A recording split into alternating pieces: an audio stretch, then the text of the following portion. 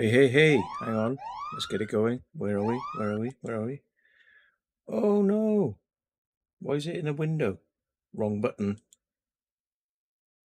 That's better. Hello. How are you doing? Oh, impromptu live stream. So I've spent the whole day in bed so far, and I've woken up and I've got loads of energy. So literally been in bed this morning from 7:30 in the morning. Woken up a few times to let the dog out. But oh my god. Yeah, it's woke up at midnight, took the dog out for a walk. Oh God! And yeah, just now surfacing. Now got loads of energy, but it's the middle of the night. Great, isn't it? Oh God! Well, that'll do it for you, isn't it? Being at a festival, loads of loads of drink, loads of dancing. Couldn't get to sleep very well in the car. Yeah, and then came back and had to have loads of sleep today. So yes, it was a good festival though. We had a great time. Even met some explorers there. Didn't know they were going to be there. Hang on, what are they called? Let me just check their channel out now. Something like Paranormal Exploring UK from Scotland. So they were up there. So hello to Paranormal Exploring UK. Yeah, it's been a good one. I'm sure you enjoyed it as well. It's been an absolute stunning weekend. I wish I could have stayed. I wish I could have come there. Thursday, people were turning up and pitching their tents, and yeah, Mr. Bface and Mr. Luke turned up on Friday, but I could only turn up on Saturday. I had a computer to drop off to somebody, a friend of mine.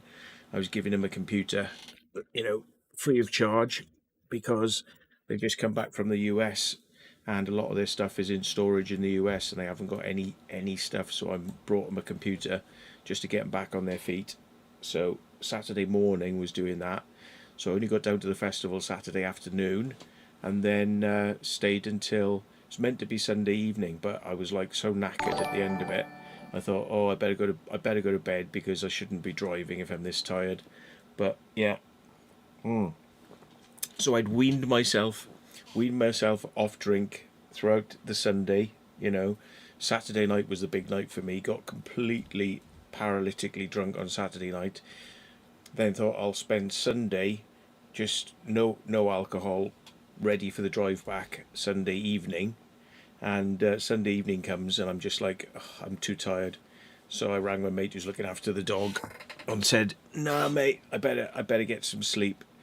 And of course, I go to the car, tried to get to sleep, couldn't get to sleep, and then drove home and then had to sleep the whole of today. So there we go.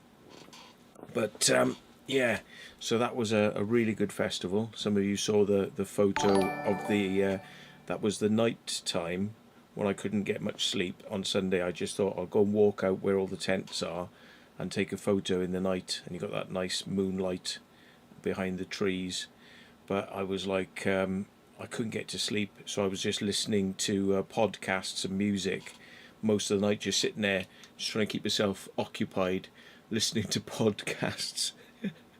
And I was like, oh, all the way through the night, getting up, walking around the field, going back, trying to get my head down. I forgot to take my melatonin with me, which would have knocked me out, got me out to sleep. It's natural herbal stuff, that, melatonin, but it's good.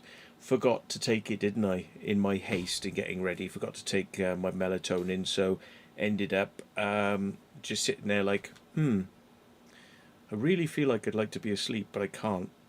So I just had to listen to the podcasts throughout the evening to keep myself occupied, and drove back listening to even more podcasts on the way back. And yeah, picked up my dog at 7 a.m. in the morning off my mate, and then got back and then just spent most of the day today in bed. So today's just been like a nice day in bed. Yeah, with the air conditioning on, because it's been a blazing couple of days. I don't know if any of you've experienced the heat we've been having in the UK for the last couple of days. I spent a lot of the time either in the event or in a tent, and the reason was because it was so hot, I would have just burnt like a crisp if I was walking around. Didn't take any sun cream, otherwise I could have gone out in the sun. But yes, it was so blisteringly hot. My legs probably got a nice bit of sun because they were just poking out of the tent, but just had to keep this part of me out of the sun in the tent. So yeah, but still good fun, all good fun. Hello, Liam and Lozzie. I thought Liam and Lozzie might actually turn up to the event because they said they were in the area. They were doing some explores. I thought they might have turned up, and they'd have come in, and I'd have gone, yeah, go and see what's going on in the main thing, and they'd have had a look at that, and I'd say, right, where do you want to go then? And they'd probably be like, in your tent, please, out of the sun, because it was so blisteringly hot. It was dangerous to be out there without any sun cream on. So yeah, bloody hell. What's that now? Let's have a look what people are saying. There's some interesting comments going on here. So hello to everybody in the chat. Hello to the first one in, Ollie Fab, who's a member. Hello. Tracy Jackson, who's a member. Mark C, who's a member. Richard Hattersley. Jody Buck. Ben Bear Williams. He says hello from Carmarthenshire. Boredar from Carmarthenshire. Boredar, which I think is hello in Welsh. Yeah. Grumble Bear. G Wilson. Explore Norfolk, who's a member. Higgy Pop. Oh, hello, Higgy. Bloody hell. We are honoured, folks. It is the very famous Higgy Pop, who has his own YouTube channel. Check him out, Higgy Pop. He's got some interesting stuff on there. Watch out, though. You might be a bit scared. Yeah, you might be a bit scared. And remember, magic and potions can be dangerous. So be careful what you do with those magic potions, folks. Yeah, that's all I'm going to say. Just you've been given a warning.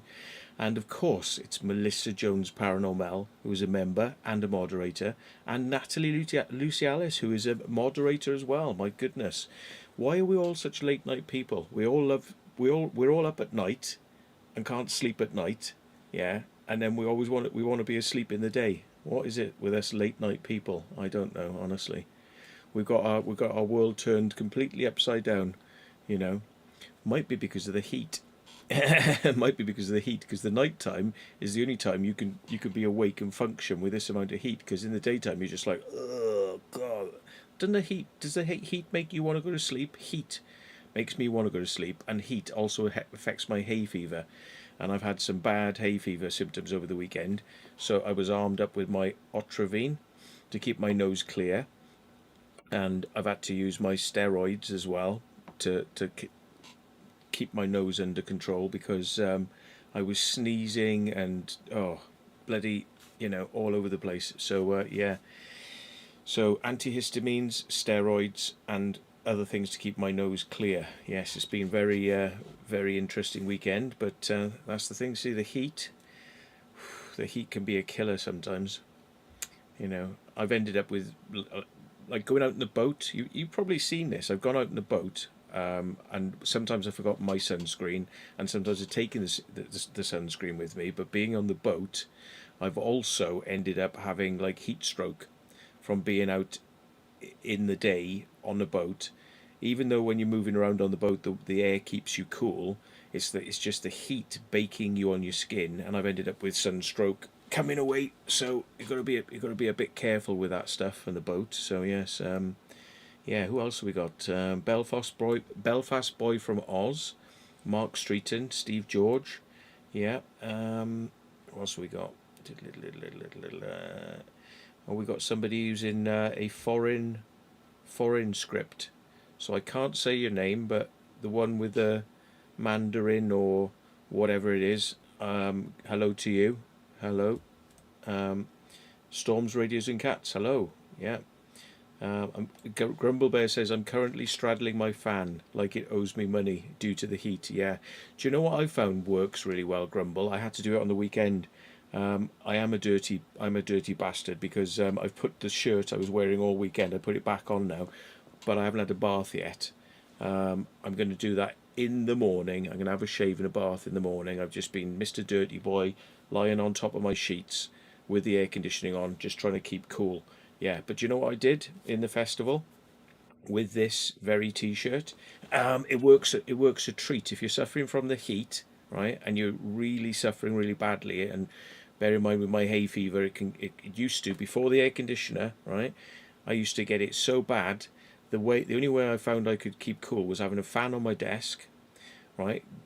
Get a t-shirt or a towel, rinse it under the cold water tap, then basically, screw it up to get the excess of the water out, and put that towel around my neck, or hook it over my shoulders like a Batman cape, yeah, or put a wet t-shirt on and sit in front of the fan like that, because as the fan blows onto the wetness, it evaporates, and as it evaporates, it cools, yeah, and it takes the heat off you and evaporates, so it's removing the heat off you like a refrigerator. It's almost like a fridge, yeah.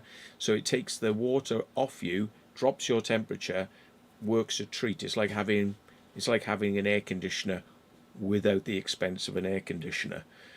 So yeah, just a little tip that I used to do. But yeah, get a neck fan, Matty. No, no. Well, like I say, that trick works really well if you need it. Now I'm back home, nice and cool. Just imagine if I could take the air conditioner with me to a festival, I'd be absolutely sorted. But yeah, you'd have to have a generator running or a power cable, and then you'd have the noise of the air conditioner, because portable air conditioners can be pretty noisy. So yeah, can you imagine having an air conditioner in the tent, but your neighbours would get pissed off because of the Jenny noise and the Jenny smell, or if you had an electric cord running from somewhere, they'd be like, oh, but it's making loads of noise. So yeah, in an ideal world, yes, but in reality, maybe not. Yeah.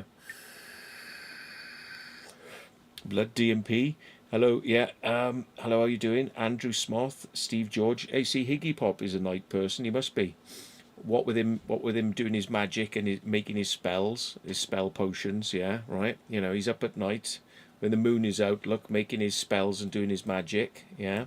Alien Train 28, who's a member. Hello, hello. Shane Hall. Um, yeah, I think we said Ben Bear Williams. Yeah. Where are we? Yeah, Ben Bear says, too hot to sleep here, plus my shift knocks my body clock out. Oh, yeah, shift working, mate. Oh, isn't it terrible? You wake up in the day and it feels like you're in, like the world has gone wrong, because it's like you're like, what's going on? And then you wake up in the middle of the night and you're like, oh, this doesn't feel right. And then you've got to go and do work. I mean, yeah, I used to do shift work, and when they flip it and you're working day and then you're working night, and they flip it back and forth, your body clock never catches up, and it feels like you're walking around in like a dream. Like sometimes, like you're not awake and you're not asleep, and you're like, yeah. Shift work, mate, is rough. It's really rough. So yeah, yeah. What we got? Yes, Liam. I woke Jordan up earlier on. They were cramped on the floor, baking in the heat. Oh my God, yeah. See, in some ways, he would have been better parking his car somewhere away from the festival, just kept the engine running and turned the air conditioner on and gone to sleep in the car. Naughty, but that would have worked. Yeah, but I'm sure they worked something out. Oh, because they were gone this afternoon from the festival, much like myself. I went at 7 in the morning. I think they went in the afternoon, and I bet you they felt a lot more comfortable in the car with the air conditioning on. Oh my God. Mm. Oh yes. Oh yes. Right, Sixtus. Hello, hello, Sixtus. How you doing, Steve George? Have I got some more videos coming out soon? Somebody emailed me this recently, and he said, "Oh, when you got more members stuff coming out?" I have. But I've got to get around to editing them, and there's been a lot of stuff going on recently, so I'm trying to get some more videos coming out for the members, and I've just put one out this evening actually, for the public. So I realized it was the 18th was the last public video I put out, and it's the 25th, which is a lot longer than you're used to seeing videos coming out. I normally put them in shorter than that. The only reason I hadn't is because I've been so busy the last few days, that I just literally forgot to go through and say, oh, let's stick a video on, because I too many other things going on for me to realise. If I could have remembered at the festival, I could have done it at the festival. But when you're at a festival, you don't think about much else, do you? You're just festival mode. So yeah, and dropping computers off for friends and all sorts of stuff. So yeah, all very busy, very busy, very busy. Yeah. Oh, right. Time for one of my tablets. Oh God. So. Oh.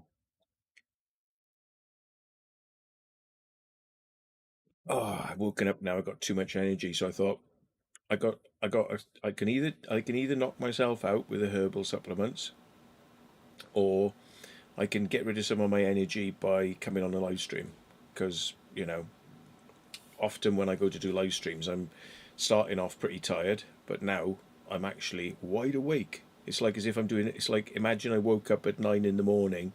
For the rest of you that have normal time shifts, imagine you wake up at 9 o'clock in the morning and go, I've got loads of energy now. Let's do a live stream. Yeah, you see. So with me, that's how it works. So yeah, except it's at night, not at 9 a.m. in the morning. Yeah. Oh. Oh yeah, somebody's asking why they couldn't post a link in the chat. Yeah, only moderators or myself can post links in the chat, and the reason we do that is because quite often people will either post videos of themselves, and we don't do the allowing promotions of other people's channels on here unless we know you. Yeah, and if we know you and you've asked us to put a link on, then we can do it. But if we allowed everybody to do it, what's happened on Facebook in the past and what's happened on YouTube is the whole of the comment sections on my videos just gets like everybody else's channels, like come look at me, come look at me, come look at me, come look at me. And then people have got to like look down and look down and look down to find actual comments talking about something to do with the video we just posted, and instead it becomes an absolute free-for-all of people going, look at me, look at me, look at me, look at me. So that's why we don't do that. We don't allow it. It's not that we don't want to help people get promoted on their channels, but if we allow it to be unregulated, then that's all you get in the comment section instead of actual chat about the video and chat between people. So that's why we don't do it. But hope that explains the circumstances behind why we operate like that. Yeah, if we know you really well, and if we can, we'll give you a shout out. Like Paranormal Exploring UK, met him at the festival, really nice guys, and I wish they'd have come and sat and had a bit more of a chat with us, but I think they felt like they were encroaching on our space, but they weren't. I said like, nah, come in and have a chat, and they were like, no, we'll see you later. And I said, well, make sure you contact me on email or leave me a comment, which he did. So giving him a shout out now. It's all about. I think you have to kind of support the people you know and you trust, rather than promoting everybody that you don't know, because that seems a more sensible way to go about things rather than a free for all. So yeah, but yeah, yeah. Lozzie was sunburnt. Yeah, yeah. Lozzie was sunburnt, says Melissa. Right. Yeah. God, it's amazing. I'm so full of energy now. I'm going to be up through half the night. It's like, yeah, that's why I'm having a drink. I'm hoping I can either knock myself out with a couple of these, or I'll have to have some of my tablets to go to sleep a bit later on. Mm. Yeah, and I've got stuff. There's stuff I've got to do in the morning as well. I've got to help a mate who needs to get onto broadband, and I've got to sort out what the best package deal for a mobile phone and his broadband, and you know, I've got to sort that out with him, and then I got to help him set it up with his bank account and all that. I'm going to be doing this over the phone and remotely, so yeah, I got to be up in the morning doing that. So yeah, could have done it today, but of course I was just asleep. So yeah, that'll have to be tomorrow. So I don't want to knock myself out so much that I don't wake up in the morning. You see how it works, yeah. So I'll have a couple of hours on here, Hopefully, I'll go to a nice natural sleep, wake up in the morning, nice and bright and fresh, and then I can start helping people with their problems, which is what I spend a lot of my time doing. Actually, is helping my friends on their computers, either remotely or over a telephone. Yeah, or sometimes they bring their computer to me, and I end up doing it here because I say, well, it's a lot easier if you bring it to me than I drive out to your place, and then the trouble with fixing computers, if they've completely, like, the hard drives died and you have to stick a new hard drive in, to reinstall a system from scratch sitting in somebody's house drinking coffees and spending several hours, I'd rather than bring the computer to me, and then I can watch movies whilst it's sat there, and I just go click, and then it goes off for an hour and does something, and then another hour later I go click, and it does another hour of installing, and then I go click. So I can do that much better when people bring their stuff to me. But yeah, that's a lot of my life seems to be helping other people with their stuff, and then I never seem to have enough energy or time to do the things I need to do for myself. Yeah, yeah, including, unfortunately, we're going to have to report some people to the police because of some of the threats they've been making recently. You've picked up on some of this, probably. But oh yeah, here we go again. Different people this time. Different people, not the ones that we talked about previously, who've obviously had to be told to wind their necks in. Yeah, now we've got a whole new bunch of people doing it. Yeah, and oh yeah, yeah. It's funny. Oh, I could. Nah, I'll not bother mentioning that one. There's something that comes to mind as well. It would be funny if I told you, but nah, I'll leave that one there. Yeah, it's funny. Oh God, yeah. They do try though, folks. They do try. They're very, very, very trying. Yeah, but don't worry. I don't lose too much sleep over these people at all. I let the relevant people whose job it is to deal with idiots. That's their job. They get paid to do it. They can deal with the idiots, so I don't have to. That's the way we deal with these people. But yeah, yeah, their times will come. They will have their knock on the door, and it won't be from me. It will be from the relevant authorities. Yeah, and we'll see how big their neck is then. Yeah. That's unfortunately you give these people enough rope, and they usually hang themselves. You just sit back, fold your arms, go, okay, it's like that, is it? Okay, right.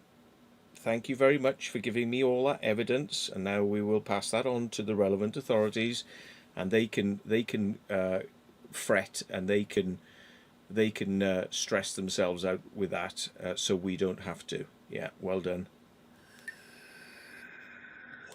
Oh, Higgy Pop says, I thought of you at the weekend. Walked past the Freemasons Hall in Bristol. Last time I was there with you.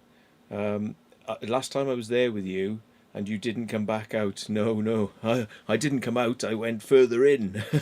That's the one. Yeah, yeah. That was a great day. That was, bloody hell. Yeah, yeah. Thanks for coming down as well on that day. I think we had a real hoot. That was a real hoot that day. Yeah. But do go and check out Higgy Pop, folks. Check his channel out, and subscribe. This is a man who has done a lot over the years. We interviewed him once on the channel. He's here on an interview. If you want to go and look back through and do a search.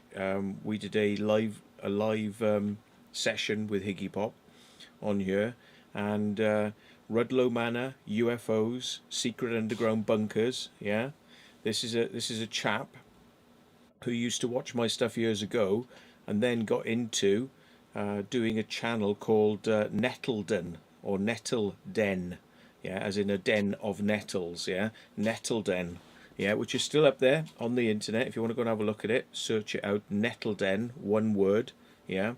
And he did this thing, and I used to follow him. I used to follow his stuff, and I was going, this guy's really good. Christ, he knows his shit. He knows his shit. And when I finally made contact with him, he said to me, "Yeah, but Matt, I'm the reason I got into this is because of you." And I'm like, what? I'm following you thinking, how does this guy know his stuff? And it's like, well, it was because he started because he watched some of my stuff. And it's like, so it's funny, isn't it? How it all turns out. But yeah, that was an interesting one. Well, hang on, I haven't sent out a link to anyone yet. Hang on. When I finish my rambling in a second, we'll open it up and get some people on. But yeah, unless they're already there, no, no, they don't know the link yet, so they're not there. But yeah, no, I just thought I'd bring everyone up to speed on everything that's going on. So anyway, this we've done the hellos, we've done a little bit of what's been going on. Did a little right channel information. Yeah, just let you know. You know, remember, don't like, don't subscribe. That's always the rules on this one. Don't like, don't subscribe. And if you're gonna do something like silly like subscribing, definitely don't click that thing that says you want to receive all notifications, because that would be a stupid thing to do. Yeah, so don't do that. So I don't want to be like all them other channels out there begging for your subscription and begging for you to do this and begging for you to do that. No, I want you to not do that. Yes, because I don't want begging. No, we don't beg on here. Right. Anyway, then I can click this thing. Yeah, that's boring. I haven't set that up very well, have I? Hang on, let me edit this. Let me put some more information in here. I can't even remember what it is. Can somebody post in the? I tell you what, I'll bring that up in a minute. Can one of the moderators post up the thing that says what we normally say in the scrolly bar at the bottom, and I will put it in because I can't. Yeah, I can't remember. This is a new. I had to re-log into StreamYard with different credentials, and now it's lost all my personalised information that we used to have in there. Yeah. So yeah, I lost access to StreamYard and I lost access to Streamlabs, so I had to set it from scratch. So now I don't have my normal. It is on my hard drive somewhere. I just haven't bothered to set it up. You know, the thing that does the skulls and the skeletons and all that. I haven't bothered to set that up, but I did manage to get round to doing this instead, and that and this. Yeah, but I haven't set up anything else. So when I probably get round to setting up the new stuff, because when you have to reset your credentials on StreamYard and Streamlabs, yeah, it wipes out all your old presets. So all that work I did to put all those things in there has now been erased, and now I have to put new things in. So you'll probably get new titles, new this, new that. Probably get the old animation, but the old animation was instead of the, yeah. So that used to be your count in to the show, but now I've got a countdown instead. But I'll have the countdown plus the animation when I get round to it. So anyway, what have I done to my arm? Oh, that was somebody's dog. you you probably, yeah. I got bit by somebody's dog. Went to say hi and it went "Rah!" at me and bit my arm. I put my arm in the way to stop him biting anything else like my genitals or my face.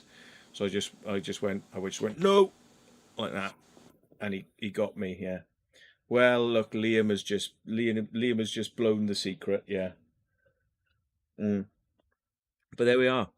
I'm always too trusting with dogs. I'm like, hello, how are you doing? And then end up getting bitten, So, yeah, I've got bit by another friend's dog playing with his ball, threw him his ball, he chased it, brought it back, threw it to him again, he chased it, brought it back, dropped it at my feet. And then when I went to pick it up a third time, he went, fuck off, that's my ball, and bit my hand.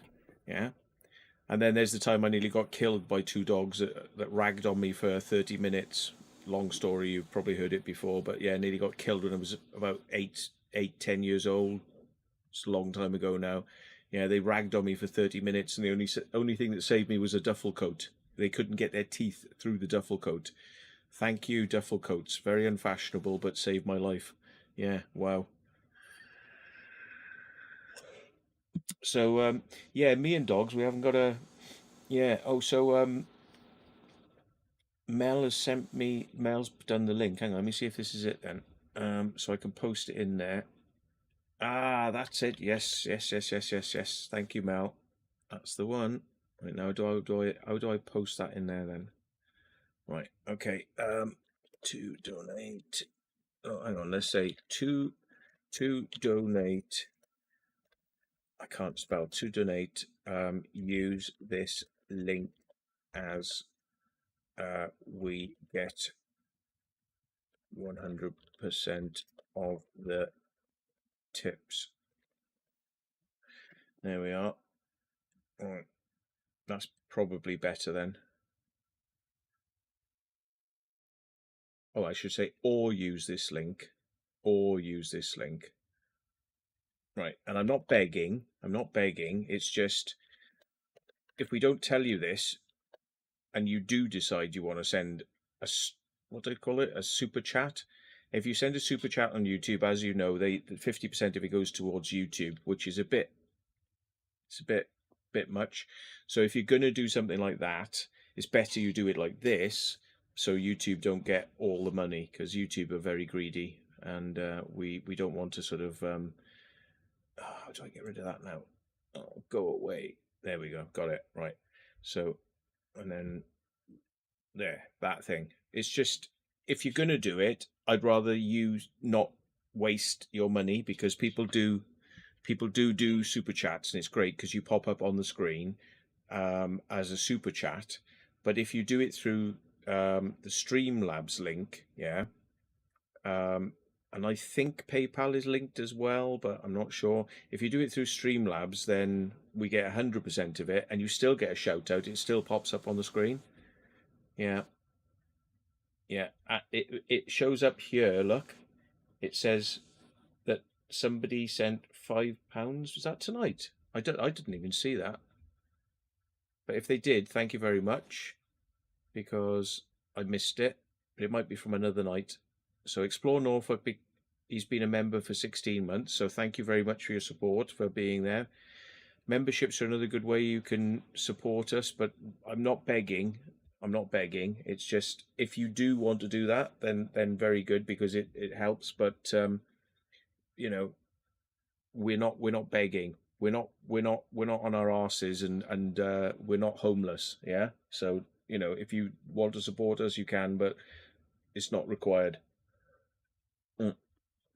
Although those that do, we thank you very much, because obviously you know that it helps with the petrol. It doesn't cover the petrol. It helps. It doesn't cover it. It helps. Yeah, this is our hobby. We do it ourselves out of our own pocket. Yeah, and but it can help. So yeah, thank you very much. One day when I become super rich, and I can afford a new house and a Tesla car or something, then I'll probably say to people, you don't have to keep doing this support, but yeah. Yeah, but thanks. It just covers the petrol. Thank you, folks. Right, I'm going to send out a link to a few people, see if anybody else wants to come in, because we have got some night owls who are obviously up. Right, it's probably too late for him, but I'll send it to him anyway. It depends what he's been up to over the weekend.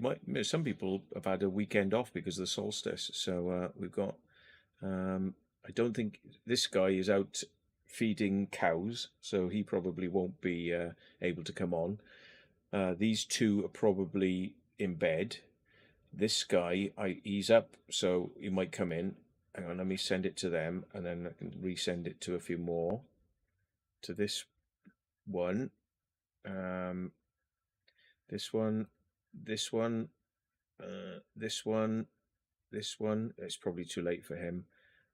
This one, he might be up. He works late, but he's probably just finishing work now. So yeah, there we are. Oh yeah, maybe this is another late night worker. He finishes late. He might be up for it if he hasn't gone to bed already. And let's see, and they're obviously welcome to send it out to whoever they think is relevant that I've forgotten. So right. Oh, I'm going to go and get another beer in a minute, but let's see if anybody pops up first, and then I'll go and get another beer. So what are people saying in the chat? Let's see what we've got in the chat then. Let's scroll back up. Oh, Sab's workshop. Hello, Sab. How you doing? He says there's a place called Nettledon near Sandsend, Whitby. Oh, right. I didn't know that. Right. Didn't know that. Hmm. Daniel Farrell says, Matt, I thought I saw you in Dublin the other day. I had to look twice. Definitely have a double out there. Do you know what? I drove past somebody in a car, right, once when I was on a mountain road. It wasn't far from where I had my first UFO sighting, but instead of going down that valley to where I had my UFO sighting, you go over this top of the mountain to a different valley. And I was driving and a car went past me and I went, fuck me. That bloke in that car looked just like me. What the fuck? So I've actually had it myself. And there have been a few people over the years who've said they've seen me walking around a place and it was definitely me, but they didn't go up to have a chat to say, hey, Matt. So they didn't determine whether it was me or not. It wasn't me because I confirmed I wasn't there. But they're like, you walked past me, but I never said anything to you. So unless I've got double doppelgangers or doubles, you know, out there, yeah, it probably wasn't me. And the only third alternative is that I'm a Buddhist monk, and when I meditate, I can send multiple versions of myself out there that actually go off and do things. So I can have more than. I think is it the Dalai Lama as kind of like somebody said like oh, do you send out doubles of yourself? And he's like, oh yeah, there could be doubles of me going around the place. I can be in more than one place at once. It's like really, really, but no, but no.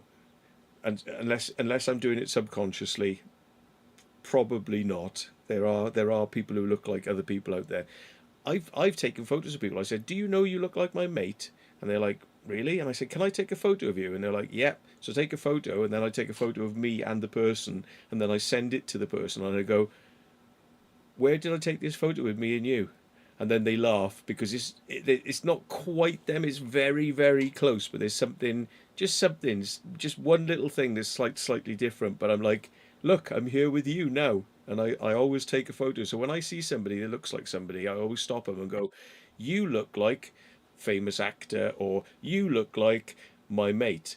Yeah, and I make sure I get a photo with them. I should have kept a folder with them all in, really, but yeah, I kind of lose track of where they are in the end. But yeah. Mm. So what are we? Yeah, Melissa Jones says, "Do not take anything we say seriously in here." Very good point about this channel, because I'm so sarcastic and so dry with sometimes my humour that sometimes people think I'm being absolutely serious, and in fact I am just having a little joke. If you're not sure, ask, because I will explain. No, that was just a joke. But yes, if you take the joke the wrong way, some people take the jokes the wrong way. They think I'm being a bit dark or weird or something like that. Yeah, it's usually a joke. So yeah, Kerno says, "Hope I'm on the mend." Well, I feel $1 million right now. I'm like wide awake, mate. I'm just like, ugh. Whereas this afternoon, I was like waking up and going, nah, back to bed. No, I'm absolutely wide awake now. You see, this is the trouble. I get all my energy at night, and then I've got no energy in the day. So I've always been what they call a night owl. Yeah,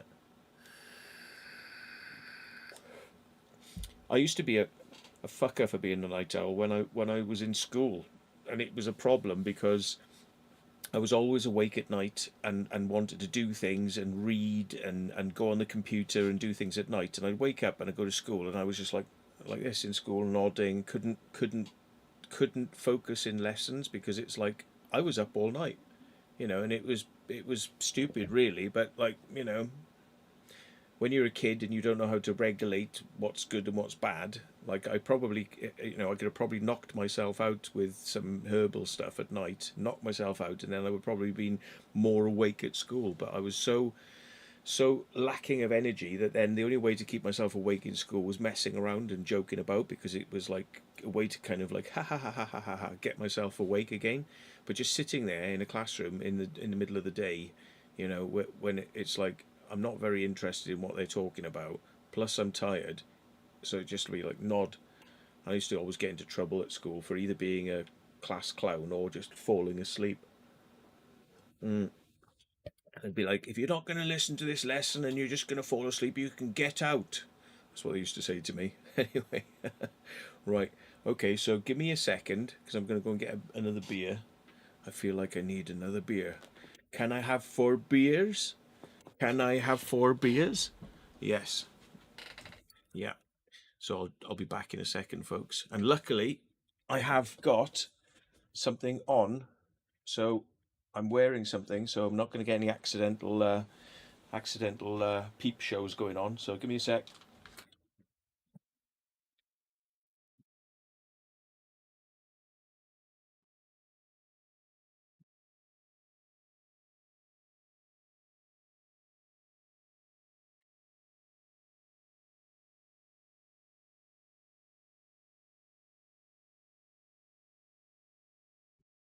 Here we go. Here we go. Quickest, quickest you've ever seen me go down there. Hey, I worked out today. I know it's boring. This is a boring fact. A day in the life of Matt, right? You know when I crack open my beers and when I pour them, they always turn to froth. Not tonight. Even if I pour it really fast, like that. Yeah, hard. Well, I was obviously taking the piss there, but I realised summer's come and I didn't turn my fridge temperature up. So I've turned it up now. My fridge was kind of tepid. It wasn't really very cold in the normal compartment, not the freezer compartment. So I've turned it up, and now everything's much colder. So it's just this. It's just the little things in life that can make you happy. Sometimes it's just the little things like it's now. Yeah, why didn't I think of that? Why didn't I think of that? Yeah, but yes, it's I've turned my fridge temperature colder. Yeah, happy life now, happy life. Mm. Oh God. Yeah, soon we have flying cars too, says Explorer Kenny. We got flying cars already. It's just like, would you would you want your engine to fail in a flying car? Yeah, I've had a couple of engine failures in an aircraft, and it's not funny, but flying cars, if they got wings, you can glide down, but drone cars, helicopter drone cars, it's not so pretty. So, you know, and it's all to do with whether you get an engine failure.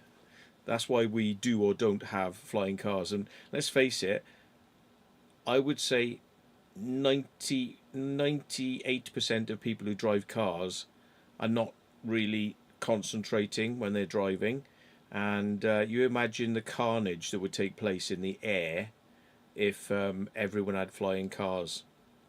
Yeah, it wouldn't be good. So I think it's better to let the people who want to daydream when driving their cars stick to the road and crash on the roads rather than crashing from the air, because air crashes are a lot more serious than ground crashes, if you know what I mean. So yeah. Have I seen any Men in Black lately? No, no, I haven't seen any Men in Black. But I was helping my mate do a conference recently, and he was swapping out the hard drives to record the conference, and I think he swapped the wrong one for the wrong one, and he ended up overwriting part of what he'd recorded that day. And he did then say, "It wasn't me. It wasn't me. Somebody's been in here and done this. They've done this. This is the Men in Black. This is they're interfering with my day." And I went, "Mate, you were swapping them hard drives out really quickly, and I think you picked up one that should have been in the do not touch box from one of the this is an empty ready to use box, because he was keeping all the hard drives in the same box." So yeah, but he blamed it on the Men in Black, but I think it was more to do with the man in a hurry rather than the man in black. Yeah. So I think he thought the Men in Black had been there, but I think it was just the men in a hurry, not the Men in Black, if you know what I mean. Yeah, Nightlife says it would be chaos. It would be, but unless they get better systems to keep everybody in lanes in the sky and avoid each other, which they do have for big aircraft, but it's very hard to implement for smaller aircraft and smaller, tighter lanes where more people are going to be using the airspace, right? But they've got a system called ADB, which is a collision avoidance system, which is for aircraft, but it doesn't take control of the aircraft. It tells you you're just about to crash. You're going head on into an aircraft or it's coming sideways at you, and it tells you to do the avoidance. But imagine if you're sitting there and it goes, yeah, warning, warning, avoid. So one has to pull up and one has to push down. So you have to avoid each other like that. They've got systems like that, but it still relies on the pilot to go, was that a warning? Oh yeah, I better pull up. Yeah, because sometimes people are busy and they're talking and a warning comes across and they go, oh, warning, oh, well, whatever. And it's like, bang, because they didn't avoid the warning. But systems like that do exist, but you would need to have collision avoidance systems which don't rely on human input, because humans can sometimes make mistakes even when they're being warned really loudly to avoid crashing. They will still override and ignore that warning. So, yeah, it would be absolute chaos. And even Tesla has not perfected the self driving system to the point where it is foolproof. It is foolproof. So they haven't perfected that. So if they can't get it right on the roads, would they get it right in the air? Mm. So we shall see. It's coming, but maybe not just any time just yet. So yeah. Hey, is Brady in? Exploring with Brady. Hey, I sent you a link, man. If you want to come in, I think I did. Let me just double check. I did. If you fancy it, if you're bored, if you're up at night because you were an hour late. You were a late owl now, aren't you? So yeah. Mm. Yeah, Brady finishes work late, starts in the afternoon or sometimes mornings, but starts in the afternoon and works till late. Yeah. So yeah, he's probably like bored then when he's finished in his lateness, his late capacity. Mm. Lozzie says she's in her PJs in bed. Oh, sounds cute. Sounds cute. Also sounds hot in this weather. I would either be in those PJs on the bed, on top of the bed, lying out there, or I would be completely naked in bed, but probably on the bed. So yeah, I'm just like need to be cool. So yeah. Oh, sometimes I put a single bed sheet over me.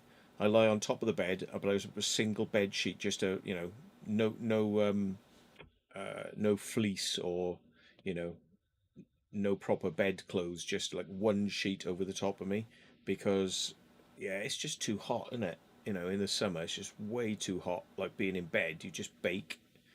So yeah, winter time when it's cold, I will sleep under the bed covers, and I'll sometimes even have like I wear my I've been known to wear my fluffy hat or put a towel over my top of my head to keep myself warm. So just my mouth is like that. My mouth and nose are visible, and I've just got a towel over my head and under the bedclothes. Save on electricity bills, basically, folks. But yeah, that works out quite well. But keep the head warm. Keep the head warm is very important in the winter time. I think it's the most important thing is keep your head warm. Your body will take care of itself, but you've got to keep your head warm. Yeah, and that's my philosophy anyway. But yeah, um, right. What's that? Somebody said something about aircraft. Then, yeah, cool tools. Was that in Pusey, Matt? Yes, it was in Pusey. That's the one. Yeah, yeah. Mm. Yeah, Mark one says the TCAS system is probably one of the best inventions. Yes, that's right. TCAS and ADB. Yeah, that's right. Yeah, but the thing is, it still relies on a reliable radio signal between you and other aircraft and air traffic control. If that radio link goes down for any reason, or if somebody is maybe, if the GPS system has gone down or somebody's jamming GPS, two aircraft could still hit each other because it relies on the aircraft reporting its position into the system and to other aircraft, and then all those other aircraft can make avoiding action. So there are still some ways that could go wrong, you know. So it's there as a helpful system, but it is not the ultimate solution. Because if you were flying an aircraft over Ukraine right now, you couldn't rely on TCAS because there's so much GPS jamming going on that you'd end up in all sorts of trouble. So you've got to always remember that even though it's a system there to support you, it's not there as the final solution. So yeah, yeah. Um, Cool Two says, wasn't I filming once when you had engine trouble? Vaguely. I filmed in my microlight quite a few times actually. Might have had I had rough running on my engine once, and we had to do an emergency landing at an airfield because the engine was coughing, but it was probably to do with carb ice. Because once we got on the ground and the carburetor and the aircraft engine warmed up a bit, it was fine. So carb ice can be deadly, and it's usually it's you hear the word carb ice, so you think, oh, it must be a cold day. No, I think it happens between 2 degrees and 11 degrees. So it's not a cold day, but that's the danger area for carb ice.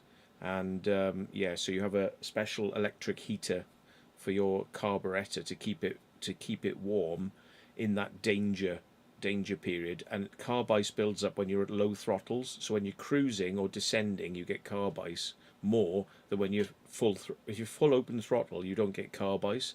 But when you're idling or lower reduced throttle settings, that's when you get carb ice. But it's particularly worse between 2 and 11 degrees, I think it is. That's the danger period. And when you've got high humidity as well, so because there's humidity, more moisture, you're going to get more icing.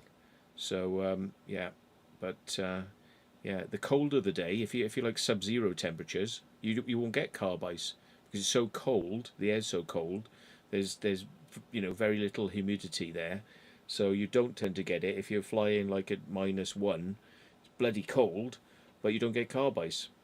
It's only in that So anyway, yeah, but yeah, I think I remember that correctly. But yeah, yeah. Stephen YEMC says he built an ADSB aerial with an SDR, I mean software defined radio, which means it's your computer is a radio tuner and it tunes in on a little device, so software defined radio, and he could pick up aircraft over 300 miles away. Well, sitting here, I had the same system. I set it up, and I just had a little antenna out the window, tiny little antenna, and I was picking up aircraft over Paris. So that's got to be more than 300 miles away, and we're in a valley here where I live, so I'm not even getting good line of sight. But I was still picking up aircraft over Paris, so it just shows how far radio signals can go. And if anyone's interested in seeing where aircraft are at, that SDR system is available on a thing called Flight 24, Flight Radar 24, or something like that. And you can see where all the aircraft are and their heights and their speeds and everything. Because people who use these little SDR radios, they feed the information back to the internet, so that everyone can get to see what you could actually set it up yourself and see a certain radius, but all these little computers connected together give you the picture of the whole globe of where aircraft are. So it builds into this like network.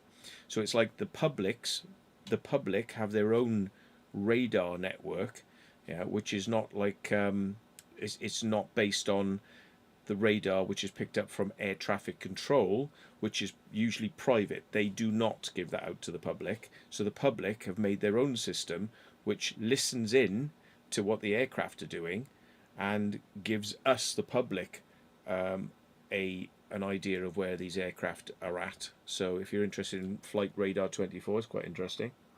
Oh, hello. Shit. Didn't even realise you were there. Hey. How long you been there, mate? I just thought I'd better just check and there was somebody No, there. about fucking half an hour. Oh, fuck's sake. Sorry, mate. Let me just No, turn you you're up. right. Let me just turn you up a bit.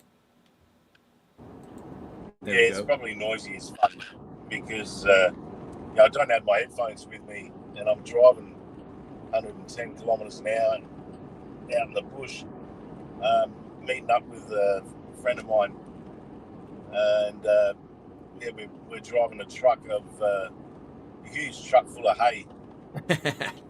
I did tell people earlier on, I said there's somebody who's probably busy because he's off to feed the cows. So, and here he is. Yeah, and then later on I'll be feeding the chooks. Didn't want to say who it was, but I put your noise cancellation on as well because of the background noise, so that's working. Yeah, I should be I'm only about maybe 5 minutes away from my destination, and then I'll be meeting up with my mate who's driving the truck. But we tag team it, sort of break it up so he can kick back and put his feet up on the dash. I'll take over because I've got my truck driver's license as well. So yeah, it's a bit of fun. It's my day off, so he rang me up and said, "Oh, you want to come for a drive?" And I'm like, "Oh yeah." Are you driving tracks or road? At the moment, road, but yeah, we will be driving on road and tracks. Yeah, bit of both. We also got to cross the river on a ferry too, I think. So Bloody hell. yeah, fun and games, mate. It's fun, isn't it?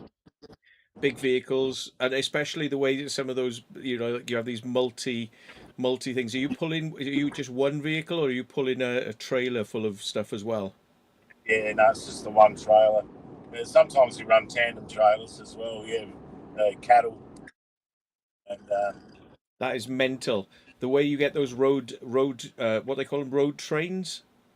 yeah, road trains. Yeah, In Australia, yeah. the road trains, you can have like 10 vehicle long road trains of like things. It's just like a train with somebody at the front pulling it, and there's 10 vehicles being pulled behind.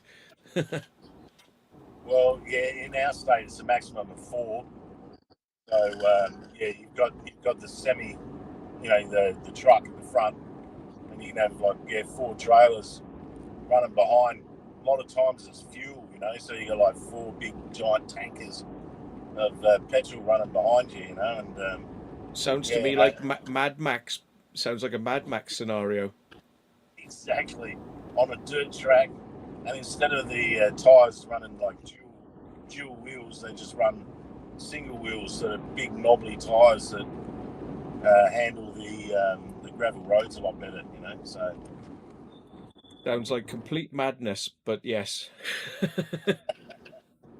Yeah, yeah, well, a foul up with one of those vehicles is going to look 4 times as messy as a normal foul up, isn't it? oh, it's going to look like a bloody, when the train derails, yeah. Mm. It's not pretty. No. Bloody hell. Um, Yeah, Abandoned Landscape says Australia is a different world. It is a very different world. Very pretty, but in some ways very different. And you've got to be prepared where you're going out there, because like they'll never find the bodies. Yeah. yeah, that's right. Yeah, fucking. Here we go. Yeah, it's beautiful and green out here because all the barley's all starting to sprout. Because we're in mid-winter, so yeah, all the crops are starting to grow, and yeah, it looks nice and green. But what I might do is when we're in the truck, if you're still live, I'll if I'm not driving, I'll turn the camera. Yeah, nice one. Oh, little blip on the old signal there. We might be having signal problems for a sec. Bear in mind that out there, you turn the noise cancellation off, so when he comes back in. Oh. That was the next thing I was going to say. Is phone signals in Australia is weird because you're so massive distances you can lose the signal, but they I think they use a different system over there which actually allows the phone signal to go larger distances between the cell towers, and they do get crazy distances on mobile phones out in Australia, but also if you're going into the outback, a lot of people use satellite phones and stuff. But we'll ask him about that now. I bet you they got a sat phone with them. Yeah, because you do not want to get stuck in the middle of nowhere with no coverage. Yeah, well, that is a thing. If his signal's completely gone, he'll just drop off in a minute. It'll just cut, and he'll come back when he's got a signal. But yeah, he's probably quite far out, I would imagine, right now, wherever he is. So we'll leave him come back up when he can. Oh, I did hear him then. I heard him for a split second. Yeah, but no, he's out in the bush somewhere. Yeah, that's right. There he is. I heard it. I can hear Yeah. him. There he is. He's back. You moving between cell towers, or is it bad signal? No. I just had my mate ringing me. I told him just use the two-way, but yeah, because he's right behind me. He was going, "Oh, I can see you. I'm right behind you." Yeah. Yeah. Yeah, so I was just Yeah. saying to It was people just. about this, right? Out in Australia, the mobile system. Oh, If I yeah, yeah, so I'm just looking on the two-way. yeah, He's not. No, he's out the mobile towers in Australia, you get a much further coverage because they use a different system, and I think they probably bump the power as well. So you do there. get Oh you do get quite good range on a mobile phone, but still there are some places where you're not going to get any signal. So I'm imagining that for safety reasons, you also have a sat phone with you. yeah. No, not at the moment. Normally I do, but yeah, I didn't bring it because last minute I just jumped in the car. Mm. So no, the service is pretty good where we are at the moment, and it's all like 4G. There's no 5G out here, but all the Five 3Gs are 5G being switched off. 5G is a bit of a con anyway. Anybody realise by now 5G is a bit of a con? You've got to be standing right next to the fucking transmitter to get any sort of decent signal and range on it. Yeah. Yeah, it's got signal range.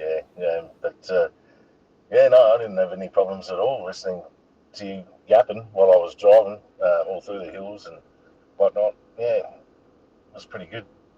Yeah. But anyway, what I'll do is I might drop down now because have a quick piss and he's in the bakery getting some, I don't know, something to eat. And yeah, I'll jump on the truck and I might turn the camera on while we're driving, and you can have a look and see what the countryside looks like. Yeah.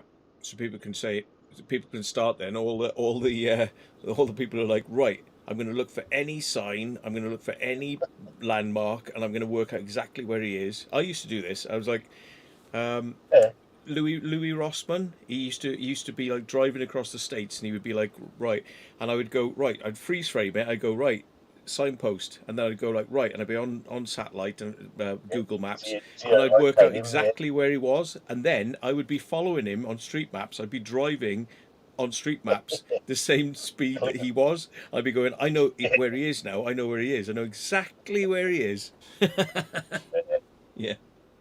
Look, right now, we're pulled in the town of Malang, which is Mm. Milang, Malang in South Australia. So Made yeah, it it's got easy. a He's made it easy for you. He's yeah. no Well, that's the challenge for you starting now, point. folks. That's the starting point. But then we're going bush, mate. And yeah, out to a proper drop off a Yeah, whole heap of feed. So fun and games. good stuff. Yeah. All right. Oh, I'll join Lozzie's. back in a Yeah. bit. Okay, mate. Yeah, join back on whenever you want, man.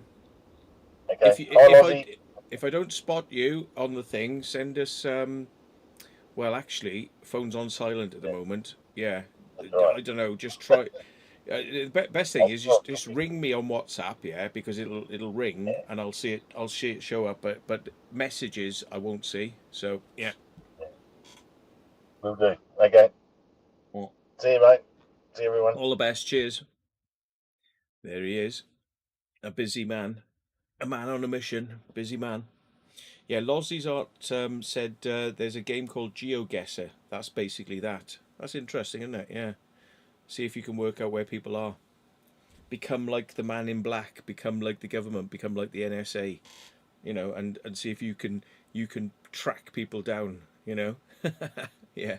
Hey, Mike says he used to live in Milan. There we are. He used to live in there. Bloody hell. Yeah. So you probably can guess pretty much exactly where they've stopped, especially if they're in a large vehicle convoy thing. You know, it's going to be like you probably work out. There's only a few places where you could stop a large vehicle like that. You know, and manage to pull in. Yeah, indeed. So you probably got a very good idea where he is right now. So that's fun, isn't it? Yeah.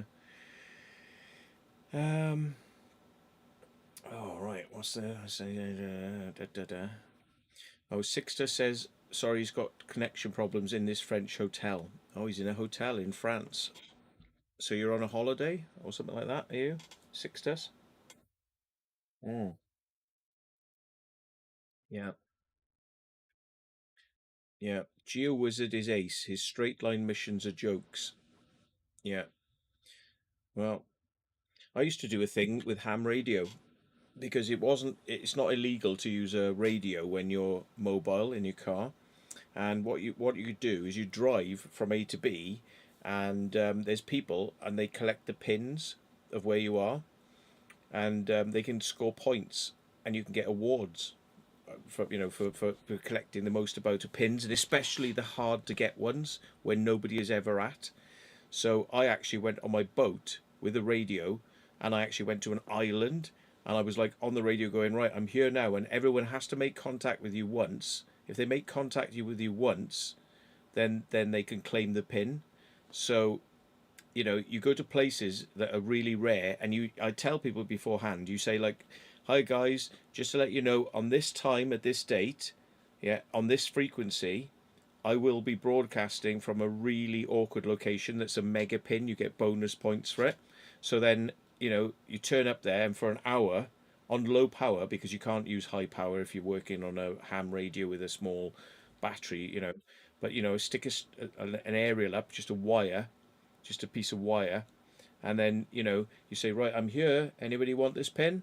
And it's like people from all over the UK, and are like it's actually called Worked All Britain, WAB, Worked All Britain, and it's like to find every pin you can in the UK, and yeah, um, gave people pins in locations that they never had, and it was really rare, really hard to get locations and try and go to somewhere that like nobody else has managed to give them, and people go mental for it. You say, right, this time, this date, I'm going to be here, and like everyone's waiting there, and they can hear you, and they're all trying to contact you at the same time, and all the communications are jamming each other because it's like so you have to kind of like pick one and go, right, hang on everybody, shh, now I'm going to go for this one, and then they're all like, me, and you go, hang on, I heard one. Hang on, shush, everybody, I'll go for this one. And it's like you speak to him, and it's like me, and it's like they're all kind of trying to communicate at the same time.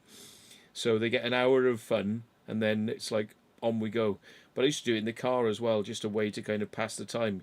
You're just driving from A to B, and people are trying to pick up the pins, the easy ones, motorway pins, motorways, but they don't have those pins.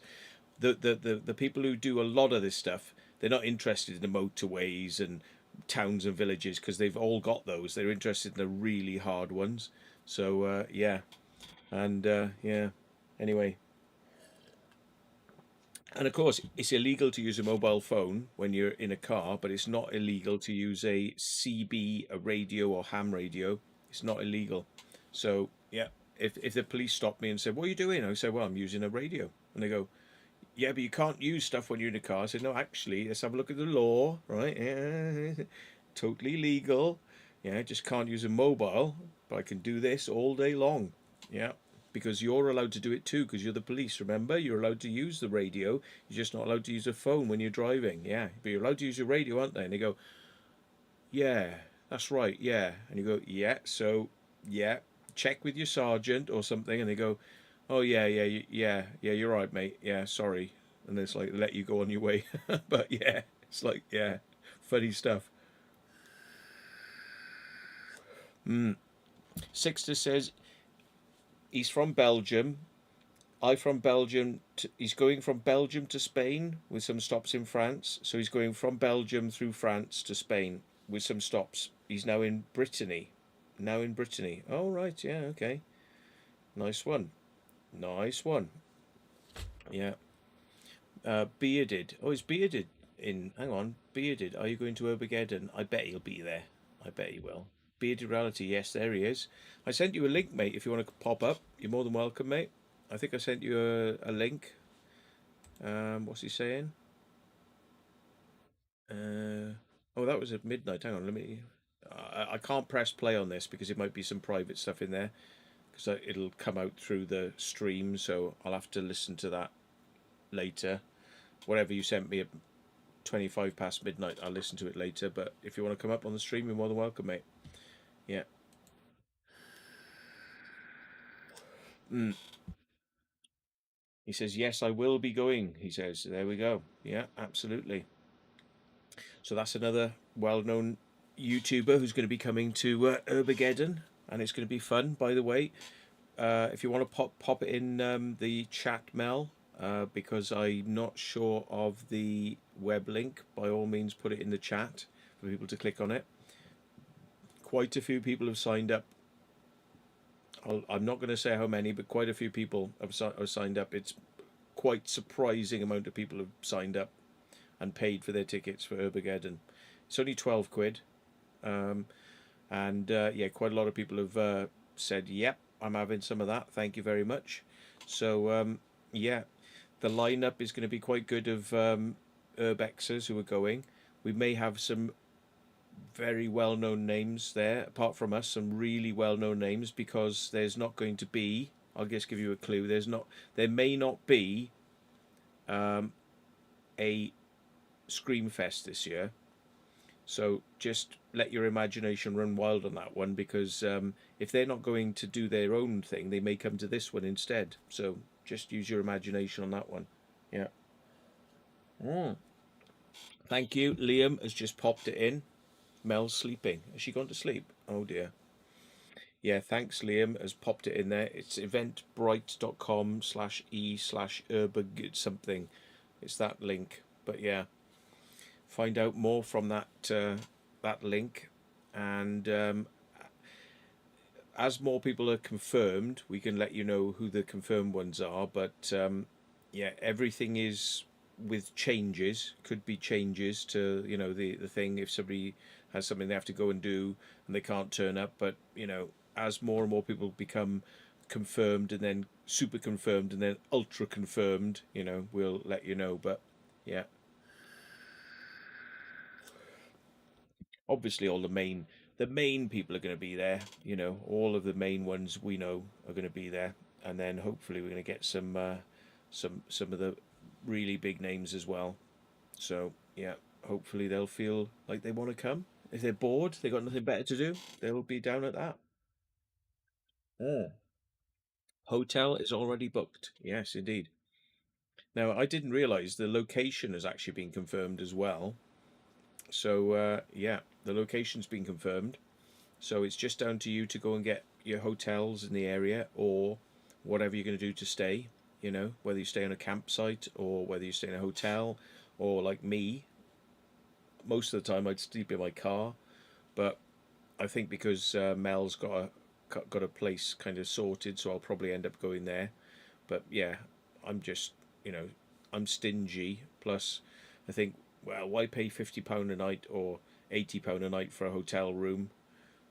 When you could just sleep in your car and then save that money and then go and do more urbex. That's the way my mind thinks. You see, so I'm like, yeah, but we shall see. We shall see.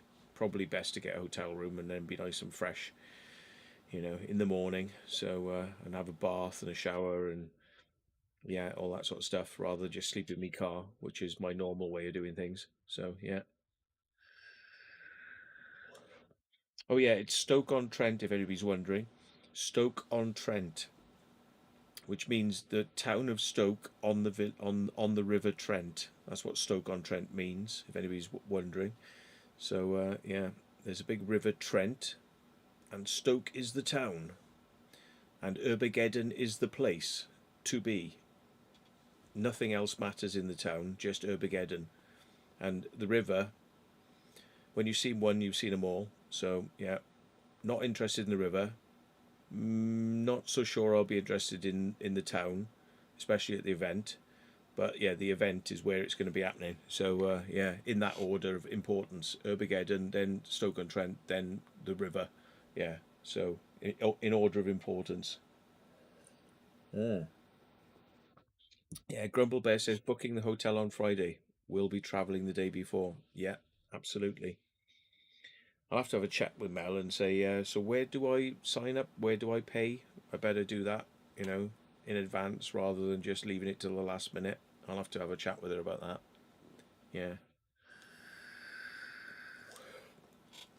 Or she'll do it and I'll just send her the money. That's the even easier way of doing it. But yeah.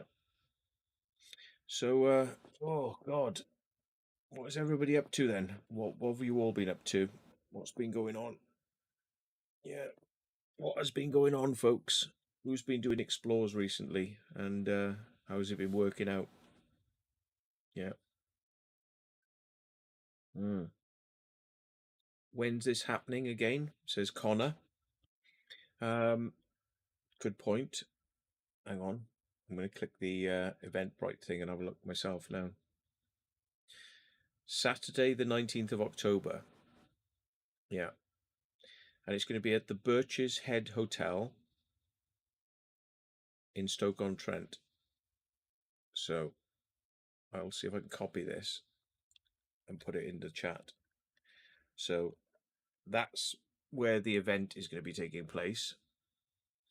And the date and time is going to be from midday, 1 o'clock. It says 1 o'clock here, but it's probably like midday. But some people will probably be turning up a bit early, hanging out in the bar and stuff before the actual event opens. But yeah, that's how it works. Just kind of turn up, hang out, and then go in when it's actually open. It'll be from like midday till midnight or a bit later if they let us stay a bit later. But I think that's generally the idea. Depends because hotels can actually open their bar all night long. You see, so it depends how they treat us as a venue event. But it could go on even later than midnight if the hotel are wanting to take your money and charge you for beers, and they're actually legally allowed to stay open 24 hours a day for bar hotels. But sometimes it's only for people who are staying at the hotel. So we'll have to see how that one works. So if you're booked into the hotel as a guest, you can probably there might be an after. I'm not guaranteeing this, but I'm just guessing. There might be an after party for people staying at the hotel who paid to be in that hotel. Could probably be there all night. Yeah, and yes, so but you may have to be booked into that hotel. So maybe I need to book into that hotel sharpish so we can just keep it going.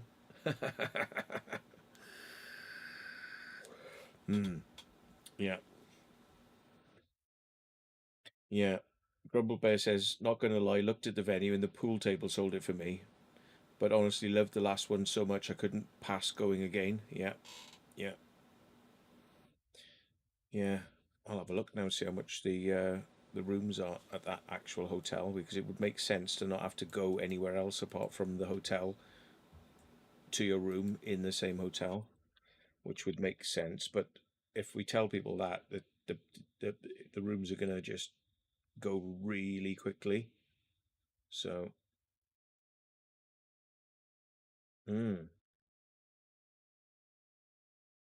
right, what's their web page then? Shit, that's their Facebook page.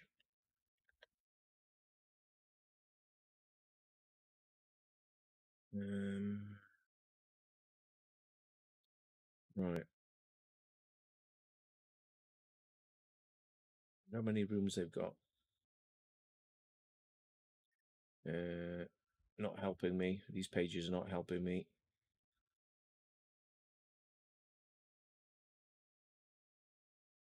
Have a look. Room. Oh God, I typed it in the wrong area. Room prices. Booking.com. That'll tell me. Oh, rooms look nice. Ooh, right, right. Show prices. I've got to put a date in. Shit. Hang on.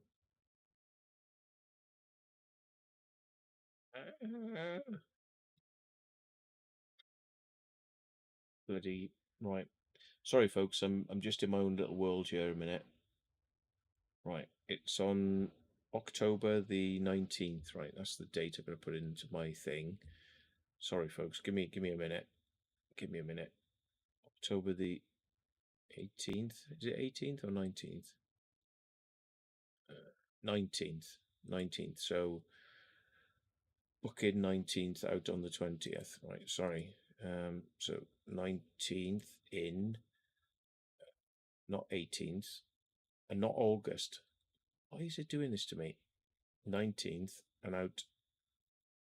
So 19th in. Checkout date. Checkout date. Oh, checkout date will be the 20th. So why is it highlighting both? Okay, right, okay. 2 adults, no. 1 adult. Rooms 1. What's it saying?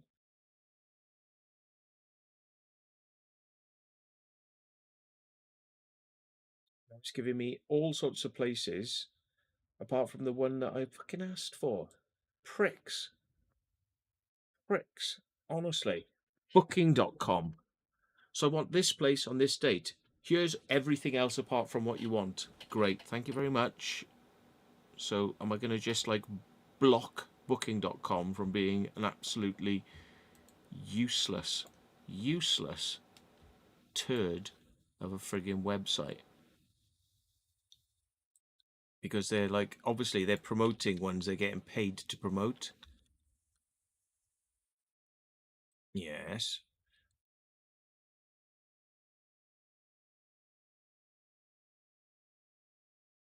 Oh, it's giving me everywhere apart from the place I'm asking for. Seriously, folks. This is why I hate these websites, because they're like, yeah, I want to go from here to here. Oh, no, sir, you don't want that. You want this. It's like, no, I want this. Yes, sir, I know that's what you really want, but no. Have some of these because they're promoted, because they're paying us to promote it. Fuck you. Fuck off.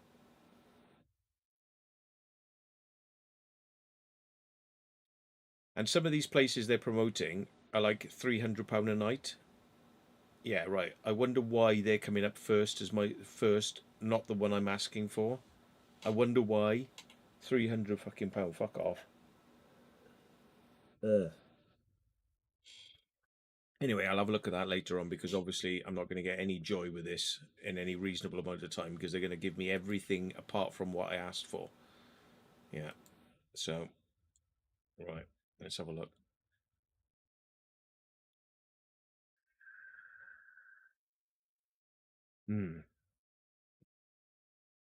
Yeah. Annoying, isn't it? These bloody stupid websites, folks. Oh, sorry, I'm here. Yeah, hello. Can you hear me? How long you been waiting? Yes, I can hear you. Yes, I Yeah. can hear you. You got an echo. About 5 though. minutes. Echo, Oh, Hang on. can you sort it? Because I'm on my phone. Yeah, I'll do echo cancellation off and on. Yeah, cool. That's better. Better. Oh no, Cool. it started coming through again. Coming through again. Shit. Why is it doing that then? Let's figure it out. Set audio. Right. Let me 1, change 2, the 3, 4, default. 5. Let me cancellation. Can you still hear me? Yes. 1, 2, 3, 4, 5. Yes. 1, 2, 3, 4, 5. Oh no, well it's a bit. Yes. Are we good? Well, it's a bit. How are we Let me getting this coming switch through when you're to my. headphones? You shouldn't be Can you getting still hear any. me? Yes, we shouldn't be getting any Then I can hear you echo. through my speaker now. Yeah. Well, what's default then? Yeah. 1, 2, 3, 4, 5. Maybe. 2, 3, It's 4, quite. 5. Oh. It's Well, quite. no, it's coming through again. Well, it's coming through again. It's weird because if you're on your headphones, we shouldn't be getting It's echo. weird because if you're on your headphones. Thought. And I put echo cancellation on. Oh well. Let's just keep going. Oh well. See what happens. Keep going. All right, fair enough. See what happens. How we're doing anyway? Not too bad. You're another night owl then. Not too bad. You're another night owl then. Oh, as always, just been busy playing Xbox. Was meant to be doing some editing, but I was like, nah. Yeah. I need chill. Yeah. Oh, too many idiots messing about and being dickheads. So I just want to chill out. Indeed. Yeah. You've had encounters with idiots recently, haven't you? Encounters with idiots recently, haven't you? Well, so many. There's always like a number of them, isn't there? Really, if you think about it. Yeah. Yeah. Oh, they do try, don't they? Well, I mean, I put out a message the other day when it's like just one after the other from the same people, and I'm just like, just go do your own thing, man. You know what I mean? Why are you so bothered and obsessed about what I'm doing? You know what I mean? Surely you've got better things to be doing. Yeah. The whole takedown beta reality cause isn't going to get you very far. Never does. Mm.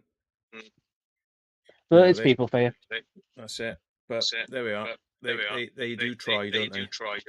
Mm. Yeah.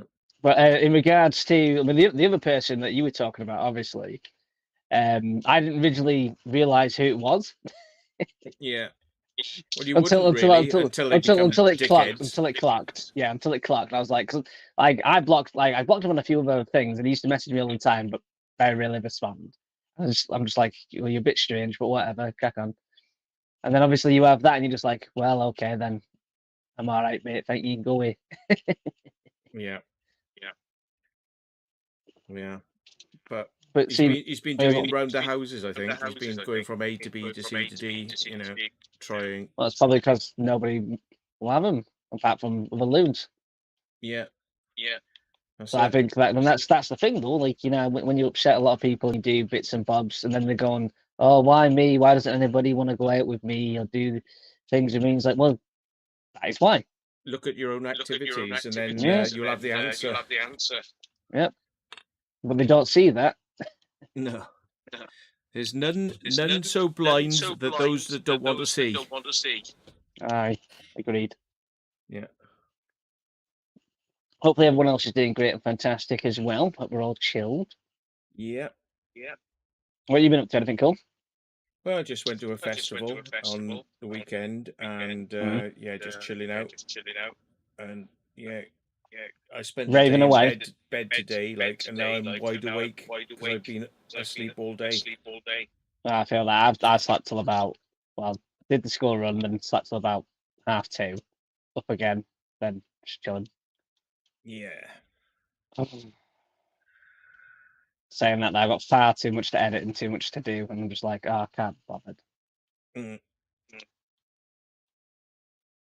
Yeah, I got some editing to do, but I got a lot of other people's stuff to deal with next day, and then I'll have a free day from Wednesday onwards. Then That's not too bad. We've been hitting some good places up and down. I think I'm done with Cheshire now. Sick of Cheshire now. Yeah, waste of a day the other day. Still did some bits, but not worth my time in terms of like what we could do. So I think I'm back down south again soon. That's going to be the peak, I think. Well, that's the thing. I Well, that's mean, the thing. I mean, it's like me with it's like me Bristol. with There's Bristol. so many There's things so there that many you can things there do. that you can do. It's very It's interesting very place, interesting place, and um, but you have to but kind you of have to kind of make it make a it little bit a different, little bit because different, otherwise it's because going to become otherwise Matt it's is going to just a become Matt Bristol is just a guy. Bristol guy. Well, that's true. I mean, but the thing is, like, once, like, obviously, because you've been doing it quite, like, well, longer than me, but, like, for a while, you start exhausting other places, like your main areas, apart from your rainy day stuff. So you have to start traveling further and further and further out, and waiting for other things to pop up, or, like, obviously, discovering things as you're going along. So it's like, all right, well, this place is exhausted now. We need to now go and move on the opposite side of the country and do different things over here. Okay, that's done now. Local's done. Okay, we're now going up north, we're going down south. It's But the beauty of doing things that are in your locality and close is it doesn't cost so much to do. well, it's true. It's true. Hmm. All depends on what you prefer, though. I mean, obviously, I do a lot of the houses and caps and manors and stuff, but I do need to start doing more factories again. It's been a while. Mills. Yeah. Yeah. Yeah, I know it's echoing I a know bit, it's echoing a folks, bit. but there's not much we can do about it. We tried, but it's not having it. It's not having it. Well, I'll tell you what, give me a minute. I'll go up on the computer then. Yeah, okay. Yeah, okay. Go. All right, I'll try and bring you in quicker this time because I realise you're there now. Yeah.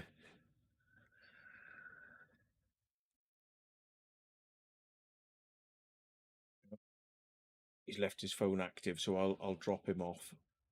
Um,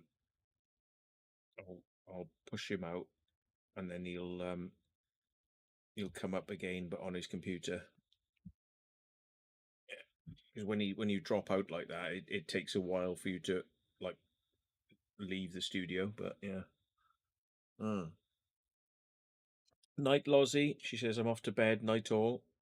Have a good night's sleep. You know, we'll speak to you soon. Hope your Birmingham stuff was good recently. Hope that was working out well.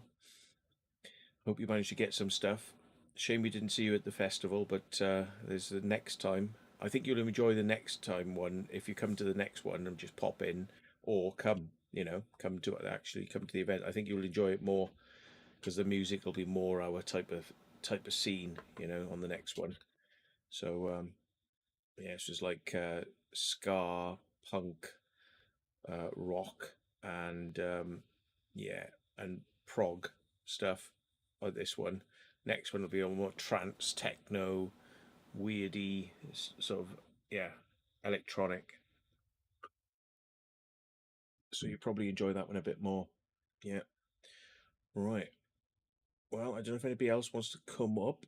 Dinkum hasn't popped back on, so don't know what he's probably enjoying it. He's probably enjoying a pie or a pasty at the moment, or a sausage roll. So he'll probably pop back up in a second. But I need to pop to the loo. So what am I going to do to keep you occupied in the meantime? Hang on. What can I do to keep you occupied in the meantime? Probably not a lot because I haven't got this StreamYard set up to send you stuff. Oh, I could actually. There is a way to do it. I've thought of. Hang on. Yeah. So give me a minute and a half to go to the toilet. I'll be back. But yeah. Let me maybe I'll bring you something. Oh no. YouTube wants me to verify it's me. Fuck off. Oh my god, I'm actually fucking broadcasting from you and you want me to fucking verify it's me? I'm fucking broadcasting on you right now, you stupid pricks. And it hasn't sent me a fucking code.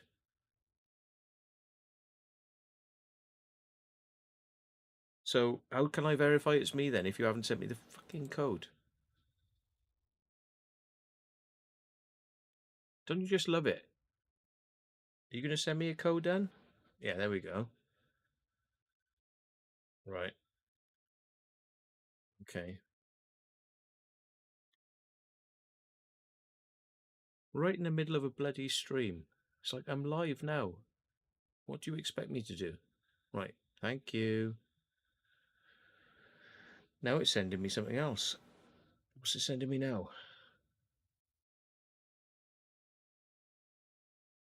Now it sent me the bloody code. Oh, Jesus, really? Hang on.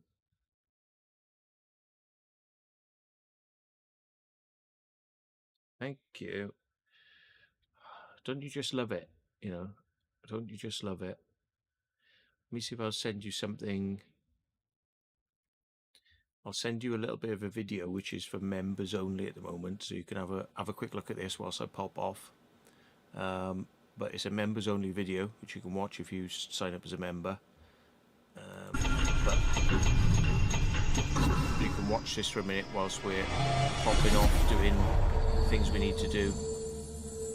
So screen 1. Right.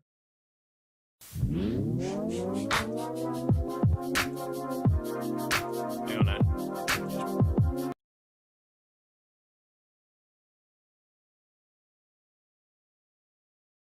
Right, be back.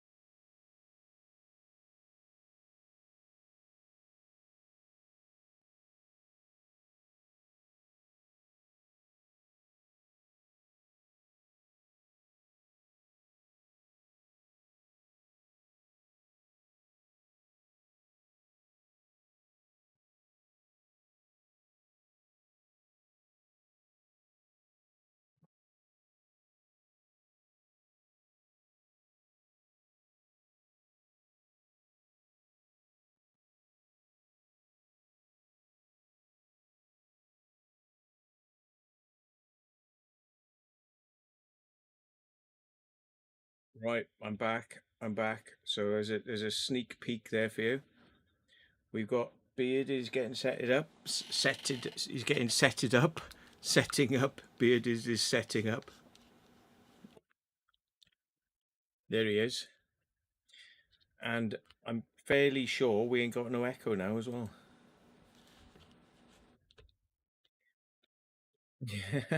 Hello.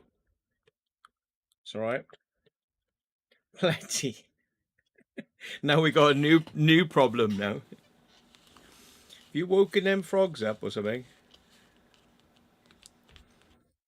Yeah. Yeah, they're like food. It's daddy's your food. Yeah. Uh, th- yeah. By the way, folks, because I've now woken up. This is like my breakfast. I need breakfast. I'm feeling like hungry, so this is like my breakfast now. So, mm, mm. It's the Asian noodles. They're really nice. These ones.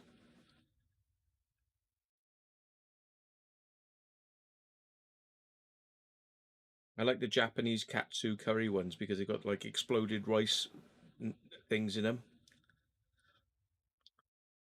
There you go. Mm. Yep, yum, folks. Right, let's get the chat back up. There we are.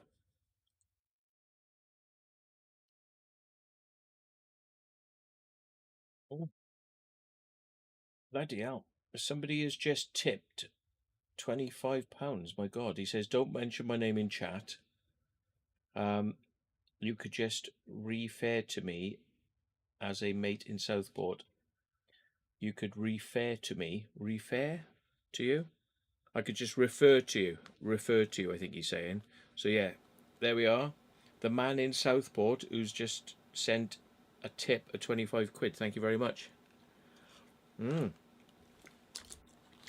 it pop up in the alerts, though? I didn't see it. No, it should make a sound. It should go dling, dling. Is my tips not working on the chat?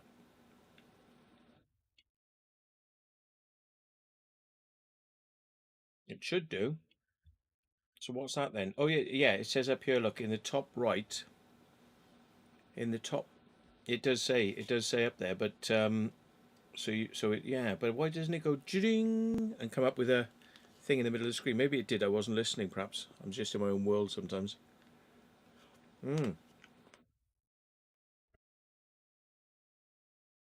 Oh shit. Okay, sorry about that. Right. Basically, then the thing was, his frogs went mental because he was in the room and his frogs kicked off. And then I said, it's weird because it should come up saying thank you for a donation, and somebody just donated £25 via Streamlabs, and it is up there in the top right, but it should have come up with a musical thing and an animation saying thank you very much. But I don't know if it did or it didn't. I didn't see that. Apparently, I've still got no sound.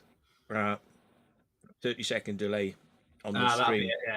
You can chill. You're back Chill. up now. Yeah, you're back up. Oh wow, sorry folks. Needs must. This is like breakfast for me. You know, got sound. Wait, like I can't remember. There's a setting, and you depending on what you're using. Like obviously, StreamYard might be different, but you can have it where it has like no lag, but there's like a trade off. I can't remember what the trade off is. It might get It might get choppy, but there's no lag. That's Yeah. the one. Yeah. Yeah. I don't think it's a bad thing, really. Oh Christ, that was hot. Hang on a sec. Wow. I'm just trying to go. Just to try and eat it. It needs to cool down a bit. But, I feel that. Thanks for being a night owl. Always a night owl. Usually I'm either editing or I'm just, you know what I mean, trying to chill. I only sleep like 2 or 3 hours a night if I'm lucky. So, going to try some of these melatonins, mate. They're really good. I think the only thing that like knocks me out is like the antidepressants when I have them. But that's like probably when I take them right. Because if you take them too early, then you're just like, or you're just wired and you can't sleep. Yeah. melatonin is quite natural because it's what your brain produces when you actually get a deep sleep. So it makes you think like, oh, I've had a really good sleep. Even if you're only had a couple of hours, you take those and you wake up and your body says, oh, I've actually had that real sleep. It's really good. Well, so it's been I can function on a couple of hours sleep. All right, I've been doing it for years, 7, 8 years. Yeah. But then to compensate, I'll have like periods where I'll have like a deep sleep. So I'll sleep for a good 20 hours solid. I'm a bit like that as well. Here comes Doggy. She's like, food. Kind So of I both. ain't got frogs. I got a dog. No frog, just dog. Yeah, It's a dog ball. just the dog. Here's food, and it's like off. Give. Yeah, you give now. Yeah, sorry. Nah, like I've started a new YouTube, Mr. Cool. Just like just collecting animals and showcasing them and whatnot. I will be breeding, mainly probably frogs and a few spiders, a few different insects and bits and bobs, maybe some reptiles at some point. We'll see. So I think we started about 2.5 months ago. I think we're at about 104 animals. So yeah, I like personally I like the frogs. Though frogs are cool. Well, I've got a pond full of frogs now. I don't keep fishing it anymore because the last time I put fish in it, they disappeared in 24 hours. Some fucking cat or a bird had them. Yeah, have them. So I just leave it for the frogs now. Yeah, I do like my tree frogs. She goes, you want that? I say, look, you can have it now. And she'd be like, right, I'm going to take this out onto the landing and I'm going to rip the plastic apart. I'm going to dismantle it to get to the very last lick that might be in the corner. You ever seen a rainforest tree frog before, Mr. Bolty? I'm not an expert on frogs. I've probably seen things like that because a friend of mine was into frogs, but I can't remember what was like what. I mean, he had big things and toads and things that would like fill the size of your hand down to little things that are only like that big, you know? Yeah, I want an African bullfrog because they just demolish anything. I'll see if I can find one. See, the rainforest ones only come out at night. So unlike the white ones, which are just active all the time and just eat everything, these guys. So I do hope to breed these ones and find them. Yeah. Be a bit. Oh, give me a second. I'll find one for you. Okay. 1, 2, 3, 4, 5. Yeah, I could probably do to be a bit louder myself, actually. Let's have a look. Just change the volume level. Oh, no, wrong. Click the wrong thing. Click the wrong thing. It's always a bloody same, you're trying to be accurate with a mouse, and the writing is so small on the... One of the things is like, it's the difference between this pixel and that pixel you're trying to click on. Oh, that's why it's turned me down again. Motherfucker. Hang on. Why is it turning me down? I bet you it's because it's on the... Oh, it is. It's fucking is as well. It is. StreamYard selected the direct line in, not the noise cleaned line in. Yeah. So it keeps turning my volume down. If I turn it up, it'll turn it down. And then I turn it up and it turns it down. And it just keeps doing that all night long. So now we should be both pretty loud now.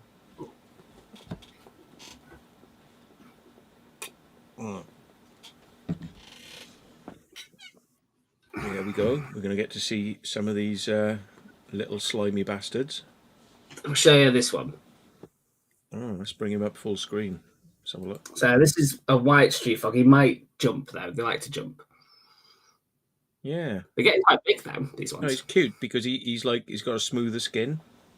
Mm-hmm. Well, the rainforest ones are really cool. Don't jump. Don't do it.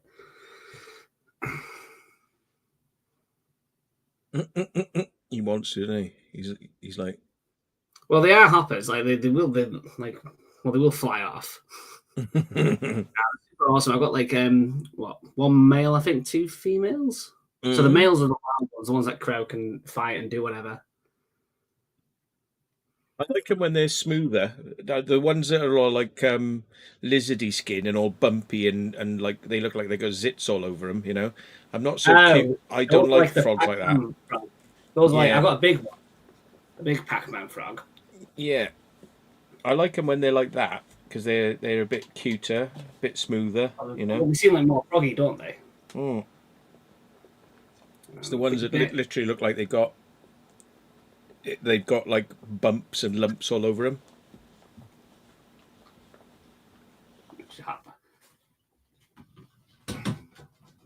Yeah. Wash my hands. Yeah, indeed. Yeah. Covered in shit.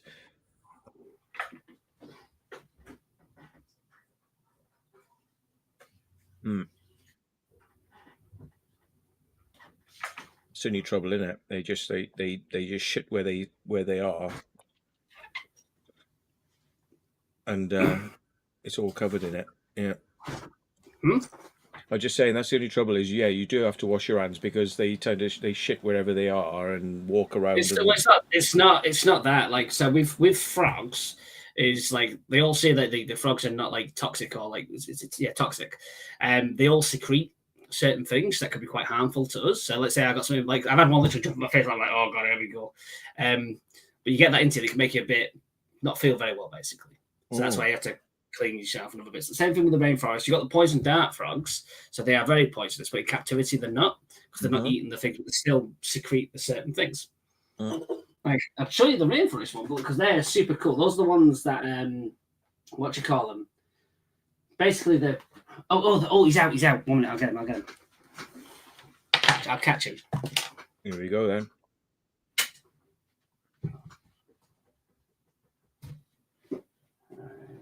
Hey, buddy.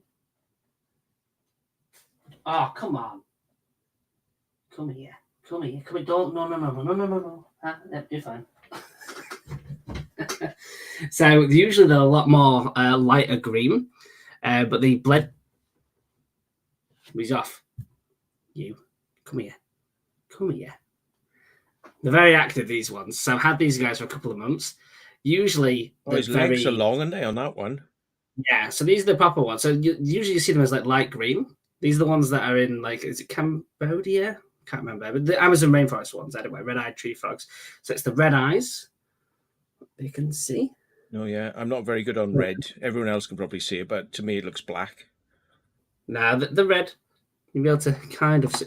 All right, okay. What? Get up. What? No, look, What? Got it. He's got his back tapers to a point. He hasn't got like a fat arse. He's got like a slender arse, but his legs are super long. Well, they feel through like webbies, like things. You might jump to me. We'll see.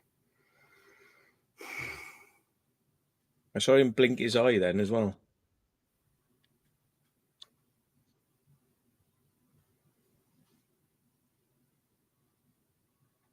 Whip! Whoop! Yeah. Good. Get in your.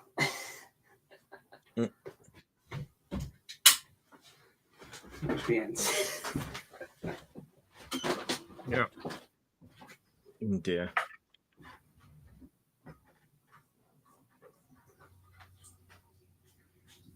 Yeah. So yeah. I've caught frogs that have come out of our I've caught frogs that have come out of our pond, and I'm sure they disappear for a few months and then they come back. I think they go off somewhere else and they walk distances. They do. Like I still get toads. I've actually caught a couple of toads. I've got some toads in the tank that's over here. I've got a couple of toads in there from the garden because I'll just catch everything. But they come. So we actually have a pond in our back garden, but it's no longer a pond. So it used to be. They used to come and breed here, and they'd use it as a walkthrough. So we still find toads in our back garden and all the other stuff. So I'm like, oh, these are just going to get killed because they will. Like there's wood and all sorts there. You keep finding them under like piles of wood that I'm burning or sorting out. So I'm like, all right, okay, we'll get there because there's no river. The river's like miles away. But they did. We'll travel miles to go to their breeding spots.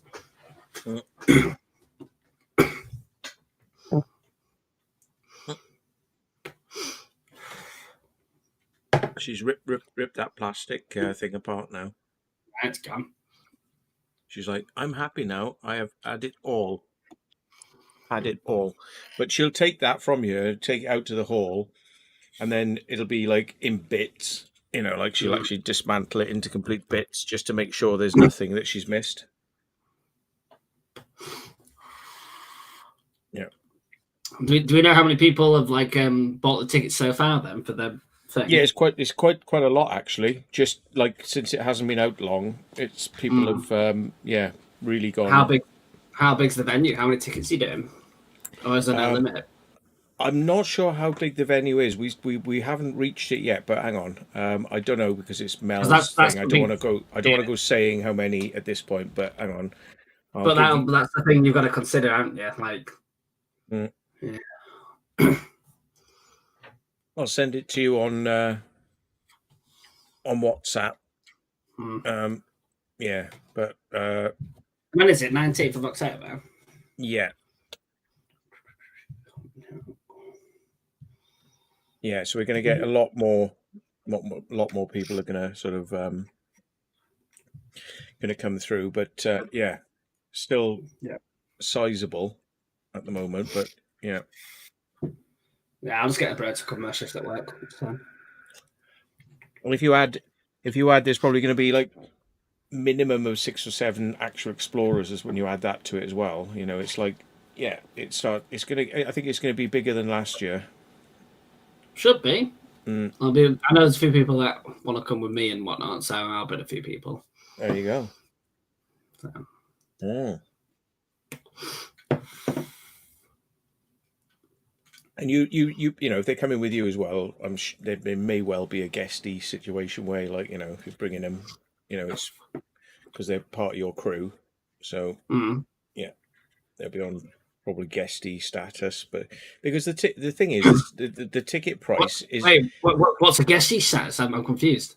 Well, yeah, because like, you know, if you're, you know, a VIP. You know, then, am I a VIP? Okay. Yeah, well, you will be, won't you? Because you're a well-known person.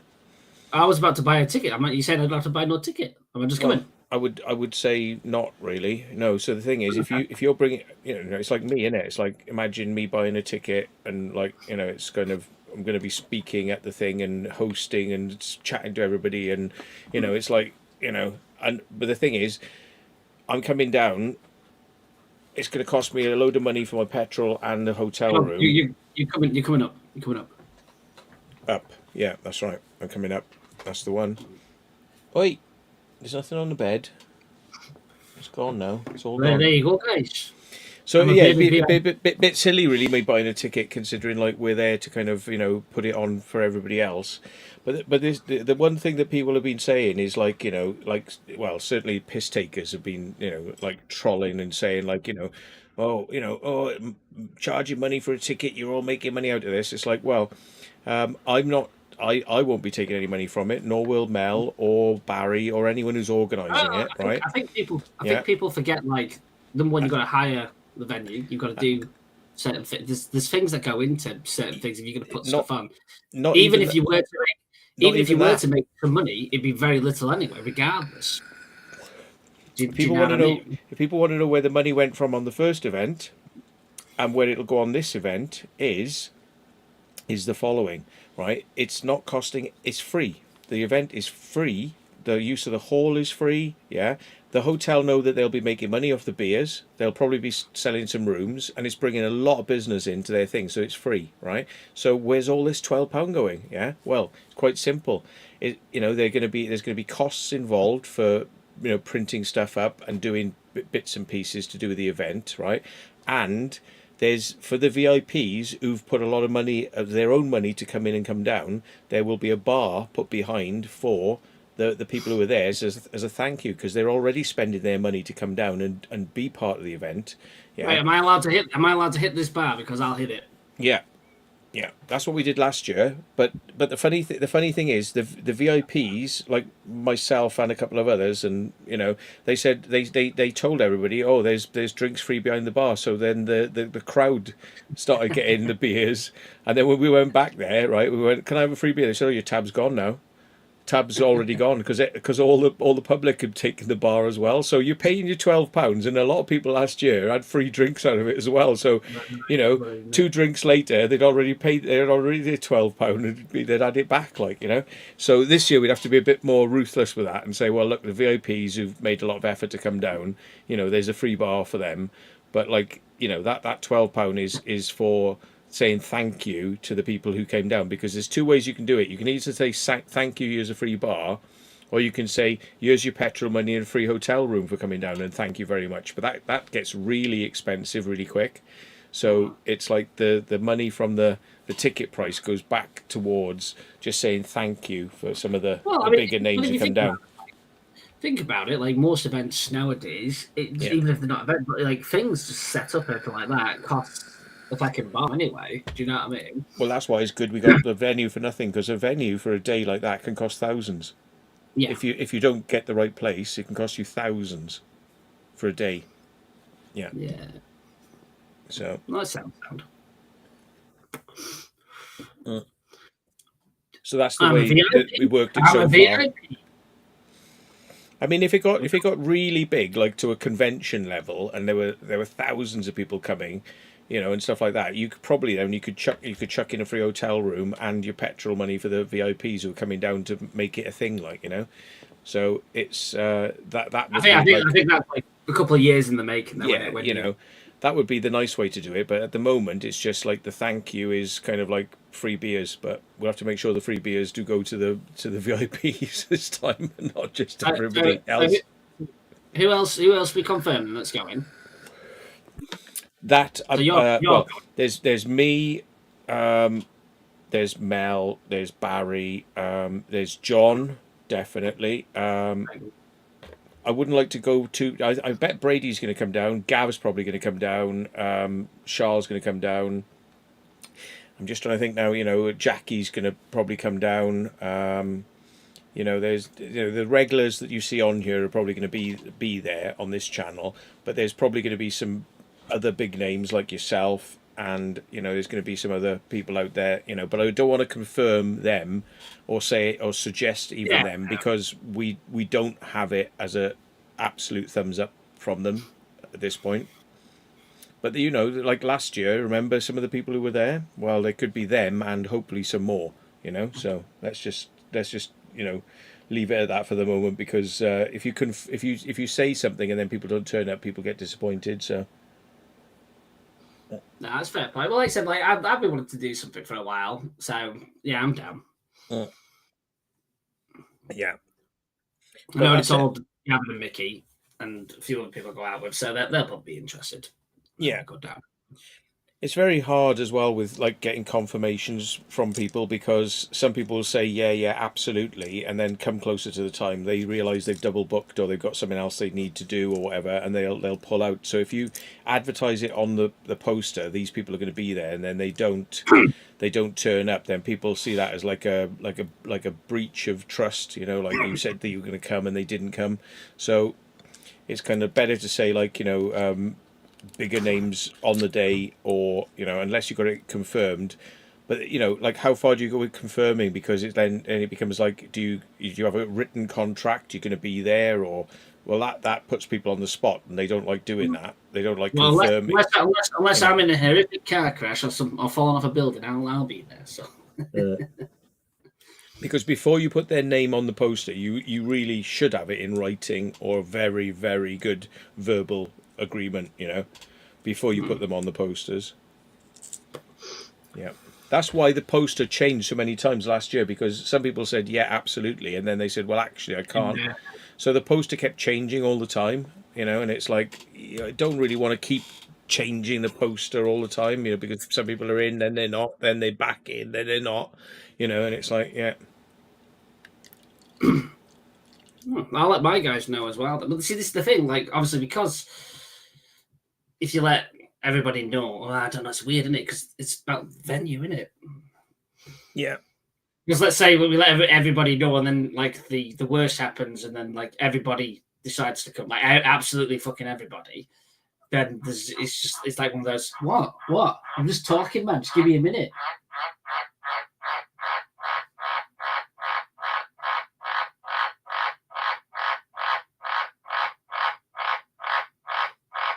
Food. See the food or sex, isn't it?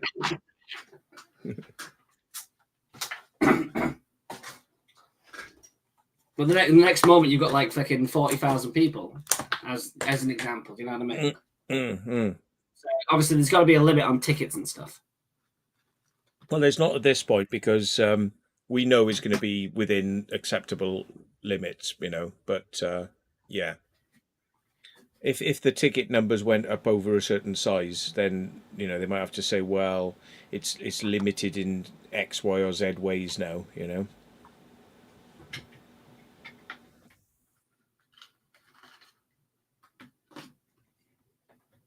Well, either way.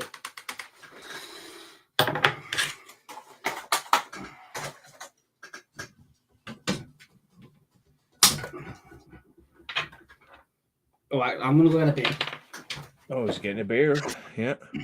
Mm. Yeah.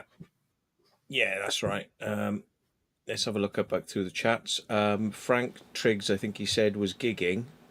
Well, if that changes, you know, see again, you know, if your venue cancels your gig and you're free, you're more than welcome to come up, mate. Yeah.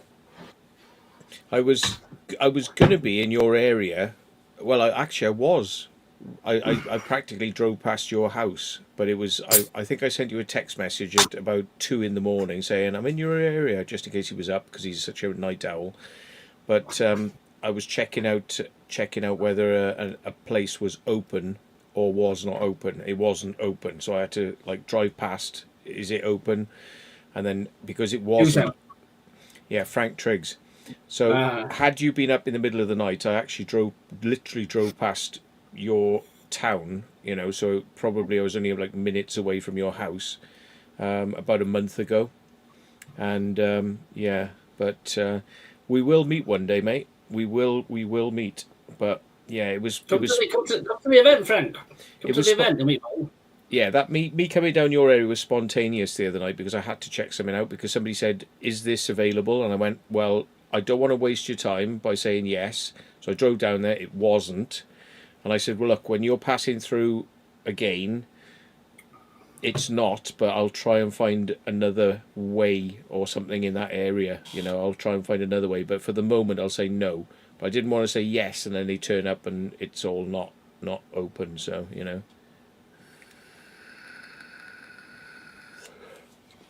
But yeah, I was in your neck of the woods, mate. I'll tell you if we get in touch on messaging, I'll tell you where I was. And yeah, it's stupid really because like if you look on street maps, it's wide open on street maps, but you get there and it's like it is not anymore. Yeah.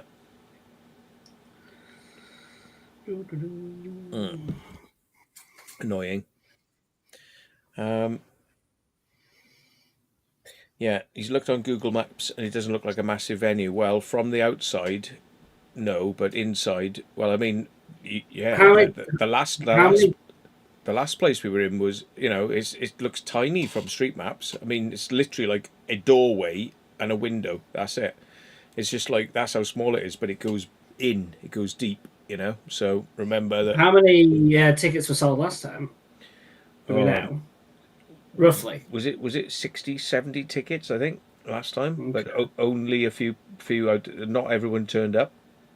Yeah, so obviously you'd look for give or take between 10 and 20% more. The venue last time could have held about 200, 300. Yeah. Yeah, good. Oh, shit. But still, it was good because it meant that you weren't literally shoulder to shoulder with everybody. You know, there was a bit of room, and everybody could be in their own little area and just chat. You know, with distance between them, instead of being all like literally just like rammed like a nightclub. You know, so yeah. Somebody said, "Is the singer back yet, Frank?" How's the singer doing? Yeah. And Cool Tool says, I think it's better to get people to buy a ticket and confirm they're coming. Yeah. Well, if people confirm they're coming, it's a good thing. But they could order very close to the event and come. You know, you don't have to like do it in advance. You could do it like just before and turn up. That's fine. I mean, like you say, Right. the tickets are not contingent to the event going on, because the event is free. You know, there's no charge for the hall. You know, there's that's not going to be contingent on whether the event goes on. We are not even taking money for us to travel up there. We're all paying for ourselves to go down there, so that's not contingent for the event happening either. So the ticket price is literally just for unforeseen circumstances and for putting some money behind the bar. And potentially, you know, like if there's any issues, like we had free security at the last one. If there's not free security, there it probably is free security on this one. But if there's not, then that could go towards that as well. You know, so Which makes sense.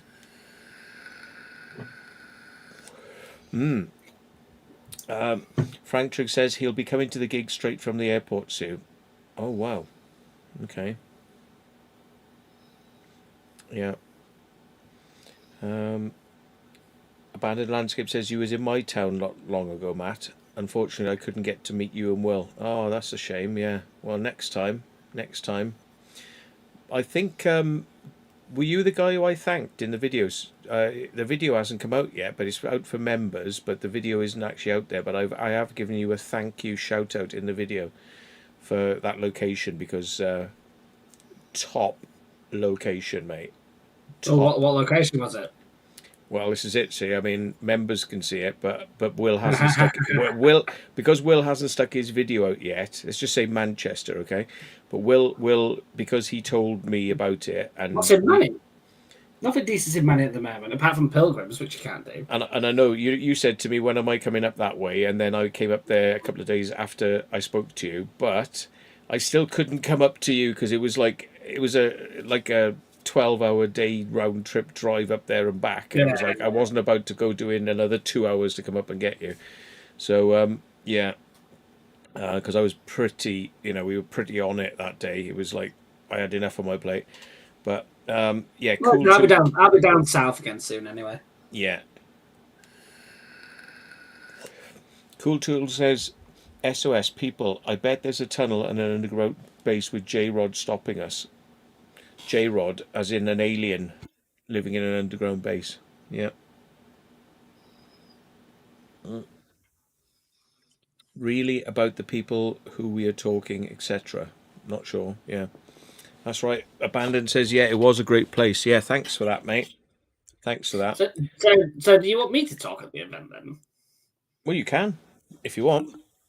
Well, it's so the details of what's gone out is so fresh that if Mel wants to say to you, so are you absolutely confirmed, then we could put you on the poster, and if you want to speak, we could do it, but it's like she needs to make sure that everyone's 100% before putting them on the poster, because people don't want to be disappointed if they turn up and expecting you to speak, and then you don't turn up, and B, they were hoping you would speak or something, so yeah. What are we speaking about? It's whatever you want to speak about, mate. Come and I don't know if people want to hear about tree frogs. They probably want to hear about your weirdest urbex experiences, but yeah. Yeah. Involving tree frogs. You could do a side talk on tree frogs if you want, but yeah, I'm sure they probably want to see your urbex, the weirdest things have ever happened to me on a urbex, or times I nearly got shagged by a homeless person on an urbex or something like that. Yeah.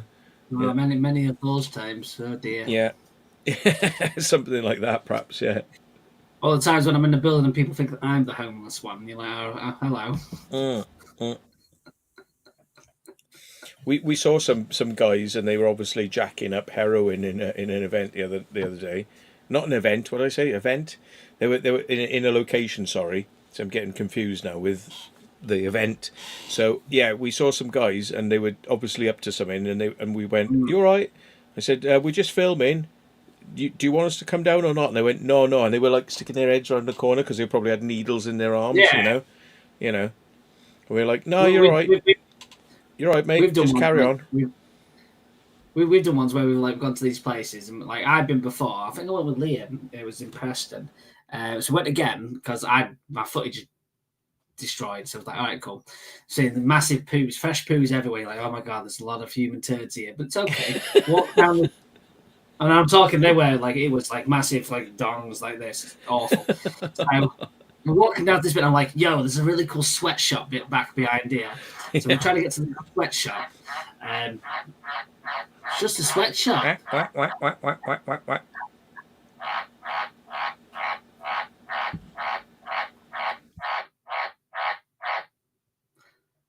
Okay, yeah, so just a sweatshop, and then we're going to the stairs. I'm like, wait a minute, I can hear something. What's going on? We go down and we look, and we just see these candles. There. There's this guy who sits up and goes, "What you doing?" We're like, "Just filming, mate. What you doing?" He's like, "I'm sleeping." Like, all right, crack on. We'll go up here and go away. And you just hear voices all around you, like a bunch of other people like starting to approach, and you're like, all right, yeah, it's time to leave. Definitely, off we go. Yeah. Well, it's like that in places, because they're either they're having a party, or they're going to have a party, or they live there, or they're jacking up They there. live there. They live there. Yeah. And the reason they're coming towards you is like, are you my friend? Have you brought more bags of H? Like, where's the H? Have you brought that H? Oh, you're not Where's H. Where's the crack? Yeah. Where's the crack? Where's the skag? Like, yeah. Techno Frog. In fact, there's a techno artist called Art of Trance, right? And one of his albums is called something like, is it Nature on One, which is like like BBC, like wildlife on one, but he's like nature on one. So it's like it's on one, like it's on one, like it's like nature has taken something and it's tripping out, and it literally is. The songs start with like frogs. It's like and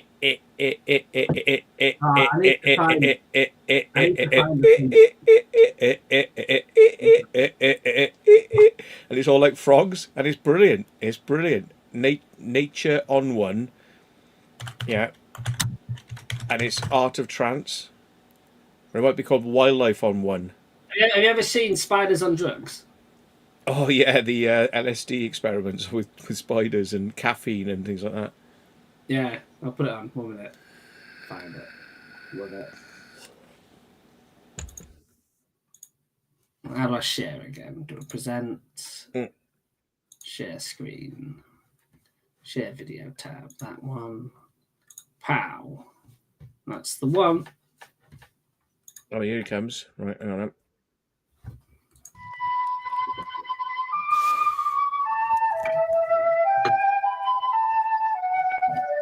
The wood spider, Hinterland. most accomplished of all web building species. Recently, scientists gave these tiny creatures a variety of psychoactive drugs to observe their effects on web building. When given a minute dose of LSD, the spider's web took on an unfamiliar, minimalist structure. When given caffeine, the web structure was not affected, but the spider's behavior was. Yeah. Party, Given party, THC, party, party, party. ingredient of marijuana, the spider didn't build a web. It built a hammock where it lay all day and watched the caffeine spider go. Yeah, and it wanted food. When It was given like, alcohol, bring me the some spider built biscuits. a I web, want biscuits. found a mate, and raised over 100 young. But the mate got a restraining order, and now the spider can't go within 100 centimeters of the web. The crack cocaine spider figured building webs was for suckers, waited till the caffeine spider was exhausted, then came up behind it and popped a cap in its ass. Nice web, Mr. Crack Spider. When winter came, the marijuana spider had no place to live. It ended up in the crack web as the crack spider's bitch. For more information on the crack spider's bitch, contact the Canadian Wildlife Service in Ottawa. That's obviously been edited from the original, which was, yeah.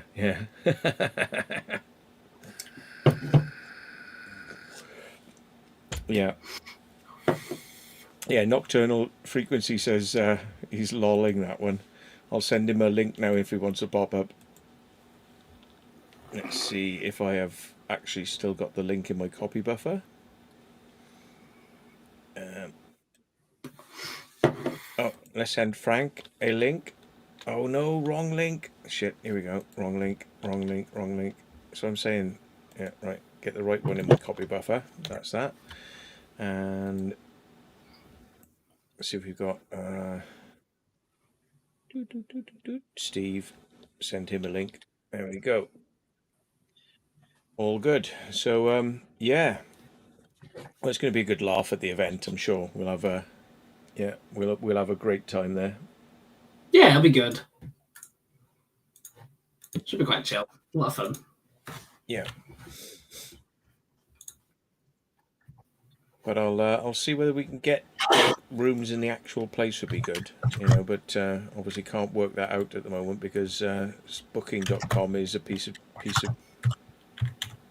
human excreta. So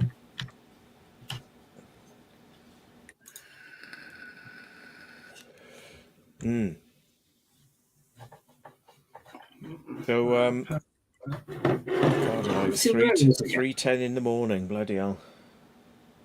No, still early then. Oh, bloody hell. So we'll see whether anybody else pops up. It's Crazy John. I don't know. Have I got him on here as well?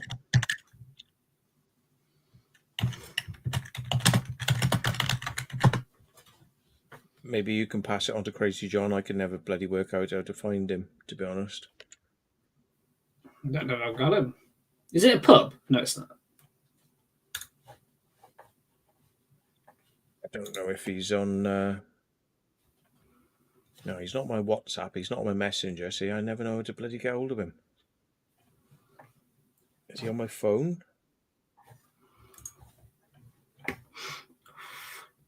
I'm not sure if this place actually has like lots of rooms, No, he's not on my fucking phone either. If he's on my phone, he's under his real name rather than Crazy John, so I have to remember how to put him in my phone, but yeah.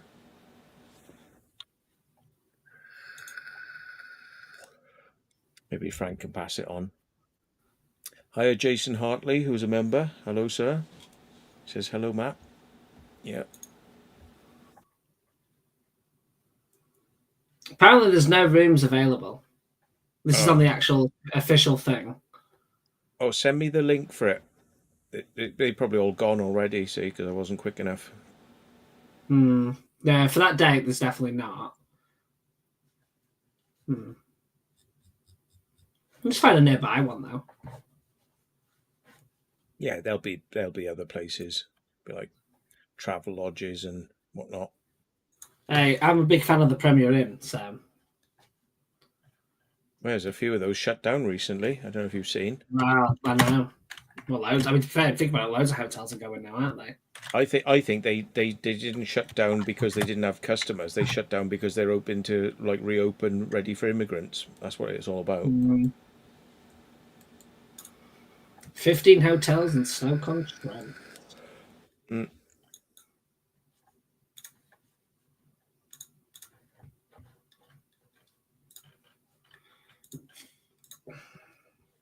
I change the dates from that. Holiday Inn. That if I change the date from that to another one, it still won't show me anything at that event. Let me change the date from then to like November and see if there's anything then. I don't think they've got a lot of rooms at that, like the place though, because the place doesn't seem like if you look at the size, that even not going back, Nothing. I think it's only a couple of rooms. Nothing. The Holiday Inn though, the Holiday Inn Express Stoke-on-Trent, £84. You got 5 rooms at the Borough Arms Hotel, which looks really nice actually from the outside. Looks really Mm. nice. The Sutherland Arms only has 2. Don't know what that is. Yeah. That doesn't look very good. And the Holiday same- Inn Stoke M6, 89 free rooms. There's not a lot of rooms. No. Every time you put in, I want this place in this town, it goes, no, you want this place 50 miles away, which is going to be £300 a night. No, these are all in ST1 area. Oh, Crown Hotel, 30 quid a night. I might go for that, you know. Twin bed. See availability. Oh, yes, I will. Right. Yeah. It's it 30 quid.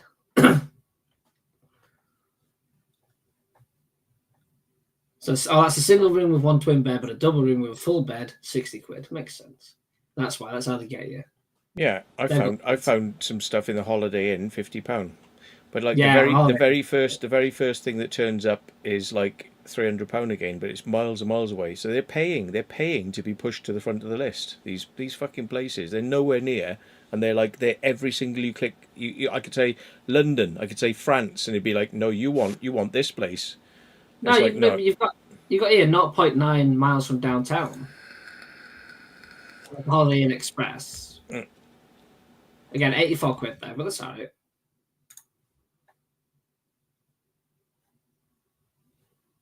And it does include breakfast. Yeah, £50 for the Holiday Inn, and it includes breakfast. You know, so it's like, you know what I mean. But they will not promote those as the first things that you find. You know, typical. Mm. We'll look into it. When I'm looking for somebody best broadband deal tomorrow morning, I'll have a look and I'll find the best deals. But I don't want to do it on. Oh, here he is! Fucking hell! There he is. Frank, How you doing, man? All right, yeah, good. How's your head doing? I can see you still got a bit of shit going on there. Yeah, it's healed up mostly. It's just a scar left. Bloody hell, mate! That's madness, isn't it? Yeah, Fucking madness. still got it a bit on the top of my head. You know, where it doesn't heal properly because of the hair. I've probably got that coming down the line because I had 7 months stuck in bed with like the window, the curtains closed. 7 months in a darkened room because of chicken pox, and I've had it multiple times. So that's probably like curdling in my system, waiting for like, I'm going to come and get you. I'm going to come and get you, and when it does, it's going to be bad. So yeah. I thought you said you were going to have like the hair coming. I was like, I wouldn't know you with hair, to be honest. Yeah, he used to have long hair, Matt. Mm-hmm. Yeah. So might be the end of me. You never know when I get it. Don't know. Depends where you get it. The head's the worst place. Well, I had like a big blister about that big in the roof of my mouth, and it was so big that I couldn't eat. So I had to have like liquid food through a straw because I couldn't eat because of this big blister in the top of my mouth. Yeah. It's like having another tongue. It's like having another tongue, but stuck to the top of your top of the roof of your mouth. Yeah. I think Crazy John says he's coming up. He just messaged me sweet saying the panel link. Yeah. Yeah. I don't like this beer. I've been on a bloody panel 3 nights in a row now. Mm-hmm.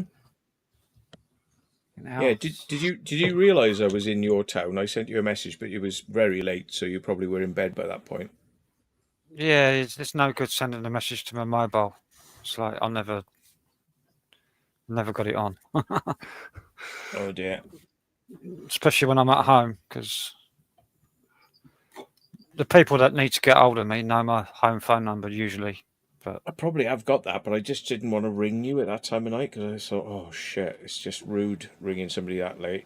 If he hasn't responded on a message, I can't wake him up. It'd just be like I'd feel guilty. But If I have, you won't be waking me up unless it's like 7 o'clock in the morning. no, I've only got your mobile number. So All right. if you send it through, I'll next time. Now I've got your permission. I'll ring you even if it's very late. Yeah, I'll send it to you on messages now. Mm. Yeah, home. Yeah. Okay. Let me see if that's come through. On Facebook Messenger. Yeah. Oh no, you sent me the mobile. Oh no, no, it's not mobile. Ah. No, that's Oh my yeah, home. no, it kind of looked like a mobile because of the way the number starts. Yeah. I was like, all right, no, it's not a mobile, is it? Right, let me see if I can edit this. How do I edit it? I need air conditioning in my house. It's getting too stuffy now. I've got a Dyson hot and cool thing. It's quite Oh. good. If I can turn it on, yeah. I need one of those things where you're like or even just a fan where you just put like ice cubes in front of it. It blows out refrigerated air. Mm. Like it's nice. That's not too bad though. I've just turned it on and it's getting cold already. I can feel it. Oh, nah. Electrical heat here, mad. It just gets so hot. Right, let's try that again. Oh.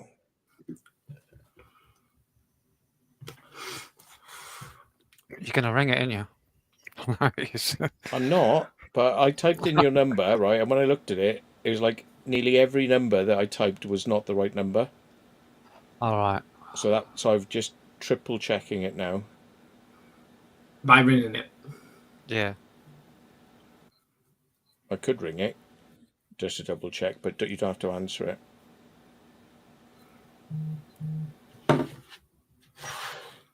Yeah, that's it. You hear it? Right. Yeah. Yeah, there we are. No, the first time I typed it in, it was like every single number I typed was a different number. So I wasn't hitting the keypad in the correct place, but yeah, now I have. Yeah. It rang, so. Right, there we go. Oh, well, there we go, folks. I've got it. I've got his number now. So next I time need to we're go down feed there. the cat, apparently. 1 second.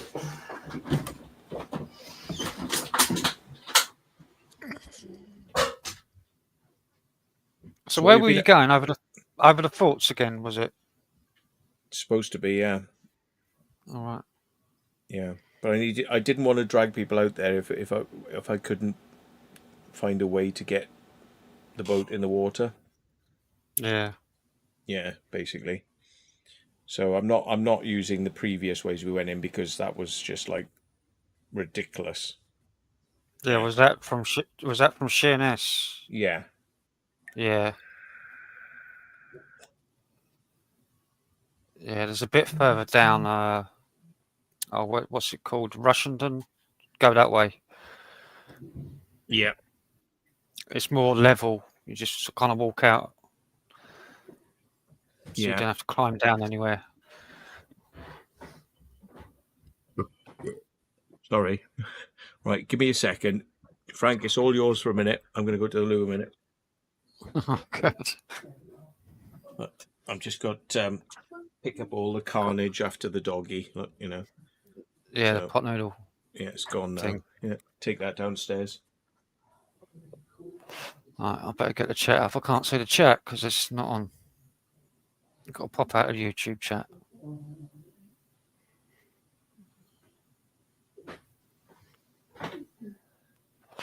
Cool tools. What's gone on, mate? I had shingles in my head.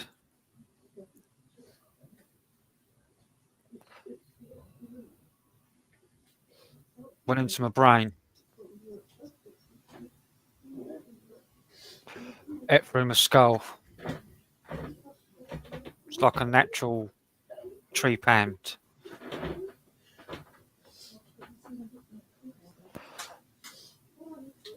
So I've had my mind expanded.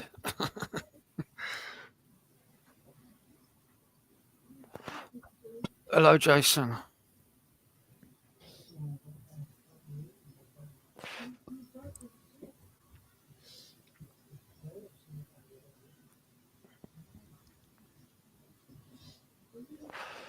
I think Crazy John might be hanging in the background as well.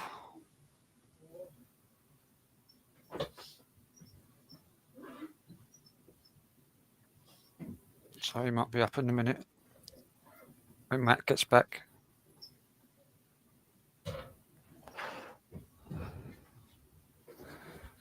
I keep losing the chat. I've only got one screen.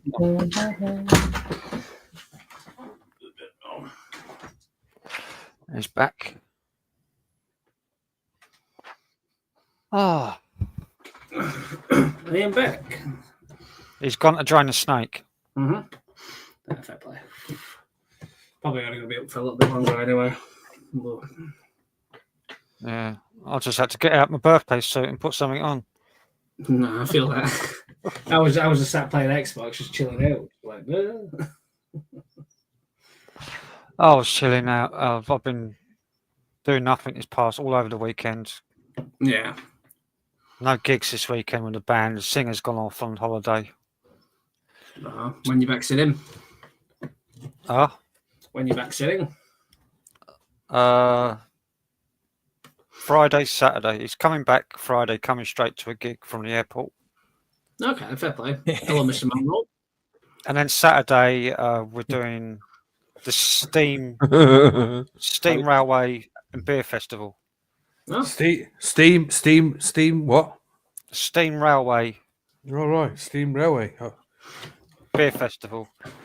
Well, It's sounds Sitting Bull. great, like. So it's local Sitting Bull, like where I am. And we're headlining as well. We're going from 9 till 11. Last one's on. That's not too bad. Good stuff. Great. How's life on the island, John? What, Dr. Monroe's Island? Yeah. Yeah. Remember that? Crazy. Yeah, great film. Are we keeping Mr. John? It's probably not so bad. You all right, South Dan? Yeah, not too bad. Getting old, you know how it is. Fuck off. Fucking younger than me. Still old. I was going to say, John, is probably more of a fucking a true story rather than a fictional tale, that one. If only the truth was known. Aye. It's a biopic rather than a sci-fi. Be a fucking nightmare, more like. Yeah.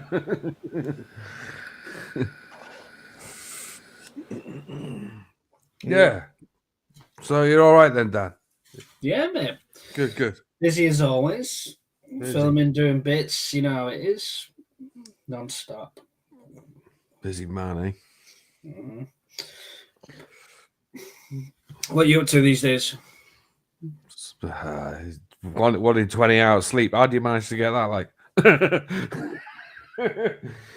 No, the day that I'm fucking lazy is how I manage that. It's like I'm not doing anything. I'm gonna sleep it out. but how do you do it? How do you manage to do it for 20 hours? The most I've slept for continuously, I think, is about 36 hours. The missus thought I was dead, so she had to focus a bit and roll us Okay, over. now what did you do for that? Like, you stay up for? I think I was up for pretty much about 8 or 9 days, maybe sleeping like an hour occasionally. Jesus, man, that's that's going mad territory. That is. So, 8 days. I couldn't do 8 days, man. I did that years ago, but I had chemicals to do that. No, I'm just up and about, just working, doing bits, and then just thought I did. Wow. Hello, Becky Sutton from Pembrokeshire. Hello. I used to stay up 2-3 days sometimes. Man, I doing what was it? Big parties, like, you know, doing like 7 days, 8 days a week, like, you know, with a 30-minute power nap. You know, fucking hell, you can't. Power naps are killers, man. You can't do them. I do those when I'm driving home from an explore. Sometimes it's better now I tend to drive places on my own, but like, because if I need a power nap, I can just go and have it, you know, and then once I wake up, I'm good for 2 or 3 more hours driving. But like trying to fight through, like you shouldn't drive when you're tired, you know. If you're tired, no, man. you know, you blinking eyes, like. Yeah, you got to stop you know, and but like half an hour is good enough for me to have another 3 hours drive. You know, I just got to have that little bit of sleep though. It can work, but you know, eventually, yeah, you have to you catch up at the end of it because then you need a big long sleep afterwards. Then you know, and Yeah. I can have a 20 hour sleep after doing the explore. You know, I'm like Right. get home, do a few things, wake up, walk the dog quickly, but it's like, you know, just 20 hours. You know, it's just like yeah, just like so Well, much we- driving and so much walking and climbing and everything. You know, it's just like yeah. We've done it where we've been out. I think we went to Devon. Was it Devon? Oh.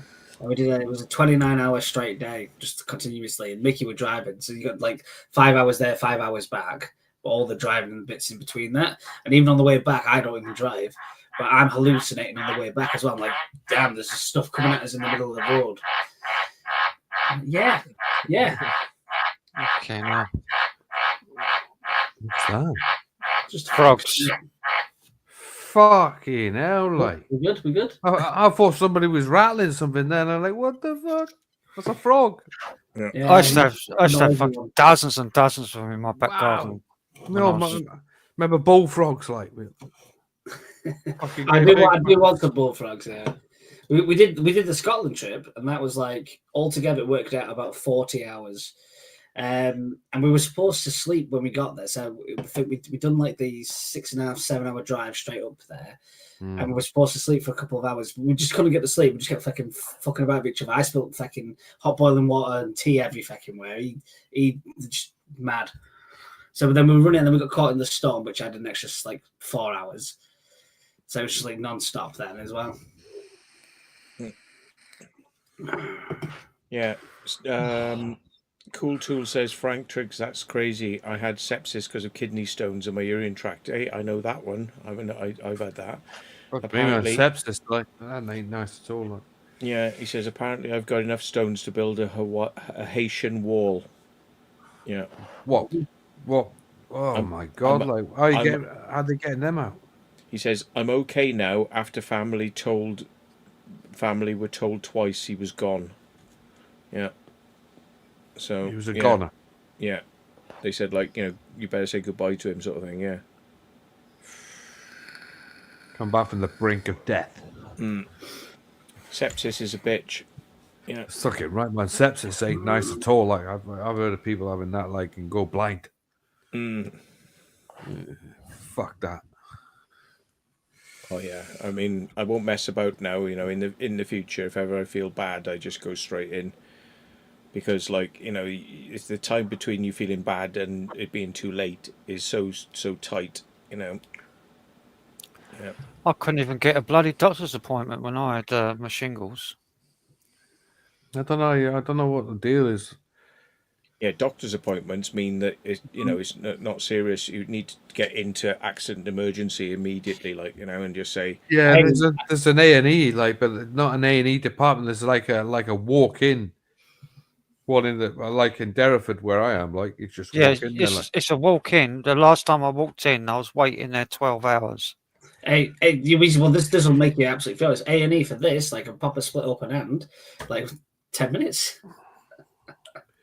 yeah, but Walk probably in, you're sat bleeding. down, like- Yeah, but were you bleeding as well, like at the process? No, I was just, No? I was like, I've cut open my hand. Here you go. I've left it for a day. Might need stitches. I don't know. And the one just goes, yeah, go sit down. We'll sort you out. And like, cool. Well, I went in there. I walked in. I had a broken sternum, and my left lung was filled up with blood, and I was blood pouring out of my mouth and coming down all over my shirt. I was in a real bad way. They took me in and done my ECG. They said told me to go and wait in the waiting room, wait for my name to be called. What, coughing blood up? Yeah, and I was waiting there for 12 hours, passed out, collapsed about 3 times.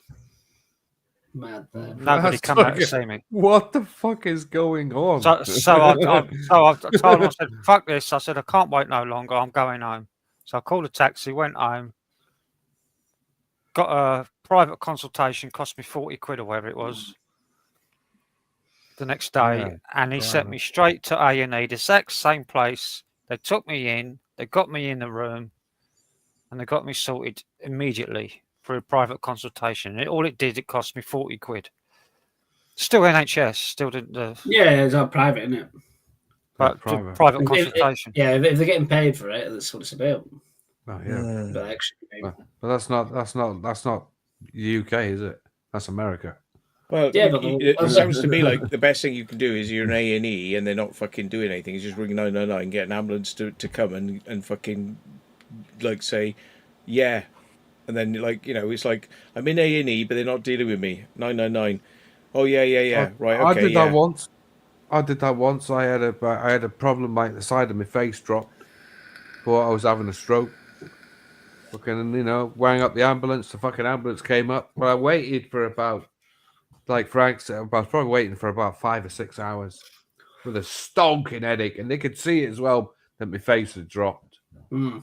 And they're just like, well, I sound like I could be having a fucking stroke. Yeah. Well, but nah, Bell's palsy is dead. Like. Oh dear. Yeah. So Yeah, I that's- had to call 111 with shingles to get a doctor to come out to me. And they just sent a nurse out who didn't know fuck all. Yeah, a nurse. Yeah, we should And just give you nothing. Like. Couldn't even write. But she wasn't even qualified to write a prescription. No, or they're anything. not. They're not allowed to do. They're not allowed to do it. So she says, if you feel like you're gonna die, just call 999. Oh wow. Yeah, go die at home.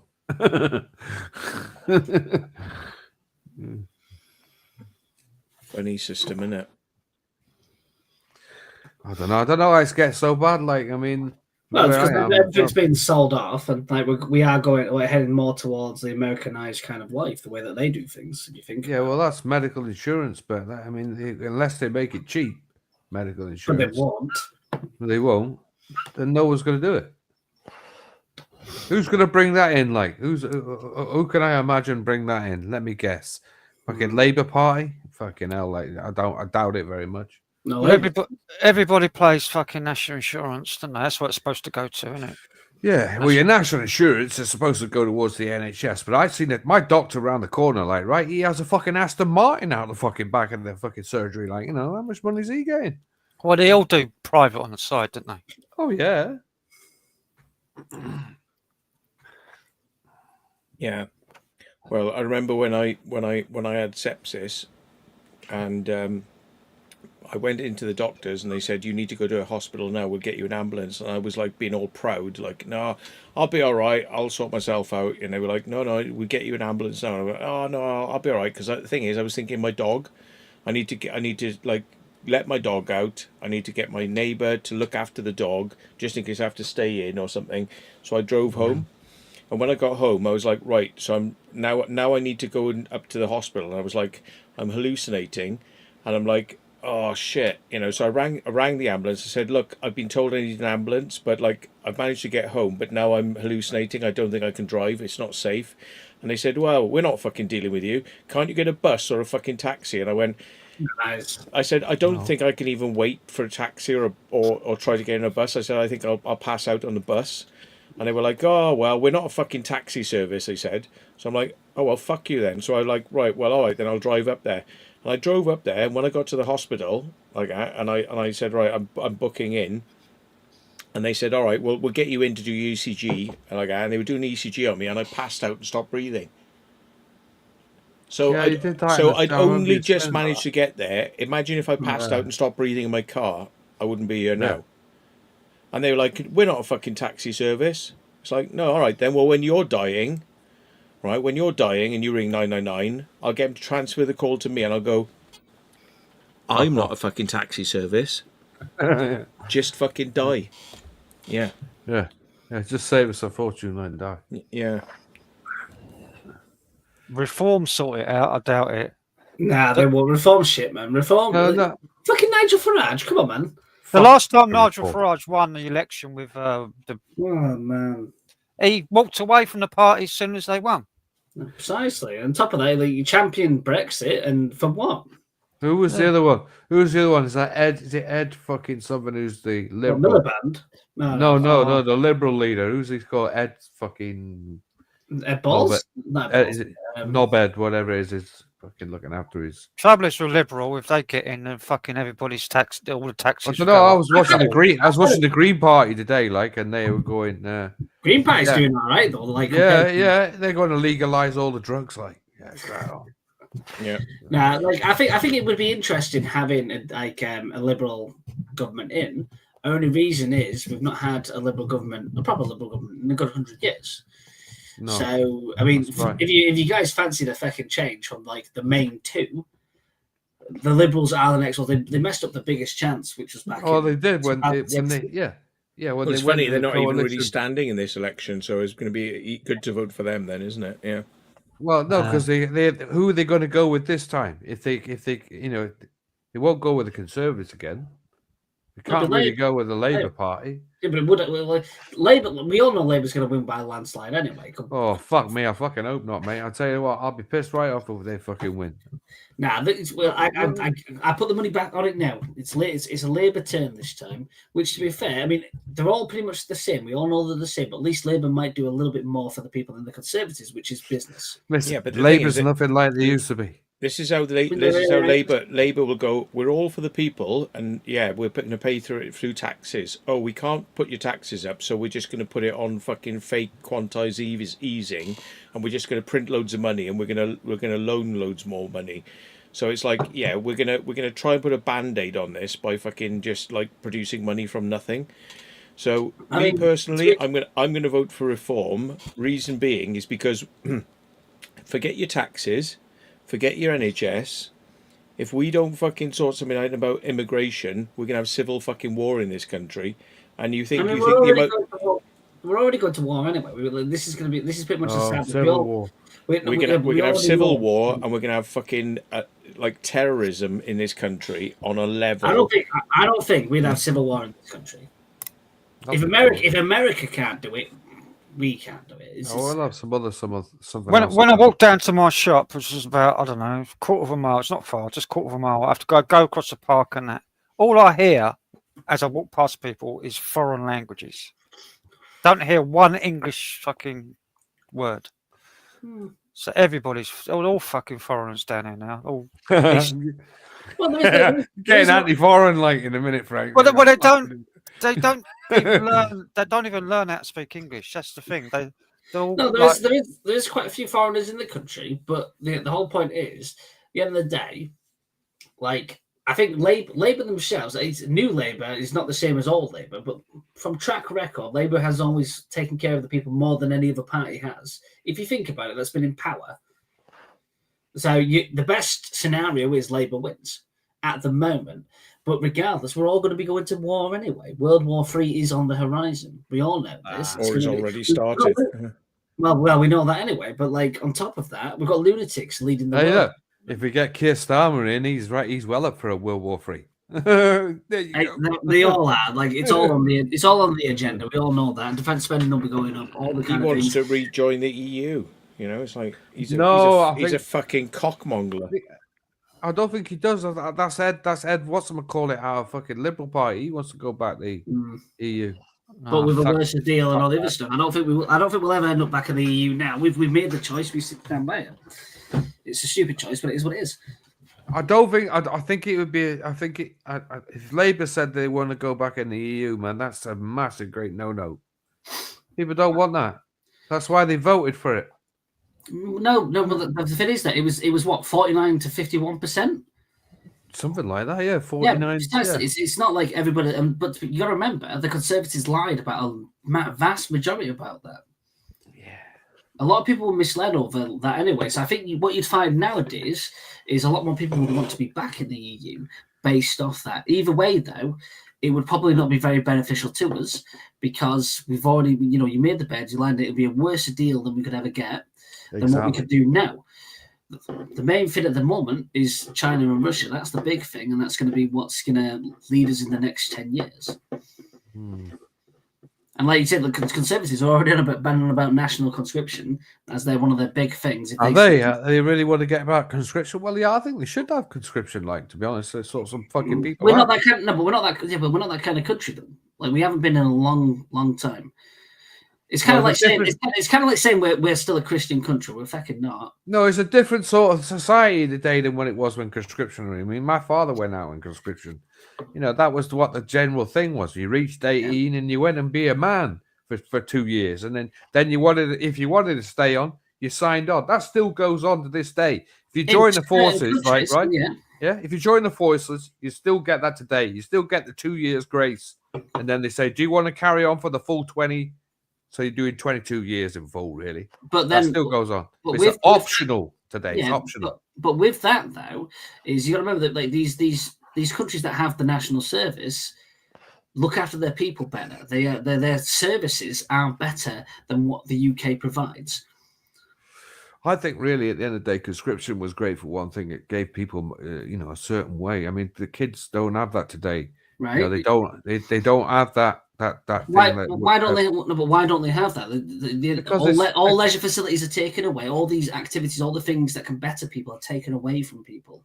All the things that are beneficial to kids growing up have been stripped and taken away and moved away from them. So no wonder there's a rise in gangs and there's rising violence and rise of things happening when take away those social liberties and these social things that bring people together. But most gang kicks don't hang around in those sort of places.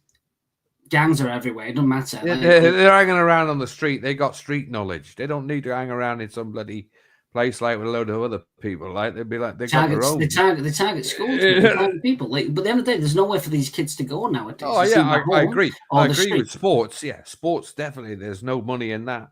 Army's a different culture nowadays. Like the past 10 years, like my nephews went in the army. Yeah, they signed up. They went out to Iraq. They was in Iraq when Saddam Hussein got captured. But the only reason for national service now is to prepare for war. They learn how to be alcoholics in the army. That's the culture in the army these days. Learn how to drink, and drink a lot and often. Yeah, but do you not agree with me? Like the only reason to be national service now and like to ban on about it is to prepare for war. Well, everybody's building up for war, and like at the end of the day, that's it. I don't think there's going to be any World War III. There will be. It's not. It's number one. Like as humans, we are built for war. It's what we do. It's a money. No, war is a money earner. Yes. Most people who join in the army, right, whether reserves or like front lines, the last thing they want is to actually go into fucking battle because it's a risk. Of course. The reason they join is because it's a fucking easy number. They get to visit some nice places in the world and they get to get fucking pissed as fuck wherever they go. Right, and the last thing they want is to actually have to put themselves fucking there with bullets flying around their heads. That they get surprised by that when they're asked to do it. They're like, "Oh shit, it's actually happening!" Then, "Oh shit, I joined for I just joined for a jolly, and now it's getting serious." Yeah, it's like so. Yeah, I agree with Frank there. It's like and John. It's like it's getting pissed and fucking just messing around. You know they will do it if they're pushed into it, but it's like loads of fucking Russian people are pushed into the same thing because they're like, oh yeah, they said I'd sign up for 2 months and now I've been here for 2 years. What the fuck? Yeah, it's like then it gets serious. They don't realise the seriousness of what's involved. They think it's just a jolly. Everyone thinks it's a fucking jolly, but then you lose your leg, your eye, your arm. It's like it's not a fucking jolly. It's fucking serious. One of my nephews joined the Navy but the reason he joined was because, my brother died not so long back. That and where he lives, there's nothing really going on. I mean, he's a clever lad. He left school with some qualifications. He went to uni. He actually went to fucking university. He went and worked in Compare Holman, in Cambourne. Good place, good money, And he just said, "Oh, I just want to join the Navy. I just want to get out of it, do something else, go around, travel the world." He's in Singapore at the moment. Yeah, loving every minute of it. Fucking well done to him, Yeah. But Stephen, when you're called upon, you've got to be there. And when you're called upon, is it going to be really that great? You joined up. Stephen says there, our forces are the most feared on the planet now. Yeah, they might be the most feared, but at the end of the day, when you are severely outnumbered by, put it this way, we don't want to go to war with Russia and China, where the most people are gathered. It don't make sense with the most nukes as well. Do you know what I mean? And these guys have been gearing for war for decades. Pakistan's been gearing for war for years. Yeah, for decades. Our country's not ready for war. That's the thing. Yeah, thing is, Russia. When Russia goes to war, what it does is throws loads of old weaponry, badly trained forces, and it just goes, well, it doesn't matter because we can just keep on throwing bad weaponry and crappily trained forces until the end of time. Yeah. But China and a couple of other countries, you know, like they would not, you know, they might have more people, they might have more weapons, but they don't, those people aren't trained and they don't know how to use those weapons. So even though they've got more, they'll be taken out quickly with a few fucking strategic strikes. They, you know, you can have the whole of that area covered, and it'd just be like bye bye. It'd be sort of like, you know, they're fucking idiots. It's like, you know, Ukraine, right, is handing Russia's arse to it because they're going, yeah, you got loads of people and whatnot, but we got fucking shit you ain't even tried before. We got little drones that cost £100, and we can take you out all day long. But have you not noticed how Russia's not thrown everything at it? If they wanted to, they could do. They could. They've got a couple of nuclear warships off the coast of Florida, aren't they? At the minute. Yeah. Do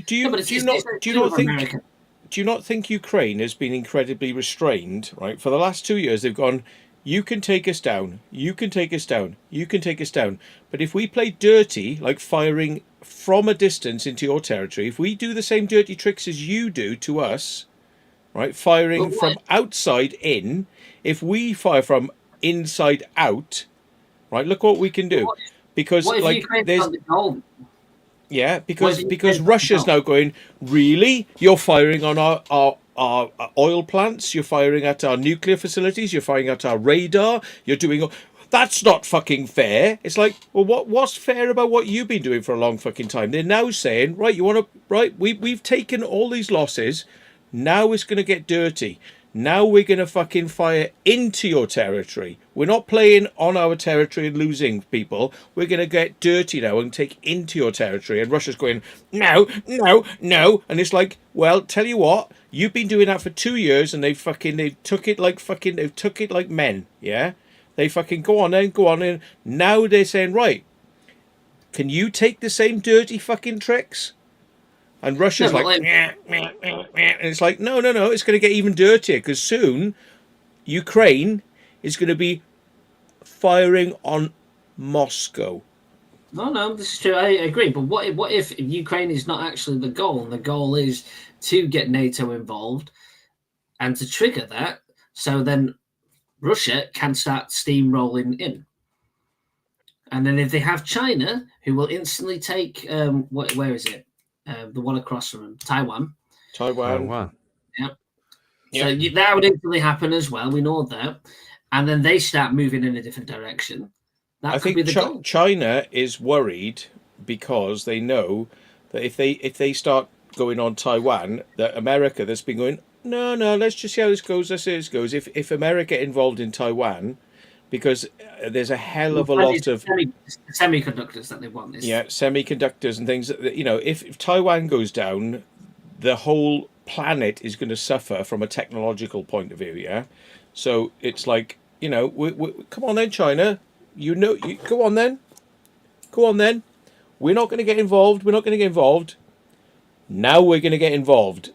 And China will shit their fucking pants, and it's going to be like, right, not only are we going to stop the Taiwan thing, now we're going to stop the China thing, because now you're not allowed to trade anywhere in the world. We're going to cut your money supply off. We'll cut your fuel and oil. Yeah, you know, you think Nord Stream was a fucking problem, right? I mean, they'll cut them off from Russia, so they're not oil and gas. Now you've got no oil and gas, so now you've only got your own coal supplies to keep going, right? Well, that's why China and Russia are getting closer and closer. Yeah, because they think, we can survive pressure from outside because we'll just get closer. America will just go slice down the middle. It's like, really? You want to play hardball? Go on then, push the nuke button, because then we all lose, yeah? But it'll be like, no, we don't want to push the nuke button, but now we're isolated. We thought we were together, but now we're isolated. I think see how it goes. I think personally that Putin will push the nuke button. No, he won't. I think he will. Nah, he's a bluffer. He's a fucking bluffer. He knows it won't work. He knows it won't work for him. Yeah, but if he gets pushed into a corner, Nah. Yeah, I but think that will where's be the the- corner? He might be fucking mad, like, but he ain't fucking insane. No, but I Yeah, think no. tactical. He'll I start, don't think he's not mad. He's pretty clever. He's pretty Yeah, shrewd. he's switched He's on, clever. like. He's clever. They're but I all think- I they're reckon- all trying to see Clever where the man. boundaries are. They're all trying yeah, to push the I reckon- boundaries. I reckon. I don't think it'll be a full-on nuke war, but I reckon he'll use a couple of tactical nukes somewhere and see Where, what the though? response is. Where's he going to do it? It might be Ukraine. It's not that far away. Well, from we it. all know what we all know what a slimy is. What he'll do is if nukes get involved, he'll go, "That wasn't us." Yeah, Yeah. yeah, A KGB man, like ex-KGB yeah. man. They'll Yeah. do something and they'll go, "That wasn't us," and play the bluff card, like, "Oh yeah, well, who did that? That wasn't us. That wasn't us." Like he shot down aircraft with people he didn't like on board. Yeah. And he went, "That wasn't Yeah. us. That wasn't us. That wasn't us." He's always playing the like, "Oh yeah, something's happened, but it wasn't us." It's like, yeah, well, what happens if something happens to you? But that wasn't us either. Yeah, you know. Yeah, what happens? What happens if a nuke goes off in Moscow? Well, that wasn't America. Who was it? Was it Ukraine? Was it Iran? Who was it? Was it Korea? Well, who was it? Who was it? Who was it? You know, it's like you want to play bluff games. See how bluff games work you in the long run. Yeah. Well, they're cozying up with North Korea now as well. So I think a couple of tactical nukes will go off, and then it'll be a phony war situation. Then World War III. As simple as that. Nah, never. It's all bluff. It's all bluff. And if it isn't bluff, if it isn't bluff, right? I'll be in my bed, and I just won't wake up in the morning. So I'll just go and stand out in it and fucking enjoy it. Well, if we go to war, I'll be too old. I'll be too old to go to war, so it's fine for me. But you know, as long as it's not painful, and it happens like that, then fine. Yeah, I'll go sit out with a deck chair in the back garden, like, bring it on. But you know, at the end of the day, I don't think it's just too final, man. You know, nukes are too final, and there's too much grief when you drop one of them. It's not just the Americans or anybody. It's the entire world gets fucked. It's the bankers that fund it all, and they want a constant stream of money. They don't want to everything to constant stream. So they want a constant stream. They want war being dragged out. Yeah, because you can always fight a slow war, and who will benefit? The military, the bankers, right? Yeah. But if you fight a final war, there's nothing to fight over. Yeah. Well, okay, it might not be the final one, but World War III probably will happen. 100 years ago, they were probably saying the same. They were saying the same thing in the country. It's not going to happen. We're not going to war. Blah blah. Who is it who funds lots of wars and terrorism? The Bank of Cabales. You know, the Bank of Cabales. He agrees. He definitely agrees. Sounds like he's right doing wood, like.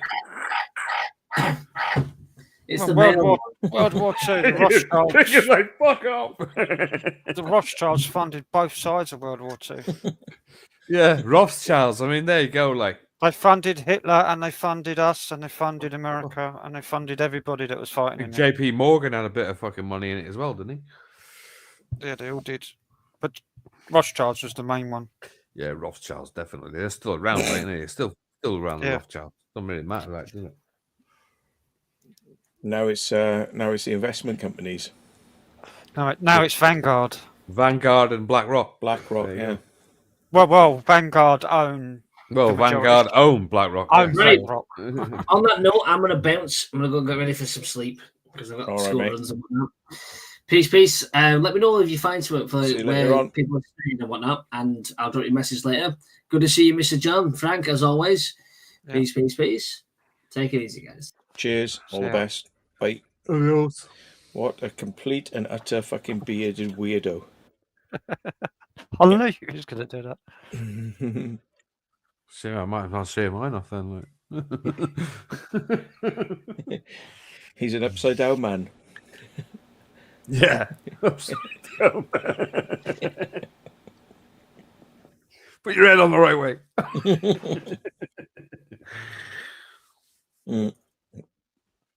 Bloody hell. I don't know. Yeah, they know which side their fucking bread is buttered on. They're not fucking stupid. They like to act stupid and act fucking like they're like, oh, I could do anything. I'm a madman, and they're like, no, I'm not really. No. They know which side their fucking bread's buttered on. He knows. He knows at the end of the day, if he pushes the button, he's gonna cause fucking ructions. He already got enough problems as it is, sanctions and everything. The fucking world sanctioning Russia as it is. Yeah. You know, Yeah, but their economy's doing better than any other country in the world. But their economy's doing good on their own country. It's not going anywhere because Yeah. they're not allowed to export anywhere because no one would, because of the fucking the world ban.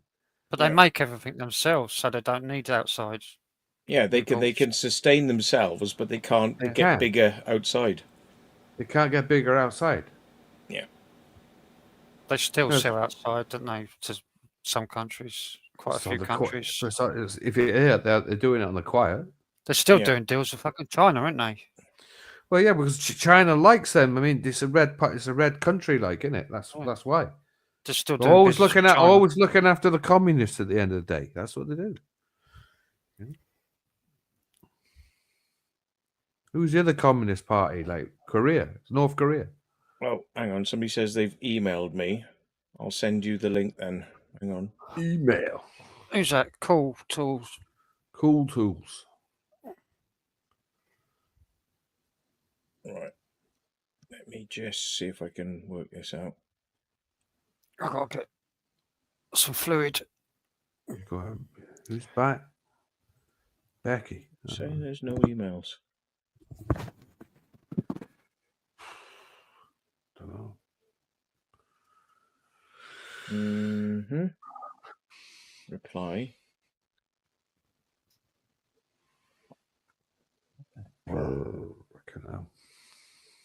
I'll send you the link then, if that's what you're after. I think that's what you're after. Ooh. Oh, yeah.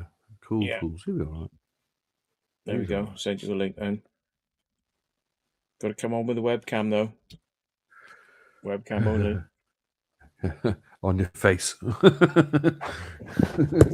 There he is. Right, I'm going to go pop for a pee. I'll let him carry on for a sec.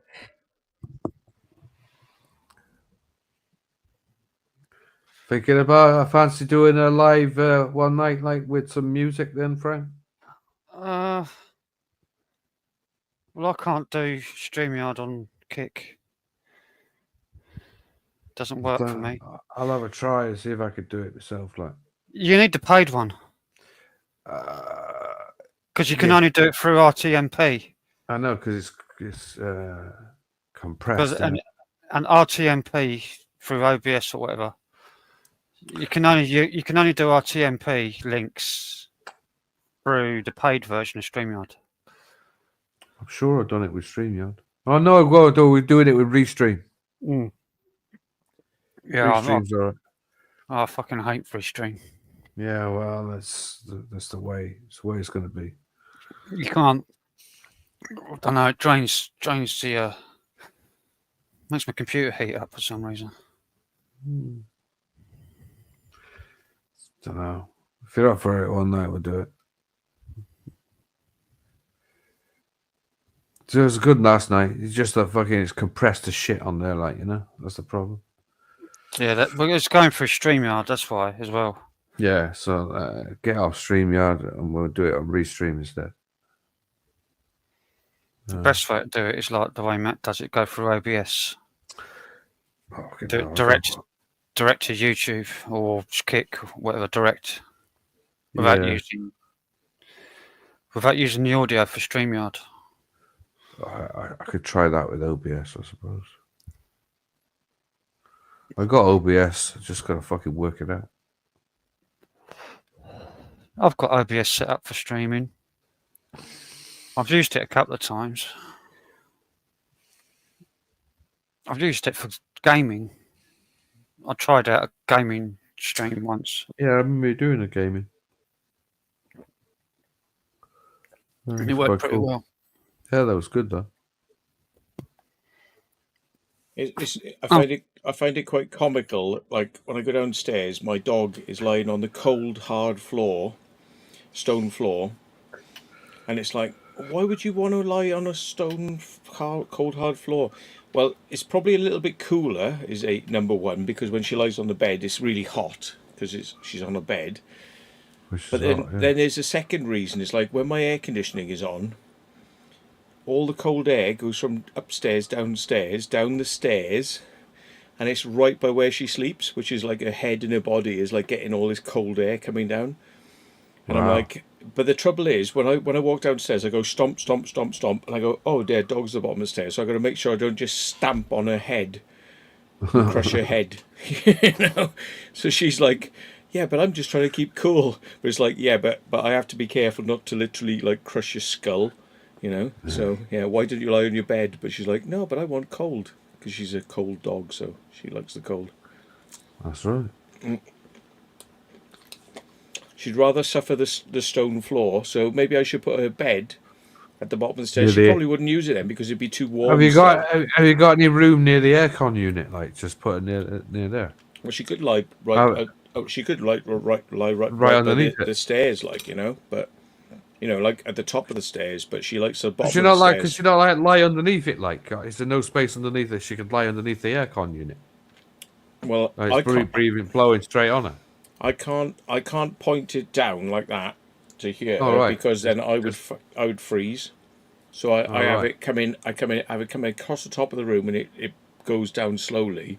But if I point Right. it downwards at me, I'd Yeah. freeze. She'd be cold. So she just goes to the bottom of the stairs where it comes down cold. But and the other thing is, well, it's kind of there's lots of factors involved here.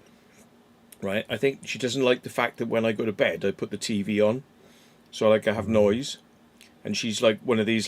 I don't want to be disturbed. I don't want noise. I don't want frustration. You know, so like in the room, it's too much going on, so she doesn't like to Right. be like close to the noise. She likes quiet. She's like, so she goes to the bottom of the stairs where she gets the Why air don't you- conditioning, but not so much noise. So you let the TV on with the volume on, like, yeah, when you go to sleep. I mean, I I never- don't have mine on. No, I have podcasts and things going 24/7. Right. I get it. Right. Yeah. Mm. I just don't have it on because there's no point if you're asleep. You know. I'll leave my laptop on playing videos on YouTube or I mean, documentaries. don't get me wrong. I have the TV on, but I don't have the sound on that loud. Mm. No, I do, Yeah. because the way I figure it is I'm actually still listening to it in my subconscious, so I'm still learning things. Yeah, I do that. Mm. I don't remember a single thing I put on. No, I don't consciously, but subconsciously, my brain is still ticking away. See, the one thing I was always told, like, about Here it he as well, is. is it Where's your It webcam? creates- How you doing? Yeah, where's your Hey. Can you webcam? see me now? Yeah, no, I Yeah. can, but no, now I can. Yeah, I'm in bed. fair shout. You You. all right, yeah? How's it going? Not too bad, man. Cool.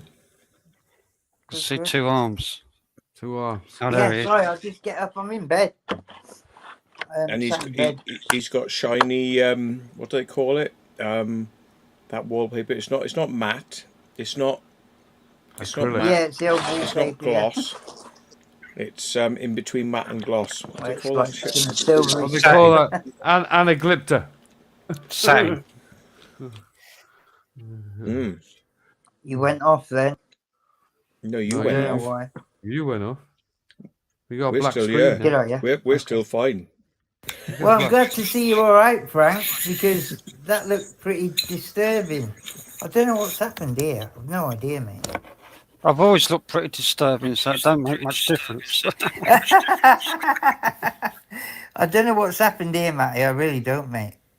I'll have a little fiddle. Sort the There. echo out. Hey, oh my goodness. I'll just be the anonymous man, yeah?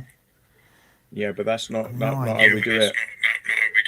No, I understand, mate. Of course I understand it, but it ain't gonna...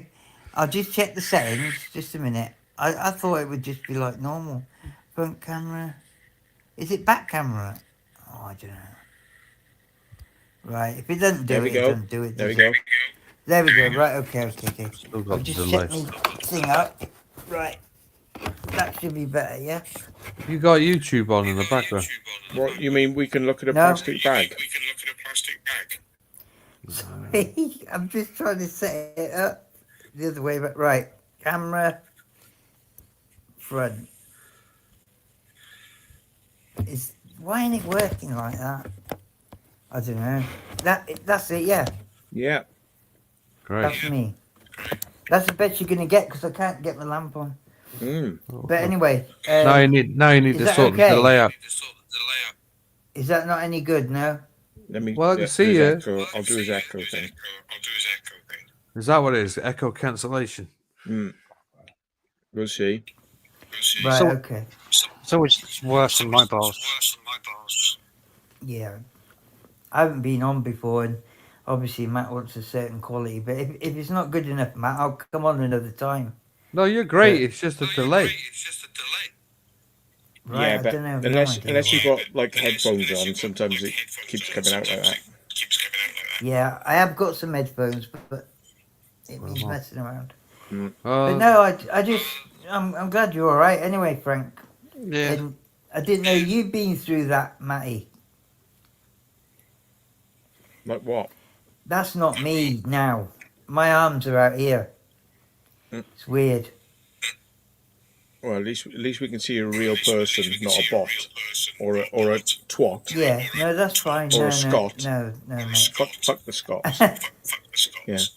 I think it might be best to leave it now. But I do want to have a chat with you at some point, Matty, because you're in an area where I went to school, and a hell of a lot went on round there. You know, a hell of a lot. And I only found out some stuff recently that corroborates everything in print, if you like, and in Mm.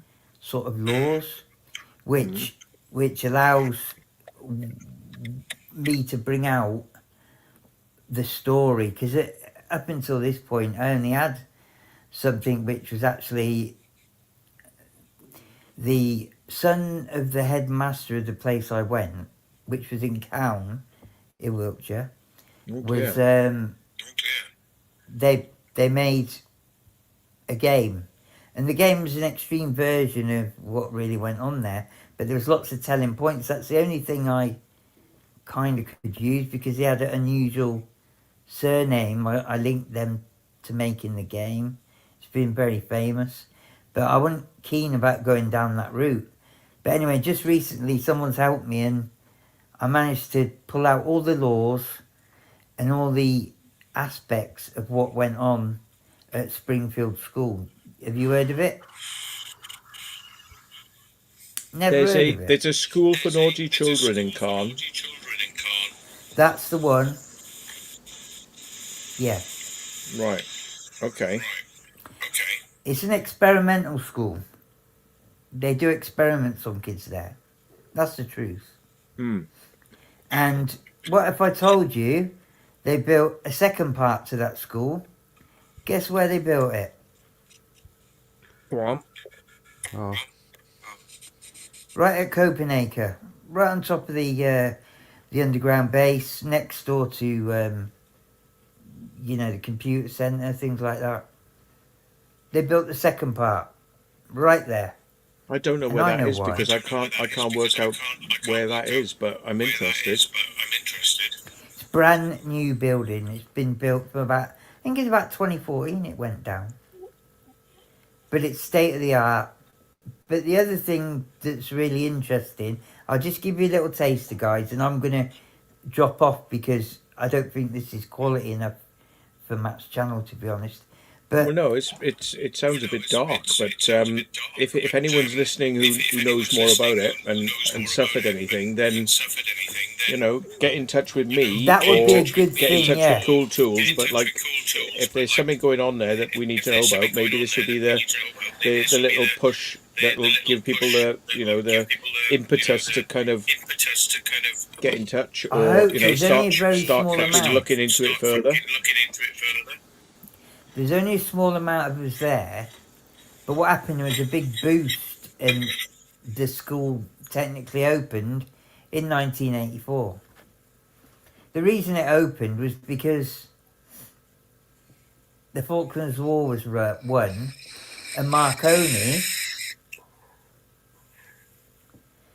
wanted to do experiments. and they did experiments right up the scale from a fetus right through to adult, and absolutely provable, absolutely true, and it was all done in phases and very, very kind of like unimposing, but then there was aspects to it where you just don't remember what went on. Going out to the dentist meant to be in Cow one morning, and the next time I remember, I'm coming back past Silbury Hill, coming back from, say, Newbury Way, and I'm waking up and my friend next to me, who actually lives where you live, Matt, was brought up there, was next to me, Sparko, out of his nut. Wakes up next to me, and I woke up, I've been sick on my front. Don't know what happened that day, no idea. You try and tell your parents, and I had good parents, I was lucky, very lucky, compared to other kids that went there. I did, really know that. But because I was supposedly on the spectrum, they'd seen interest from me from when I lived in, like, Laycock, and my dad was around all the military bases in his work. He had the highest security clearance that a maintenance contractor could have. He works at all of them, the ones you've been to, Matty, all of them. And he was just a maintenance contractor, that's it. He used to spray paint, do maintenance contracts, that was it. But he was trusted. And for some reason, I ended up getting noticed somehow and guided into that school as it opened. And the headmaster was security services. 2 years before the headmaster opened that school, he was on the Battle of Goose Green, military intelligence, recording. He told us all this, he used to wear the tie, tell us that he was a para and show us pictures, all this stuff. I had a love-hate relationship with that guy. I really, really hated him at times, and other times I kind of respected him, but he was a prick, really, because he was only in it for his own ends. He's involved with a military-industrial complex, all provable, and, yeah, he had the good thing, he had a name which was absolutely unusual, and it was Nethercott. So it's quite easy to search them out. And that's how I discovered the game, and then I had help with the recent bit I discovered, which makes things much more provable. It's all in laws, and it's an extension of what they did in the sort of 50s and 60s, with MK Ultra and stuff like that. But it got a boost, especially in the UK, when the Falklands War had finished and they wanted to do experiments with radios, radio waves, that type of thing, perception, dreams, everything. But anyway, that's just the basis to the story, and if I could, Matt, I'll talk to you a bit more in depth about it, tell you about the places. I'll talk to you privately if you prefer, but No, it's not about privately, because I know most of the people here, and I've been around. We can talk about it openly, but you said you don't want to say too more. So no. What it is I think maybe if I hold back on a few names of maybe, I mentioned one already, but if I hold back on names of the people, things like that, it might just be a little better at this point. But yeah, a lot went on, and it's kind of bizarre. And I always knew the first thing I would ask, but you've already said, is like, have you got any problems, any mental history background? Well, you said you're on the spectrum, but I would say, do you have any other issues that we have to kind of be aware of? Second thing I would say is, because it's a red flag, is like you've gone somewhere and then you're being sick on yourself. Were you on medication, or were you taking any party drugs yourself? Yeah, and then No, no, no. I was like, once we've got past things like that, then we say like, well, what else could be happening that wasn't your influence? It was an external influence. yeah. Now I was about 12 years old, and no, I never touched a drug in my life at that point. I was into sports, and I wanted to go into the military and things like that. So I was did you nervous. have any mental illnesses apart from being, as you say, on the spectrum? It was seen as autism, high functioning, possibly a little bit of ADHD, but I think what they ended up deciding was I was kind of like high functioning on the spectrum. That's basically Okay, and were you managing that nothing else. yourself, or were they giving you anything to deal with it? They did certain aspects of that place did help me in a lot of ways. Looking back on it with a lot of hindsight, I'm 50 years old now. It did help me in a lot of ways, but in a lot of other ways, it didn't. All right then. What you said was I was meant to go for a dental appointment, and I forgot what happened during that day and woke up being sick. So what do you think that happened from that beginning of that day to when you wake up not remembering? What do you think? What do you think was the? What do you think happened in the middle of that to kind of make that happen? Okay.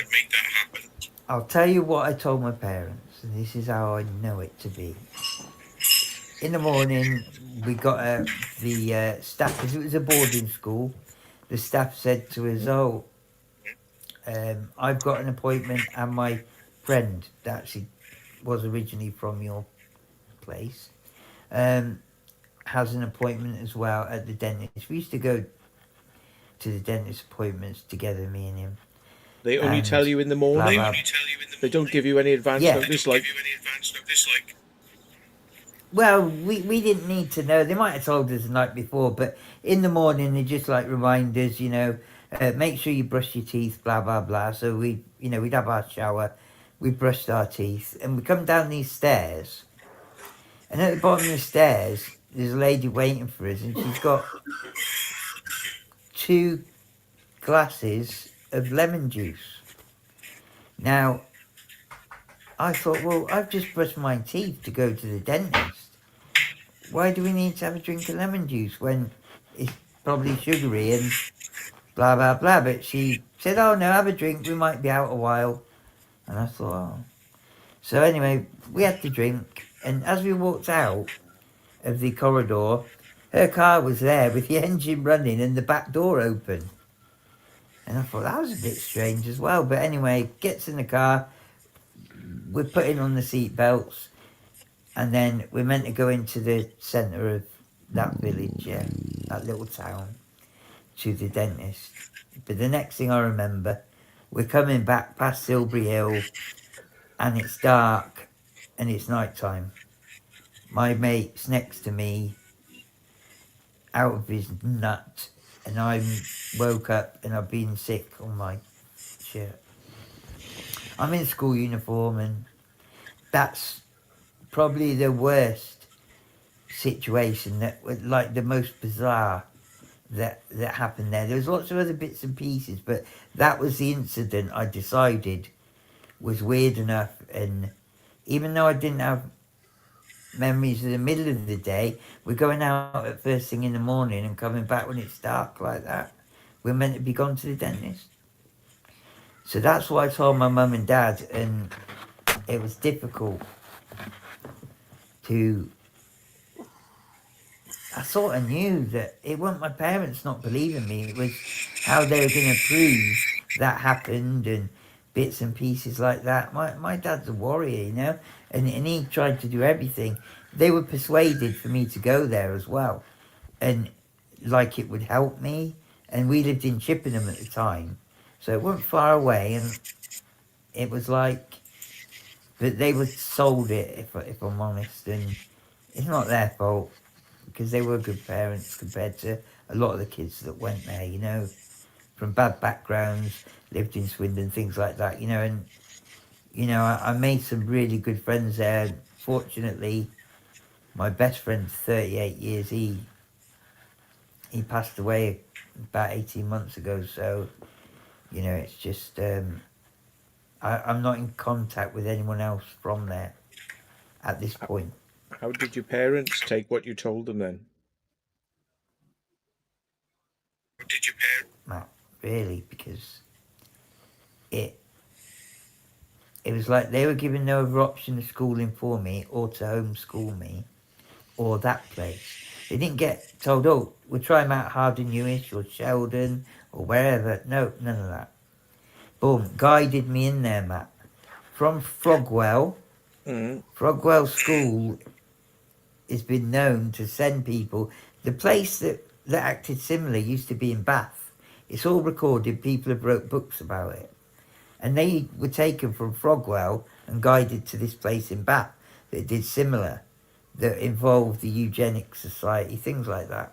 And it's took a lot of years to sort of get an understanding of this, to be able to be confident enough to talk about it. And my parents, that was the biggest kind of, it's not like I was being sexually abused, even though that was tried, I'll be honest, but it was actually by kids that I'd worked out with hindsight that were being abused somewhere, maybe in their previous life at home or even staff, but things went on there like that. But I had a few situations where it was other kids that had tried stuff, and I didn't blame them for it, to be honest. I just had to learn to defend myself. I was only 10 years old when I got guided in there. So I had to learn how to be a bit brutal, to be honest. I used to go to bed with a sharpened pencil. And I wasn't really that sort of kid, but I just wanted to be left alone, if I'm honest. And that was the result of probably kids that were experiencing abuse, All right, maybe I put this wrong. You've opened up a lot there, but maybe I'd go back to this original point, because maybe I didn't make it correctly. What I was saying is, on this one event that happened to you, that thing there where you had this missing time, a drink, and that sort of stuff. The way I read it was that you told your parents about that. Yeah. So how did your parents react to that? It was because my mother was a governor at the school. What, the one you ended up at? Yeah. Not before I went there. Oh, right. They were invited. Her and a friend of mine's mum as well were invited to become parent governors, and it was a way of them legitimising a lot of things. If I'm, looking back on it, smooth it over. As an adult. Is that what you're saying? Yeah. Right. So it was so difficult to try and. My dad went, and he finger out, having words with the headmaster. Now, headmaster's not easily shook, trust me. He's a serious guy, He was the one that inflicted my, Sir Frank only mentioned tonight, he broke my sternum and all my ribs. He thought he'd kill me. Because he'd drag it, he used to grab you, he'd shout you from the room, you'd go out to the room, he'd grab you, bounce you off all the walls. But one time he was doing that, coming down some stairs, and he bounced me and my pyjamas split, the button and whatnot. And he dropped me backwards down and then landed on me with a foot. Broke my sternum and all my ribs. But all he did then was say I'd been backlogged through the school and I wouldn't be coming home that weekend. And my parents used to accept it, thinking it was because I might have been naughty, said something, or I don't know, these things.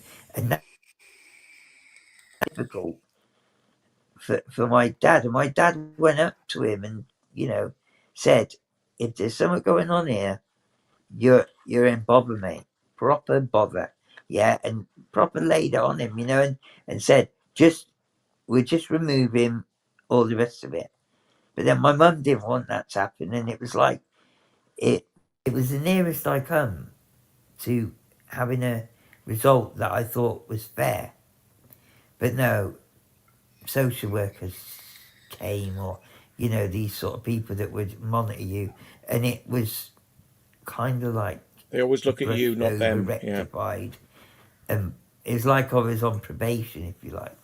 And my dad saw it as he was putting the school on probation. But he worked away. He worked at, at a lot of different places as well. And he wasn't always there. And sometimes up in Scotland, sometimes, but mostly he was around Wiltshire because there was a lot of military work. Wiltshire, Herefordshire, Bedfordshire, that type of thing. And because of his clearances, he could work anywhere. Even Portland, And for him to get that type of clearance is not very easy. And he knew this is what I believe, I think he knew that if he kicks a stink up in the system about something that, potentially I might have got wrong or something like that, it would affect everything. Because that Ken Master was friends with the Blairs. Before Blair came into power, he came to the school and we weren't allowed in certain spots. And I remember seeing him walking with Sherry Blair, Tony Blair. We're only talking 1987, before he got into power. They're walking on the lawn, pointing at this, pointing at that. He's got the visit. And that's when Blair was obviously planning to get involved in insuring kids for 75,000 a year and this, that, and the other. That's right across the school system. What? That was Say one that of his again. business Insuring ideas, kids. which he I don't did. understand. Go on. What And does that then mean? the military-industrial complex was getting involved in deep, research with certain types of children, etc., etc. That's why the Sun photograph. What's kids that? Can you hear in me? backpacks Can you going hear me? into the Sea Centre. You know what I'm on about there, yeah? Can you hear me? Hello, No. Frank. Can you Can you hear me? I can hear you. I think he's muted himself because his echo Oh, stopped. God. The echo Yeah, stopped. yeah. Can you hear me? Cool. Can you hear me, Matt? Yeah, I can hear you. Can you hear me? Yeah, I can hear you. Can you hear me? I don't know what's happened here. I think his speaker's gone off because Yeah. the echo stopped. Can you The hear echo me? went. Can you hear me? No, I'll come back. I'll have to come back in. Drop back in. Yeah. Yeah. Something happened there, but could be them, but probably just him. Yeah. Was that Marconi This is he was a pretty talking fucking about? dark conversation. This is, but it's. Yeah. I think there's some Was that- key. If there's anyone out there that this rings true with, like No. it's I worked at Marconi in 1991, but I never heard anything about anything like that. well, they But did that was- kill. that- They did kill a lot of people, didn't they, in the 80s? Marconi and Raytheon. But that was when it was they had joined with GEC. It was GEC Marconi when I was with them, and that was just data processing in the computer center. That's all I was doing. Yeah. So I didn't really see There's some much. weird. There's some. They're not a company with no blood on their hands. I don't think. Now Well, Marconi, no way. Like no. Yeah. they were doing satellite equipment, communication, electronics, and stuff. Yeah. Can you hear us now? Cool. Yep, I can. I may Okay, as well just say my name's Marshall, Matt. Marshall. Okay. All right, mate. Yeah, my first name's Marshall. People, a lot of people do know me. I would love to speak to any of the kids that went there from sort of 84 to 1989, 90. Sounds Because I like you did. sounds like you need to get like there needs to be like a group, like a forum group or something where you all get to speak to each other, because if this is correct and what you're saying is correct, and I'm not doubting it, I'm just saying we'll put it out there into the ether, right? Yep. And if anybody hears what we're saying and knows somebody or was involved themselves, find a way to get in touch with each other, because you all might be holding pieces to the jigsaw puzzle here. But I'm not validating what's being said. I'm just saying. I'm just saying, totally appreciate if the pieces of the jigsaw puzzle can come together, then they fucking need to come together, because this sounds fucking a bit fucking dark, mate. Start up a Springfield school group on Facebook or something. Yeah. Yeah. Or X, it or changed X, to- because fucking Sorry, I Facebook was is heavily just interrupting. censored, you know? Yeah. It is it's changed to academy now, but I'll just give you a little example. So recently at the site in Cowan, there was the headmaster got taken to court and sacked for abusing the kids and physical Really? abuse. Yeah. It's all there in the media. Have a look. Send me a fucking link, man. Send me a link, because I drive past this place I all will. the fucking time. I know you do, yeah. And this is why I wanted to. But Matt, I had nothing, guys. People listening. I only had certain things that wasn't concrete enough. Testimony for one or two people isn't enough either. And I was thinking about my parents. My dad died last year, so I think he was probably the main person I didn't want to upset. And it's having concrete information, but I have all the laws that were passed from the 50s for a parish which includes Berkshire and Wiltshire and a little bit of Avon. This old kind of lines before the county lines were set. And the laws are passed from the early 50s onwards, exactly in line with what was being passed in America. And it's different schemes for advanced learning. They've got different names. In America, it's gifted GATE. It's called gifted, and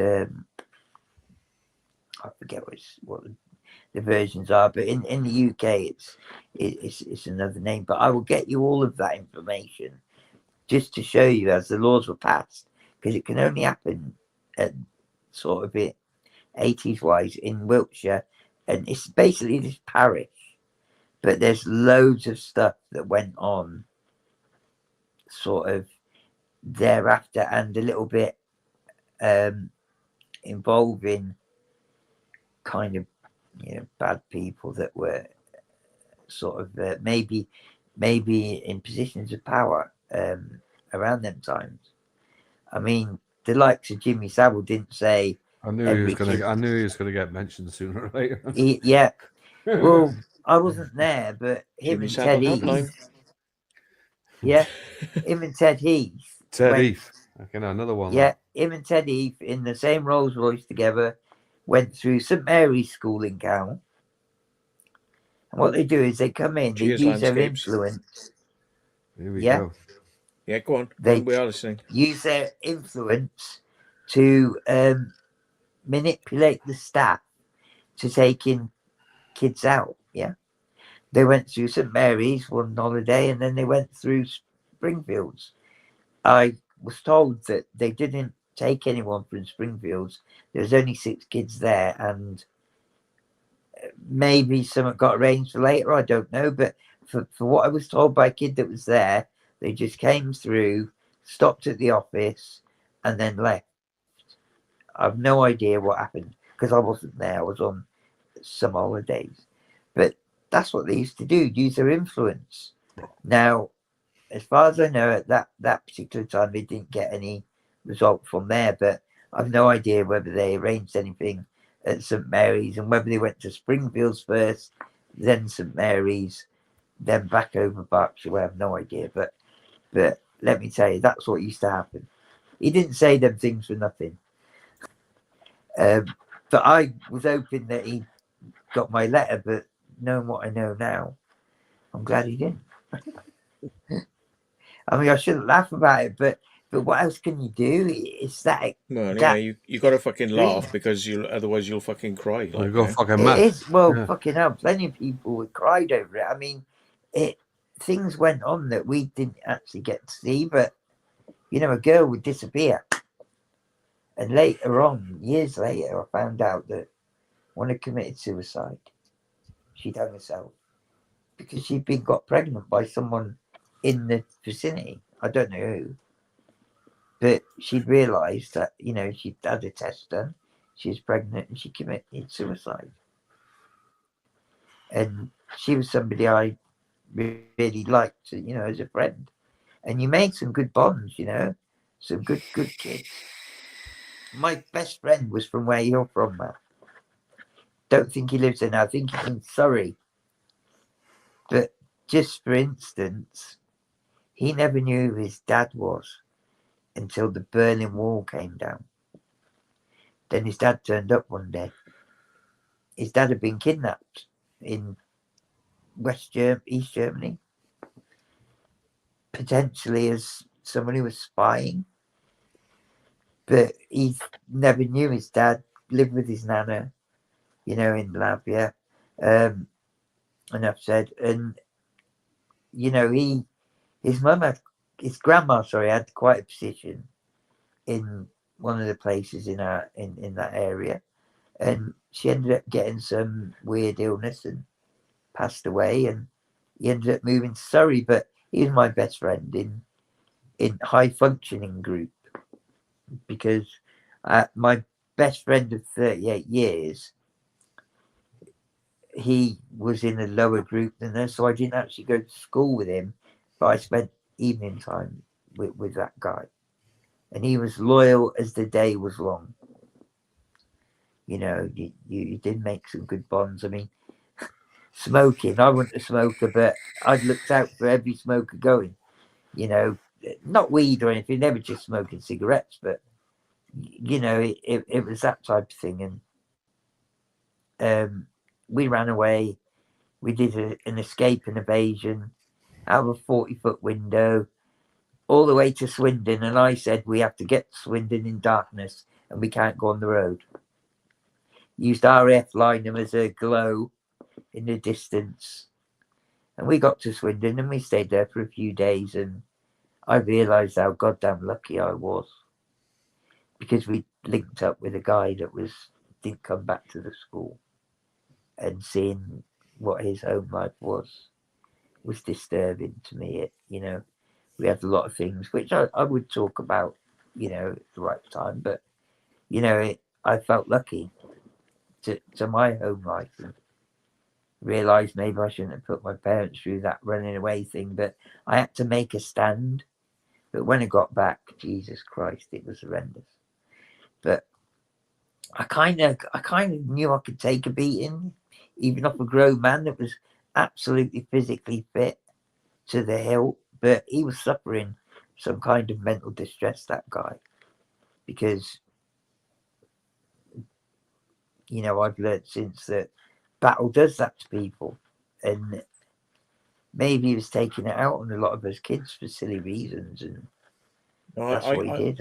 I just say, look, I mean, I got beaten up by teachers at school, and they were grown fucking men, and they just beat the fuck out of me, and I never said anything. I never said anything to my parents because I was scared that they would just blame me, and they would go, "Oh, it must be you, not them." So I didn't mention it for fucking 20, 30 years till after it happened. I said, look, you may not be able to understand this or believe it, but I'm telling you now, I'm a fucking grown adult. This is what happened, and these were people who even knew my parents, and they were beating the fuck out of me and going like, "Oh yeah, nice day, happy days, happy days." And I said they weren't. They were nasty fucking pieces of shit, That's it, man. And do you know That's what? it. I went for many years wanting to fucking murder these pricks, and I Oh had to. my god. I wanted to fucking murder them because they were like, I knew what they were doing to me. They were doing to other kids after me or before me. And it was just like, in the end, I had to say, I've got to stop all this thought because this thought is holding me back. All this thought against Yeah. them for shit they've done to me is making my life shit. So I have to just I've got two choices. I go and murder them or I let it go. And I chose to let it go because murder them would probably mean I'm fucking in jail for the rest of my life. You know? But Allegedly, this is yes. why I used to stay. This is why I used to spend so much time up at night because I couldn't go to sleep because I'm sitting there thinking of all the fuck. I'm trying to go to sleep and all I can think of is these pricks and the fucking shit they done to me and now I want to fucking kill them, you know. And I You couldn't know, go. I couldn't go to it's sleep, pretty so I had much. to fucking blank. I had to blank that shit out in order to get to sleep. And it's not fucking cool, man. So I understand what you mean. They get away with murder. They get away with murder. They get away with so many things because they know that kids are weak, and they know that kids ain't going to say anything, and they wouldn't. And even if they said anything, they wouldn't be believed. Yeah, and that's how they That's fucking it. That operate. is it. Yeah. That's how they operate. They operate in that fucking world, and it's a vicious fucking cycle. Oh, And the God. kids are never fucking believed, and the fucking adults get away with it. I was always frightened of saying anything to my family because the Yeah. first time I remember when I was a kid, like in primary school, I got the cane. Mm. It was when we still had the cane, Yeah. and I come home. I was just like crying when I come home. I was all like welts on the back and my arse and Yes. everywhere. And your parents ask And you, where did that come from? And what did you tell no, them? my dad went mental because he knew I'd been caned, and he went down to the fucking school and he ended up beating the fucking teacher half to death. Do you And know? then That's I the was proper worried. does. I was because then he got arrested and everything, and he's like faced charges and ABH and all of that lot. And then ever since then, I was frightened to say anything at all in case my dad got put away in prison. Oh, your dad got in trouble. I thought you were going to say the teacher got fucking had over the coals. No, he No, would no, have, his dad. been Yeah, All No, right. my lovely. dad went down there and beat him half to death. in Broke front his of jaw, everybody. broke his arms, broke his ribs. He come back to school about 3 months later. The teacher with his jaw all wired up. But the Go thing on, is, Frank. even then, Jesus. see, it's the teachers that kind of given the fucking, they're giving the benefit of the doubt. But it's like, you know, this is it. That's why I kept my mouth shut because it's like they'll be believed, I won't be believed, and my parents will end up ganging up on me. Yeah. I was only frightened to It's say anything in case my dad manipulation got on taken such away. a scale. Sorry, interrupt you then, Frank. Go on. No, I was only frightened in case my dad got taken away because if he found out anything, he'd do time. But that's the manipulation of the whole thing. It's very, It's very stacked, isn't it? It's stacked. It's a stacked stacked. fucking. It's a stacked deck, That's like, you the know. best saying.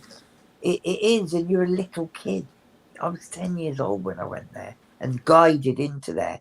And my parents, you know, I don't see you. It's none of my business, Matt. But I wouldn't imagine your parents were terrible people. But you knew that the system and the way it was all stacked against you, you weren't going to get very far. No, my parents would have believed them. They wouldn't have believed me, and I would have ended up worse off. And the teachers would Pretty have been fucking much listened my to, thing, and like exactly that, fucking, they've yeah. been like this. You know? Yeah, and Yeah. why? It's like because the system's kind of wins, doesn't it?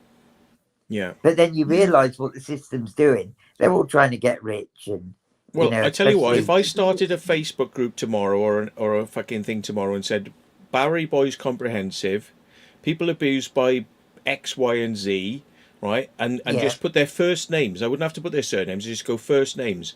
Norman, right, is one. Yeah. Right. Yeah. So I'll give you a clue. If you're watching now, right, Norman, and I can give you a few others, right? There would be so many Yeah. fucking people came forward, yeah. It wouldn't be a Jimmy Savile. It wouldn't be a Jimmy Savile where they're in fucking jail after they're dead. Yeah. It'd be in Yeah. jail now.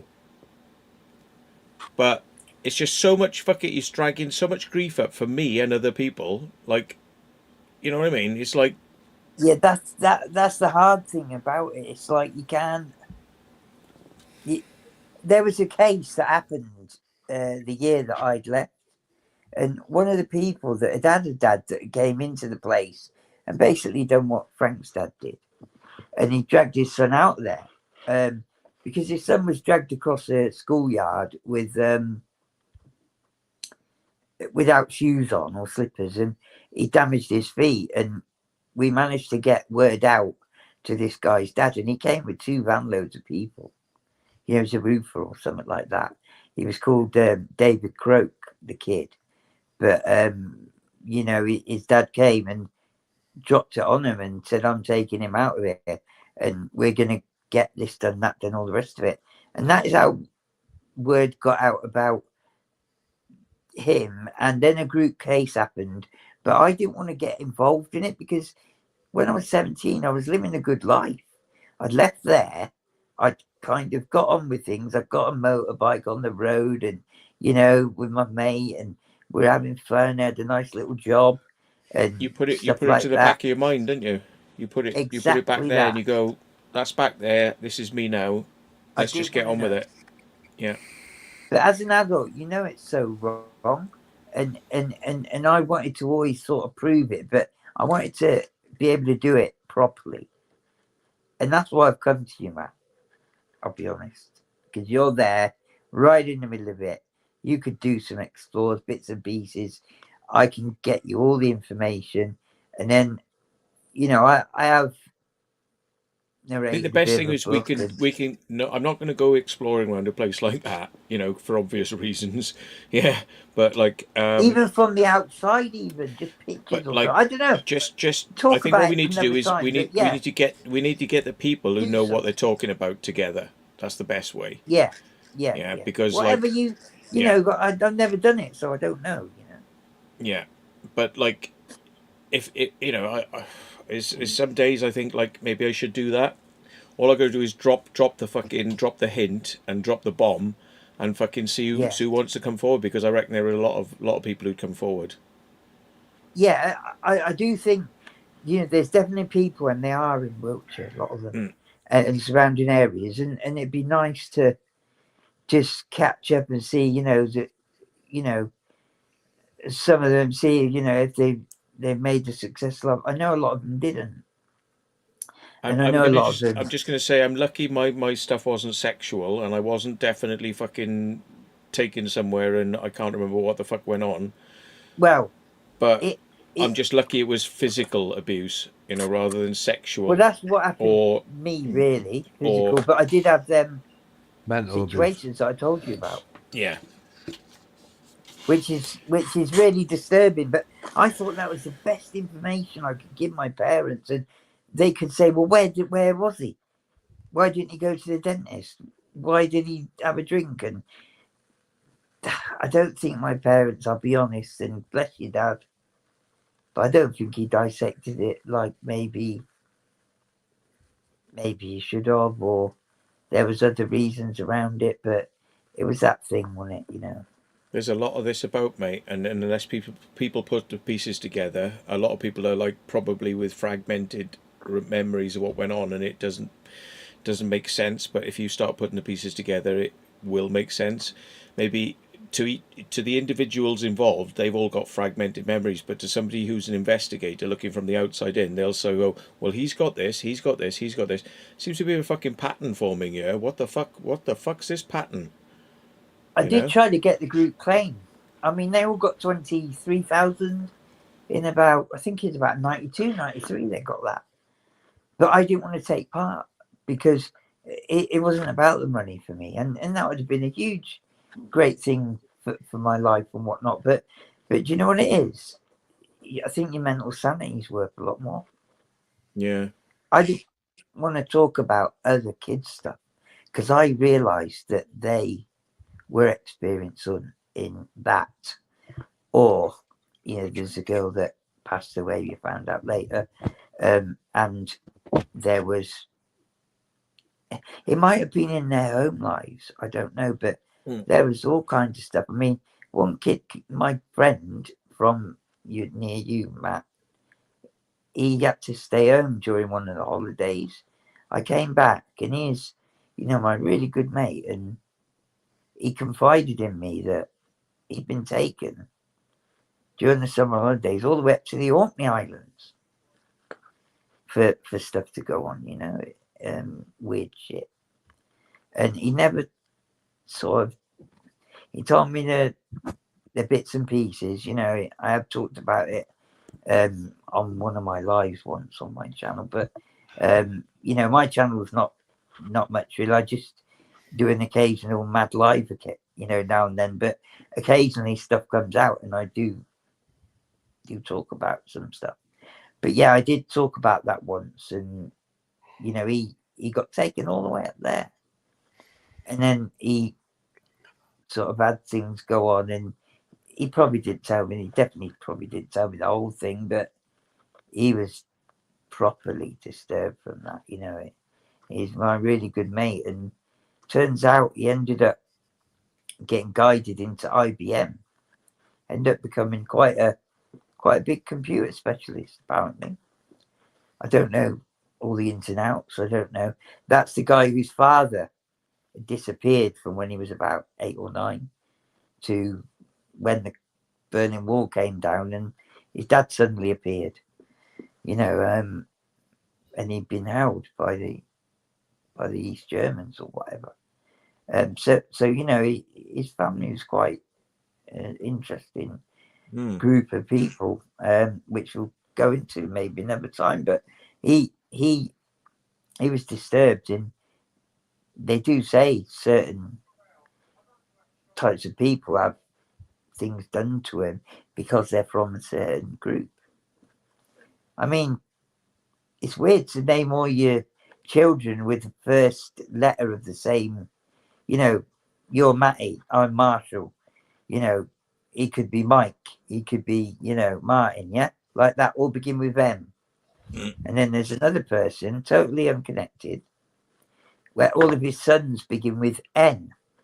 Nathan, Nick, yeah, Noah. You know, these type of things. I mean, what is that? I mean, my son, fortunately, he's turned out, you know, really good. You know, I've tried everything to make him see that, you know, the errors in life, and, you know, to avoid the stupid stuff and things like that. But, you know, he knows that I'd experiment with drugs, things like that. It was like you needed a crutch. Alcohol was pretty much the worst thing that I got involved in for a while. But, yeah, but you that's know, not, I still. that's not really a drug. That's just alcohol, isn't it? Yeah. But it Just gives me the depressant at worst the end of the day. feelings. Even though I drink now, I can drink socially. But, you know, if you use it as a crutch, it can really, really, you know. I know you're all sociable drinkers, blah, blah, blah. And sometimes I'll have a blowout, whatever. But I was doing it, you know, all wrong. And the effects I got from that was worse than anything else I ever had. But, you know, that was a long while ago. And I've managed to bring my son up really well. You know, he just got his new car yesterday, and, you know, he's got a good job, and, you know, he's held it down. And, you know, even though he was dyslexic, he's conquered everything, because I told him, if you can't read in this life, you're not going to get very far. Let's concentrate on your reading. What happens if you listen? You learn. I give him objectives every day I was around him, you know, because often I'd be working, you know, and do things like that. And I learned them type of things from that place. It wasn't all bad. But the shame was the person that had started the place and running it had ulterior motives. And the good staff, their work was ruined by, you know, by the reason the whole place was there. Yeah. I'm gonna have to pop off for a minute, and I'll get a beer. Fine. Right. Sorry, I'm waffling on like a monkey in a tree, but I'm just trying to get it across. I'm trying to cool down. I've got my fan blowing a good one. Are you hot there then, Frank? Yeah? Is it meant to be hot, is it? What is it? 25 or something? Oh, in this room, it's about 26, 25, Is it? 26 Is in it the Is it room. meant to Well, be? it might Is it meant to be? Is it meant to be warm? Is it? I don't know. I haven't even fucking seen the weather. Well, my friend's in the Philippines, and Fucking daylight saving again. Like. he's experiencing 30. It makes a big difference in the last 5. he was struggling with it. Bless the guy, you know what I mean? He's from Ireland originally, but yeah, he's got a wife in the Philippines. He'll come on at some point. But yeah, he's struggling at 30-ish. I don't like it past 24, to be honest. I love it. I don't like it either. I love the warm weather. Stop moaning, everybody. Winter's here soon. Like. I'd Do you know what rather it is? a bit cold. I'm the cold as well. I think when you're cold, you can get warm. But when Yeah. you're hot, to cool down, it's a different story. Enjoy it while it's here, like, because in the next. No, fucking no, I six- don't. I don't. six- I don't. 6 to sort I of- don't 7 enjoy weeks, it. like, You- autumn's you- here. I never enjoyed the heat. Never. Well, I do. I love it. Like, autumn's here stand it. soon. Like, enjoy it while it's here. There's a reason I don't go into some of these things on the channel in a big scale, is because there's a lot of other people who are already dealing with it, and it's like when you deal with this sort of like information, your channel gets shut down, or your Right, stuff gets Matt, seriously censored. But I do think Can I just this say? is something that needs to be talked about. But what I'll probably do is I'll re-upload this on my Unleashed channel, because, you know, if I go down the rabbit hole with this one, my channel will get ghosted, or it'll get No, suppressed. That's So why what- I mentioned in the email what I was going to talk about. I didn't know whether you read it though. No, I just looked at No, okay, that's very my bad. briefly. Yeah. Yeah. Maybe I hadn't dropped this on you purposely. I promise you, because I've had you kind of. I mentioned it before in an email a long while Yeah, ago, but but I didn't have I've got the to be concrete. slightly careful, because Yeah, there's a place for this, but what I need to do is make sure it gets to the right place, rather than if I deal with it here, then it can like shump, it can have a No, that's the last thing I want downturn now. on the channel, like, you know. So yeah. I'm sorry for just. I thought you'd read the email. I'll be honest. But No, anyway, I get where you're coming from, but like honestly, there's so much stuff I could deal with this on this channel. It's called the Secret Vault, but if you actually go into the fucking vault, the vault closes Yeah. for good. Yeah. Yeah, that ain't funny, is it? Mm. But you know, funny enough, your early stuff, my dad had access to the Burlington bunker. We're allowed to talk about that, aren't we? Mm. Yeah. They He had don't like access the to fact that I've Burlington. talked about it in the past, which is why they've moved a lot of it away from there now, because we've been fucking pointed, shut the spotlight on it. They can't You're on keep about, some they of all it know there you now. by name down there. Come on. You're a celebrity. Mm. Yeah, in the wrong ways. We met the police down there the other day, and these police were wise not to talk to us, because they pulled up and they went, all right, and I went, yeah, and I went, so anything interesting going on? I went, no, not really. And they said, so you're going to be back down here later on? I went, why would I do that? Not really. And they went, all right, well, we'll see you. And I said, you're not being very chatty. I said, I guess you think because it would end up on YouTube. And they went, not really. And I went, no. I said, where's Simon? And they went, yeah, he's not here now. And I went, okay. And they went, yeah, Simon's much more chatty than we are. And I went, there you go. I said, you don't want to say anything you don't want to, isn't it? Yeah. I tell you what, like when my dad was, all he was a maintenance contractor, yeah. He'd spray paint, he'd, paint buildings and change doors, all sorts. He had a crew of people working under him. And they sprayed all the tunnels there using the little electric cars. They have all the kit on the back of the electric car, and they just drive along while they were spraying and stuff like that, slowly, but, them type of things. But in the Burlington bunker, they used to change all the flowers and all the fruit every single day in case the Queen wanted to turn up, or, the government or whatever. Joe wants the link, by the way, Matt. Mm. He keeps putting it, asking for it every bloody 10 The link minutes. for what? The Can you panel. send it to him? No, you got to email it to him. He says. I can send it to him on Facebook. I think. Yeah.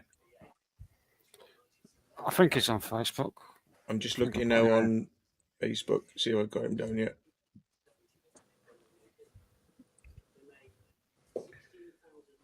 Yeah, and Facebook's just sitting there now going, search?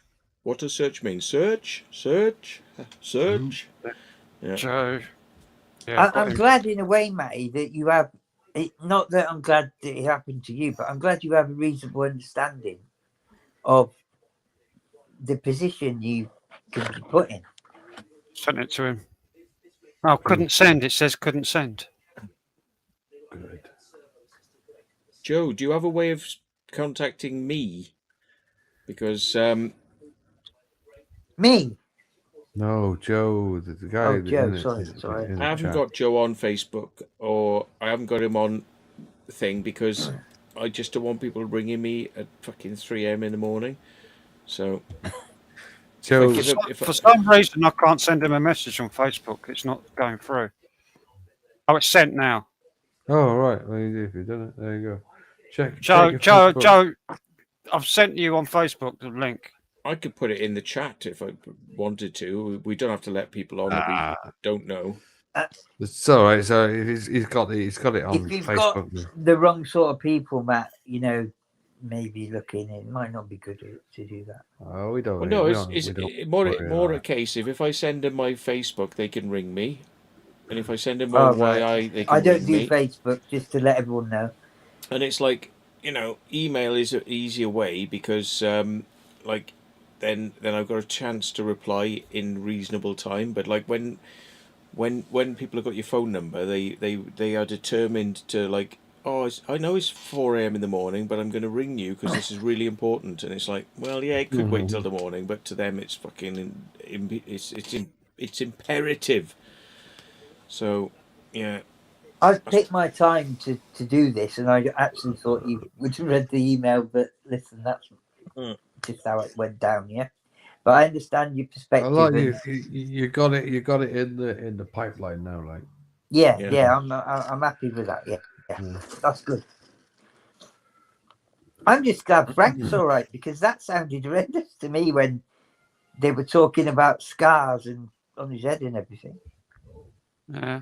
Look, I mean, there's somebody I know who I want to see in the next couple of days, right? And he was in a boarding school, and he was raped and abused, and it ended up when he came out, he became a heroin addict and was homeless and lived on the streets. But a lot of it was to do with who his family were, who were quite well known, quite well off, but just thought, we're just going to stick our kid in this school, and then he kept a lot of it to himself. He took it all on board himself, and it's like what the end product was. It's like became a heroin addict, was living on the streets with a family that are quite well off. You know what I mean? And it's like, and he's lucky he's got off all that now, but he could have gone the other way. He could have been dead right now. You know what I mean? There is quite a number that I went to school with that ended up going down various routes. Some were like clearly had sexual issues. One or two. One in particular became quite an abuser. Did something awful, really awful. I don't want to mention his name right here, but I was ashamed to have known the guy. Then I heard something only probably a year ago. I asked after somebody who lived in Swindon, and I said, "Did you know this guy?" Now at school, this guy was like the best sportsman. He had the best kind of like physique. His older brother had trained him when they lived in Swindon, trained him in weights, things like that. And we weren't doing weights at that point, he's a good guy. And, he might have got involved in sniffing a bit of glue or something like that, or a drink, maybe smoked, I suppose. But he wasn't involved in anything like that. Well, these people told me on the live that he'd been caught flashing. For God's sake. Well, all my brothers and sisters went to a Catholic convent when my mum come from Ireland. She ran away from her ex-husband, like before I was born, and so they were stuck in a Catholic convent when she come over, and they suffered like severe physical and mental abuse. Like they beat them up and then they send them down to the basement where all the dogs were, because the Catholic nuns kept Dobermans, guard dogs, and they used to put them in with the dogs and things like that, and torture them and whack their genitals with like hard bone brushes and things. They were evil. It's elements of control, isn't it? But they done a class. Everybody that went to that convent, there was about, I don't know, 200-300 of them that all done a class action suit about 10-15 years ago. Police come out, interviewed my mum and interviewed my brothers and that, and then it got buried. Even though the police done the investigation, they was going to go ahead with it. All of a sudden, it wasn't possible to prosecute the nuns. They were still alive, and everybody, because they were pension age, so they weren't going to go ahead with it. Really? It was just all brushed under the carpet, the whole lot. Even though it was like 200 to 300 people, like Sounds got like together. sounds like the place my brother went to, like when he was about That's a lot. 5. It was a Catholic convent in the east end of London. Yeah, my brother went to one of those. Like he went to a Catholic convent. He went to a boarding school with nuns. Well, that was boarding. It's just too embarrassing, isn't it? They'd rather sweep it under the carpet than fucking admit what was going on. Because if you admit that's going on, you admit there's fucking hundreds of other places like that, just exactly the same, doing exactly the same. So it's like, why do we just shut down every school in the UK and shut down everything? Because it's all fucking wrong. It's like, so rather than do that, they pretend like it's not going on and just carry on. Just the thing with that was my mother ignored it, right? But my auntie and my grandmother got him out of that school, but my mother ignored it. She just said, "Oh, nothing going wrong there. Just let him stay there." He was there for 2 years. It's too much. Don't know what you think to this for people to take on board, isn't it? Yeah. They'd rather pretend it doesn't exist than fucking acknowledge it does exist. All my mother was bothered about at the end of the day was he was out of her hair. Yeah, that is it. That's what some people don't want boarding school. Some people don't want any attachment with that and then name of the family, like even though they haven't done nothing wrong, but they don't want any fucking like people to talk, and it'd be like and it'd be like a cloud over the fucking household, like even though they haven't done anything wrong, it'd be a cloud hanging over the fucking the house. Because times were like that, weren't they? It affected him so much, like he never really said much about it. Kept it quiet for years. He only told me about it like just the year before he died. Can I just say that 2 of the teachers, and they were like quite important sort of educational teachers, not care staff at that place, had been through that Catholic system. Nuns, man. One of them I remember really well. It teaches them, people that get treated like that end up acting like that when they get older. Sometimes, they end up living out the fucking thing that they got dealt with themselves. That's what's happened to my family. My brothers all fucking psychos. I mean, one of them tried to fucking do me in here when I let him stay here after he got out of prison. I know, yeah. A couple of years ago. He was trying to fucking take over your fucking house and bully you. Yeah. Yeah. I had to get the police called and have a fucking restraining order put on him. On my own bloody brother. One of the teachers was called Mrs. Smith, and I'll say her name. She was, because there's loads of Smiths, obviously. She was a really good teacher, and she had a lot of compassion about her. But she told us about her time with the nuns and all that, and it was almost as if she was guided into this particular position for whatever reason, I don't know. Then we find out there's another teacher, exactly the same, from that system, and we had no affiliations with Catholic Church or Ireland with that school. It's meant to be Church of England, but yeah, there was 2 teachers that were kind of only 2 of 6, if you like, 7 maybe, actual teachers. There was only like 50 kids in the whole place that had been through that system, and they described all the abuse that they'd received and things like that. You know, from nuns, and it's just a bit strange how that Keeps happening, doesn't it? seemed like a follow-on. Yeah, just like a ring goes round and round. Yeah, exactly that. Yeah. Different time theory, isn't it? I mean, it's like we were all, well, I mean, all 4 of us here, like growing up in the 70s school period, like. Yeah, 70s, 80s. Yeah. I mean, I went there in 84, and it was a rush. They wanted certain type of kids in that school that they'd identified for whatever reasons. I'm not saying I'm special, because I'm not. And, you know, I've gone through hell to try and maintain a normal life. And I've got a lovely girlfriend that I've been with for 27 years. Loyal as the day is long. Got a son, man. 24. He's a really good kid. Everybody said, you know, it's funny, there's always a credit to you, this, that, and the other. He's got real manners, all this other stuff. You know, he's liked, but he's not think he's, you know, he doesn't think he's better than anyone else. He's just a genuine person, like I've tried to bring him up as. And I told him the error of some of the things I've done, some of my friends have done, etc., etc. And we just tried to make him, you know, and somebody said only the other day, I wasn't there, to my missus, who's a hairdresser, she was doing someone's hair. She said to him, your son is like the perfect son.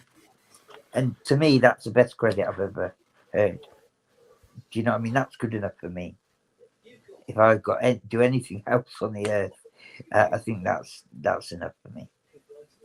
Someone else saying it, not to me, you know, just saying you've pretty much got the perfect son, because she's going through hell with her own, you know, involved in this, that, and the other, and whatever. I don't know, but you know, her getting to know my son and all the rest of it, and I think I've helped install. Nobody's perfect, but I've helped install certain things in him that you know just worked out, fortunately.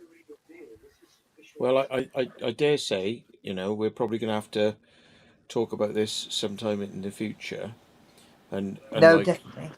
you know, because I you know, there's obviously more to go into, but I sense there's a lot more that we're not saying here, because we could go down some very dark holes. But Exactly that. Yeah. I mean, I totally get what all of us are kind of like hinting at, and what we know. There's a lot more that we know that we're not talking about, but we'll talk about it either privately or somehow. Do it we'll on talk your about terms, it, but because it's like, your channel. I'm happy to do it. Do it on the other channel. yeah, but Yeah, we need to do it. like We I need say, the right other channel. environment, But you you know, know. Yeah. your best position. This is why. Mm. You know, I mentioned it to you before, but I didn't feel like, you know, just a game that the headmaster's son had made. You know, I tell you what, there's a circumstantial case is way better than one with a few bits of clear evidence. Well, the case around that, 120 points that I can prove, but it's better to have in writing type all the rest of it, which I have, which we'll talk about in the future. No problem. Yeah. But yeah, I definitely think there's more there to chat about, and I think we've kind of like touched the tip of the iceberg here. So we'll have to talk more about it, you know. But right time, right place. But I'm sure we could name No, names that's and fine. That's fucking fine. name It's times lovely. and places and all sorts, you know. But yeah, Yeah. yeah, And it's a good thing in a way. I mean, I know personally it might not be, but it's a good thing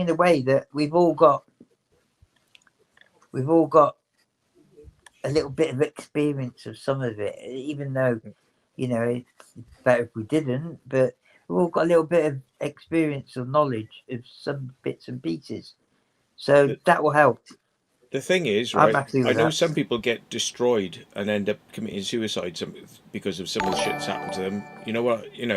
When people say like, if you look back on your life, would you change it? Would you change any of it? And like I say, well, it would have been easier if I could change all that and none of that happened. But you know what? I say, no. At the end of the day, it's made me have a bit more of a perspective on things that I wouldn't have if I didn't have those experiences. So, although they're bad and shit, and would I change it? No, because I wouldn't want to be just this like happy, like fluffy bunny that doesn't know anything about the world and is just like running along like a happy bunny running down the road. Yeah. It's like, no, I'd rather be the fucking bunny that has had a few bad experiences and hides by the edge of the road because I'm not going to get squashed. Yeah, you know what to look out for. You know You where know what to where look the out dangers for. are coming. You know Yeah. where the Yeah. dangers are. Yeah. Can I just say this little thing? Do you know, just for argument's sake, subject we had talked about previously or was mentioned, if the shit really hit the fan, the type of people that are going to actually do something.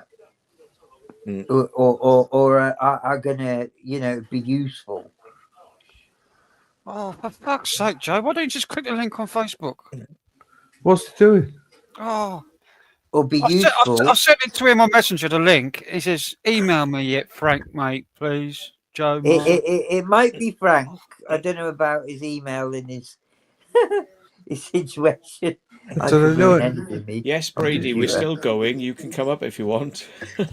But I do think the people that would be useful in a adverse situation are people like us, because a lot of people just care about paying the bills, this, that, and the other, their own little thing, and they're not looking at the greater picture. good and the whole picture. Yeah, but you're opening up a big can of worms, like, and it's Of course, you know that. I get that, but what I mean is if I had one use, and there's plenty of people that just don't do anything. Well, and we're not that type of people, to be honest. If Well, we could just do one thing. I'm one who didn't do anything, but I'm doing other things. But you're enlightening people, Matt. You made a few crop circles back in the day. Honestly, Jesus, that was funny. Yeah, but the thing I swear to God, that's how long I've been looking at you. Yeah, from the outside. It's just like I've rattled a few cages, and it's like I'm just trying to send out some love, like look at Frank, through the crop circles, to heal the shit, rather than like going out and fighting the fucking shit head to head, because it's like you can go for a fight, you can go for a ruck, yeah, or you can go, let's just have some bigger love, and just like let's just like fucking let's heal those wounds rather than fighting the pricks that cause the wounds. There is, and do you know what? I do believe that coming together, and I do feel I took a step tonight, and I wouldn't have took that step if I didn't have something I could concrete go back to and use. But it's a move forward, and I do know you're in the best position, not just geographically, but know what I know now from what you've said tonight.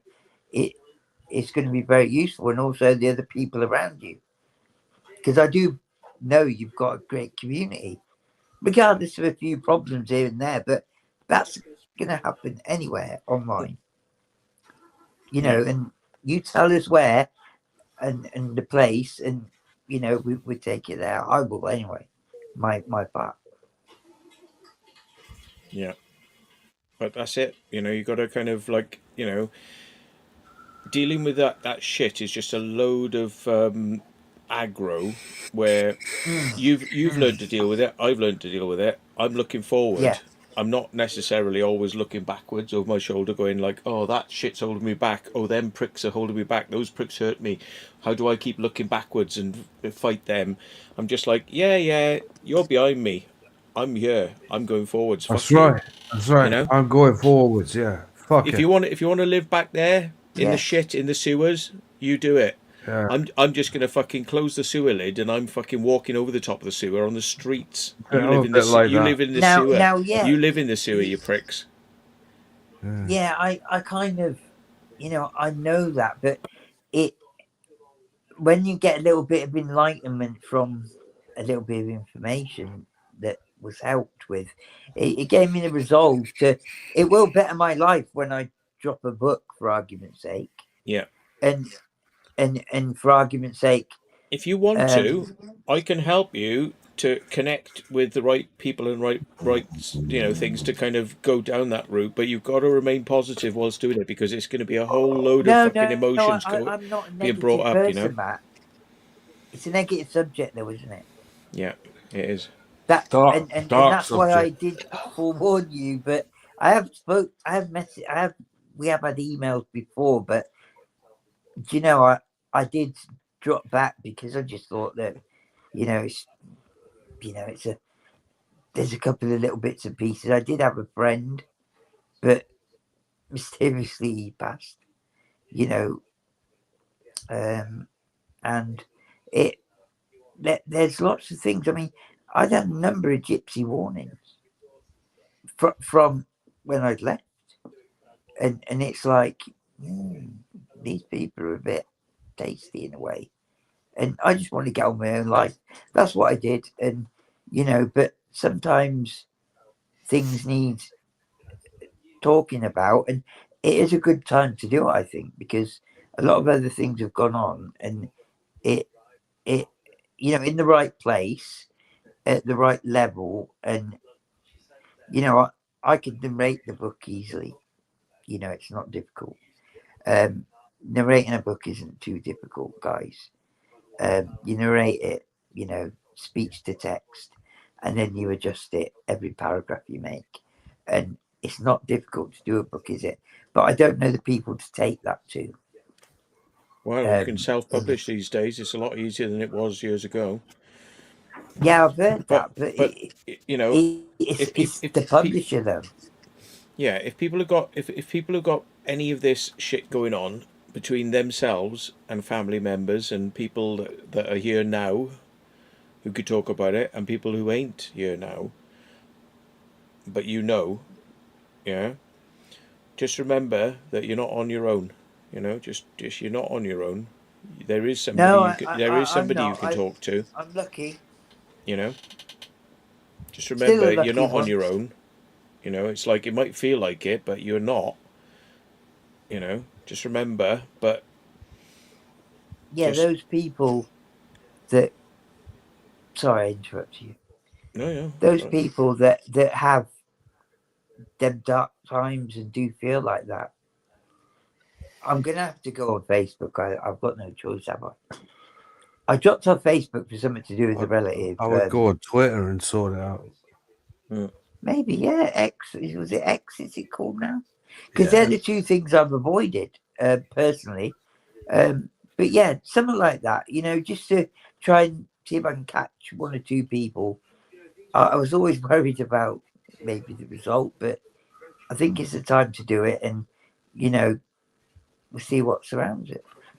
Thing you got to remember about like social media platforms like X, Facebook, Instagram, YouTube, and all that, they're heavily censored, and you could be getting somewhere, you could be starting to get somewhere, and all of a sudden it'll just go dark and it'll go black, and it's like I think that, isn't it? I've found out. I think if you create a small website or something like that, they can't. It's very hard for them to shut that down because you own it, you control it. The only thing they can do then is just ghost it off search listings on Google. Yeah. Right. But like I've got word of mouth will go round, round, but they can't stop people looking at it. Yeah, that's just my own personal opinion. No. if you know this way better than I do, I have a son that does computer sort of design and all that type of thing. He makes apps for people and that type of stuff. So yeah, Just think of a way that they can't control. It's very hard for them to control then what people are looking at, because it's like you own it, you control it. The only thing they can do is they can stop it being searched for. But then right. word of mouth, if people send it word of mouth, yeah, grassroots, once people know where it is, they can still look at it. Whereas if they put it word of mouth out about Facebook, they can go to Facebook, and Facebook goes, this page doesn't exist. It's fucking there. They just go, oh, sorry, there's been an error. Heard that. There's I've been heard an that error. before. Yeah. I've heard it with the same sort of involved with the subject. Yeah, I've heard that before. Yeah. You know, it's like, you know, they got so many ways to shut things down. Just do it in a way they can't fucking shut it down. You know. Yeah.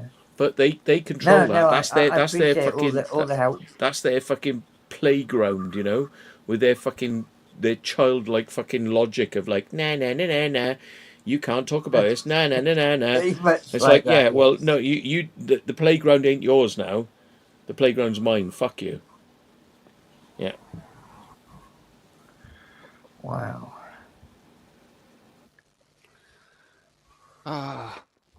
Well, do you know that it's been fascinating? It has. Sounds like people are getting tired. Are you getting tired, guys, or are you going to carry on? I'm personally okay, but you know, if you've got another thing you want to talk about, Matt, or something, well, I'm going to get off because it's 5:30. I reckon in 1 minute's time I'm going to be ready for bed because I've had loads of beers. Right. And I reckon I'm going to I don't want to be up. It's daylight. Yeah. Have you had enough? Another day in fucking bed. Yeah, I've been up too late this past 3 nights. No, it is about that time. It's the past the witching hour. The sun's blazing. It's going to start getting warm. Yeah, then I won't be able to get to sleep. I want to go out. That's good stuff. I appreciate it, Matt. I'll be in contact then. Yeah, email me, mate. Yeah. Well, you've got my email address. Yeah, me@thematthewwilliams.com. I've got it's that there at the bottom of the screen. And I appreciate your help.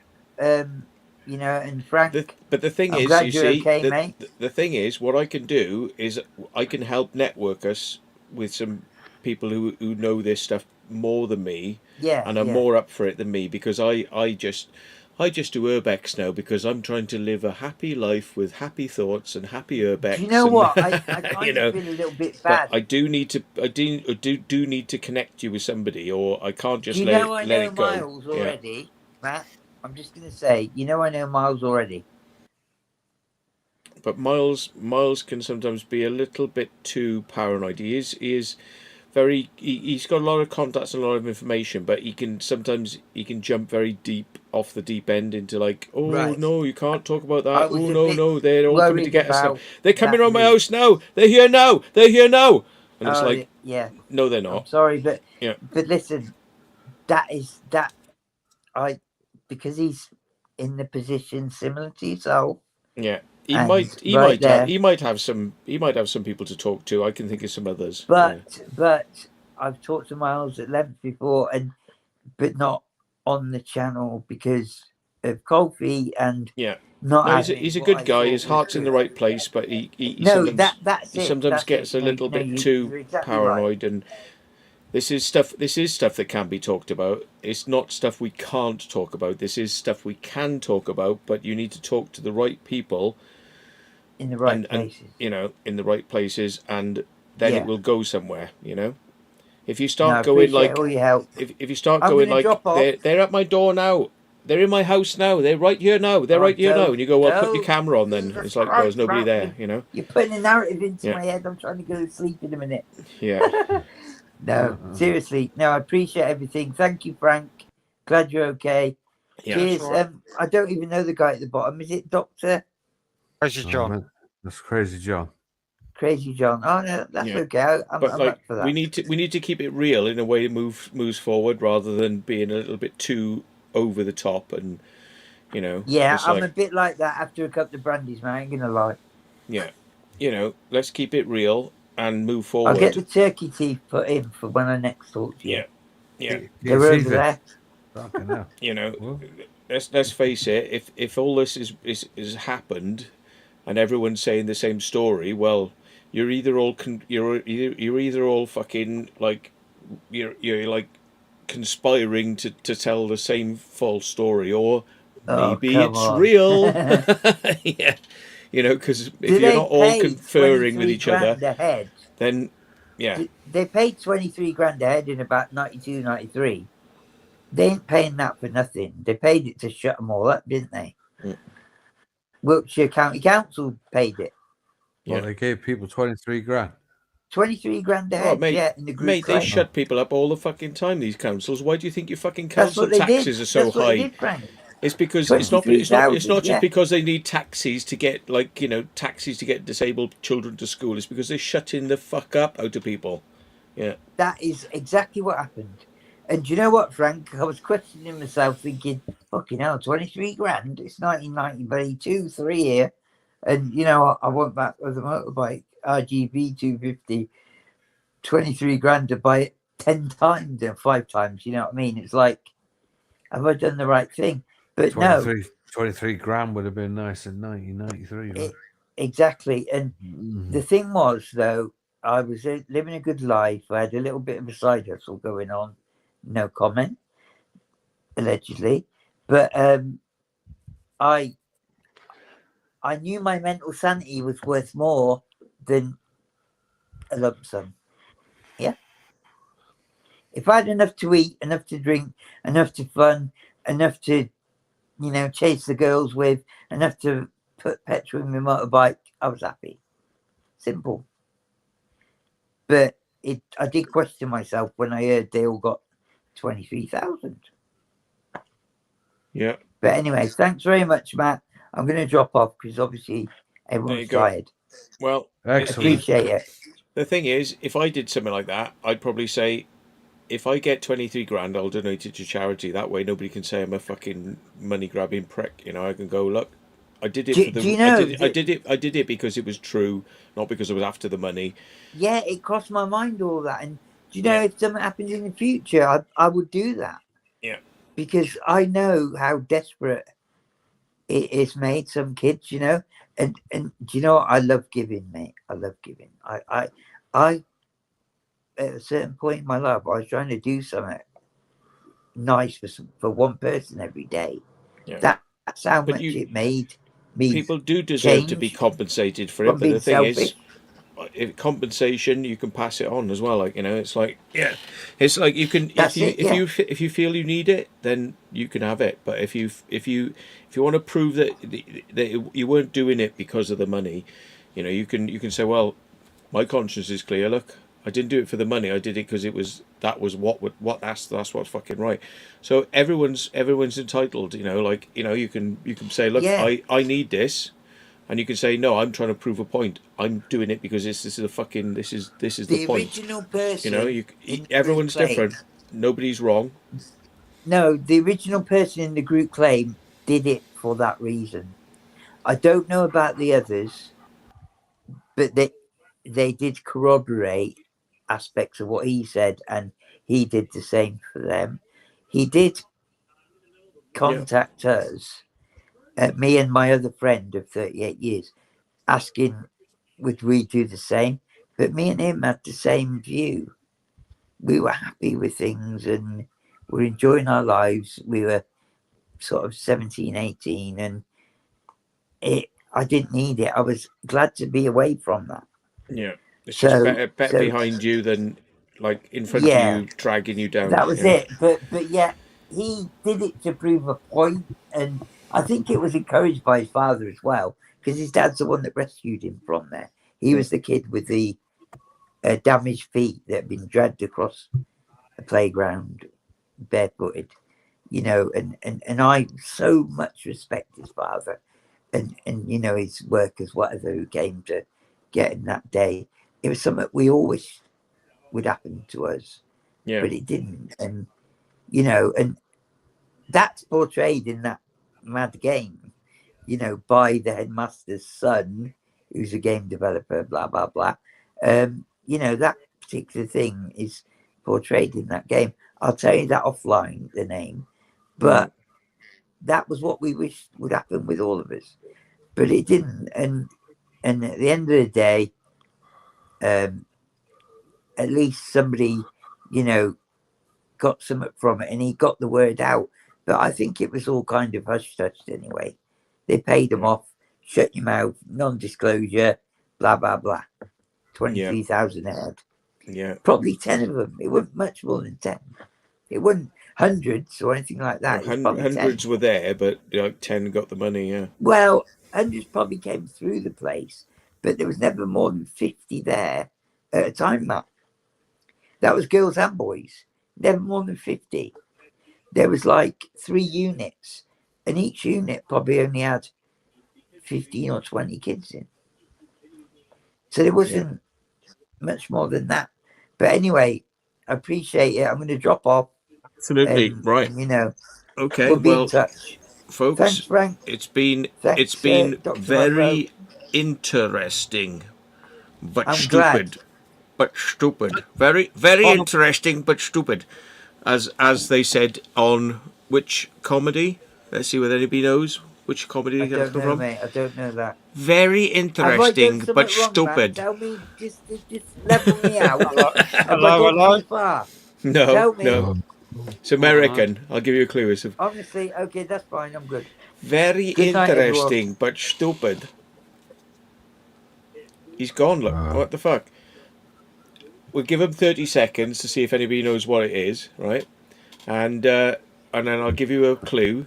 15 seconds in, right? Here we are. Goldie Hawn was in it. Comedy series. Very interesting, but stupid. Goldie Hawn. Goldie Hawn. Yeah. Oh, well, private Who I Benjamin, was met. it? I met her looking for UFOs and crop circles. Goldie Hawn turned up.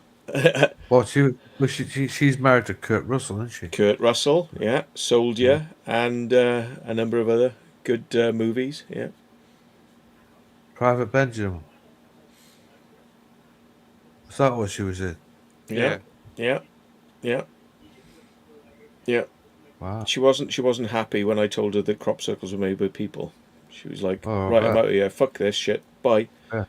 Yeah. Well, she literally went out there just to fucking see it. Yeah. Wow. And she was stood. Wow, that must have been surreal as fuck. Yeah. Just standing there, and there's a fucking Hollywood A-list star. Fuck me. Hello. Yeah. Yeah. And I went, I recognise you. I recognise you. And she went, yeah. She said, I'm here for the crop circles. And I said, oh, what do you want to know? And she said, well, where do they come from? And I said, well, there's a couple of people over there who make them, and I've made a few. And she was like, right, fuck you, I'm out here. Bye. Yeah. They don't want to know, do they? They don't want to know. They want like, no. Don't burst my bubble. Yeah. Exactly. Was she expecting it to happen right in front of her? Like wow, that's fantastic. They get so invested in some kind of like fantasy type view that they just can't. They can't. Well, I thought she's spent a lot of money. She's famous. You know, she's asked a question. Should I lie to her and give her what she wants, or should I tell her the truth? What was she doing in the country at the time anyway? Well, you're for crop circles, I think. Yeah. Must obviously come all the way over from the States to go and look for crop circles. Fucking man. Yeah. Wow. I should have said I saw you in a comedy that I really loved. Yeah. And I should have said I shouldn't have said let's not talk about crop circles. Let's talk about you and comedy, because I really used to like you in that show. You were funny as fuck. I would have asked her and I said, well, what do you think of Peter Sellers? Because apparently he actually did a film. She did a film with Peter Sellers at one stage. Yeah. He was a bit of a bastard, wasn't he? Apparently. Well, yeah. To his son, yeah. And to his wife. To his wife. Yeah. Well, all his wives. Yeah, all of them. Yeah. They all got pretty much screwed up by him. Yeah, no one of them got any money apart from the last one. Yeah. Even the kids didn't get any money. 3 million quid he had when he died. His missus got all that. Nobody else. I don't know. Yeah. Right. Let me just line this up. I'm not going to say what it's from because you still haven't got it. Nobody's got it. Just line it up. Here we go. Right. Probably get a copyright strike for this, but I'm probably going to get a fucking community action strike for what we were talking about. But anyway, here we go. Right. Very interesting, but stupid. Is that Rowan and Rowan and Martin's laughing? There we go. He got it. Yeah. I remember watching some of them. I still don't know what it is. I never see it. I don't think. Oh, man, check it out. And talking about, talking about which, he said like Peter Sellers. I haven't seen this. Oh, I haven't even seen this one. That is a Peter Sellers taking a piss out of. Yeah. Here we go. Yeah. Right, here we go. Very interesting. What do you mean, very interesting? It was stupid. Yes, it was stupid. But it was also very interesting. It was not as interesting as it was stupid. Yeah. Before we get copyright strikes, I can have 11. I can have 11 seconds. This was for review and educational purposes, not copyright. It was for review and educational purposes. I remember that exact episode as well because he was in a film with her at the time. That's why he was over there. That's why he was doing that. Yeah. Yeah. Very interesting, but stupid. Yeah, John. You was worried about me getting a copyright strike the other night for playing those clips, like music and stuff. I didn't get a single copyright claim. No, you didn't. No, interesting, but stupid. Yeah. That was Rod. Yeah, you played Rogers, didn't you? You did Roger Waters, didn't you? I played Roger Waters. I played Van Halen and something else. I can't remember now. Yeah, you did it for a short period of time, though, didn't Gary you? Moore. Yeah. Yeah. Did anybody get Rowan and Martin's laughing? I'm looking at the comments now. Hang on. Nah. Because you got it before anybody else did. I knew it like as soon as I seen it, Rowan and Martin. Because I remember her on there. She was prime. She was prime on there. She was on there most weeks as the dumb-headed blonde. That's what she was on there for. Shame about that. Giggler. She's all deformed with plastic surgery now, isn't she? Yeah. Well, she's married. Kurt Russell at the end of the day.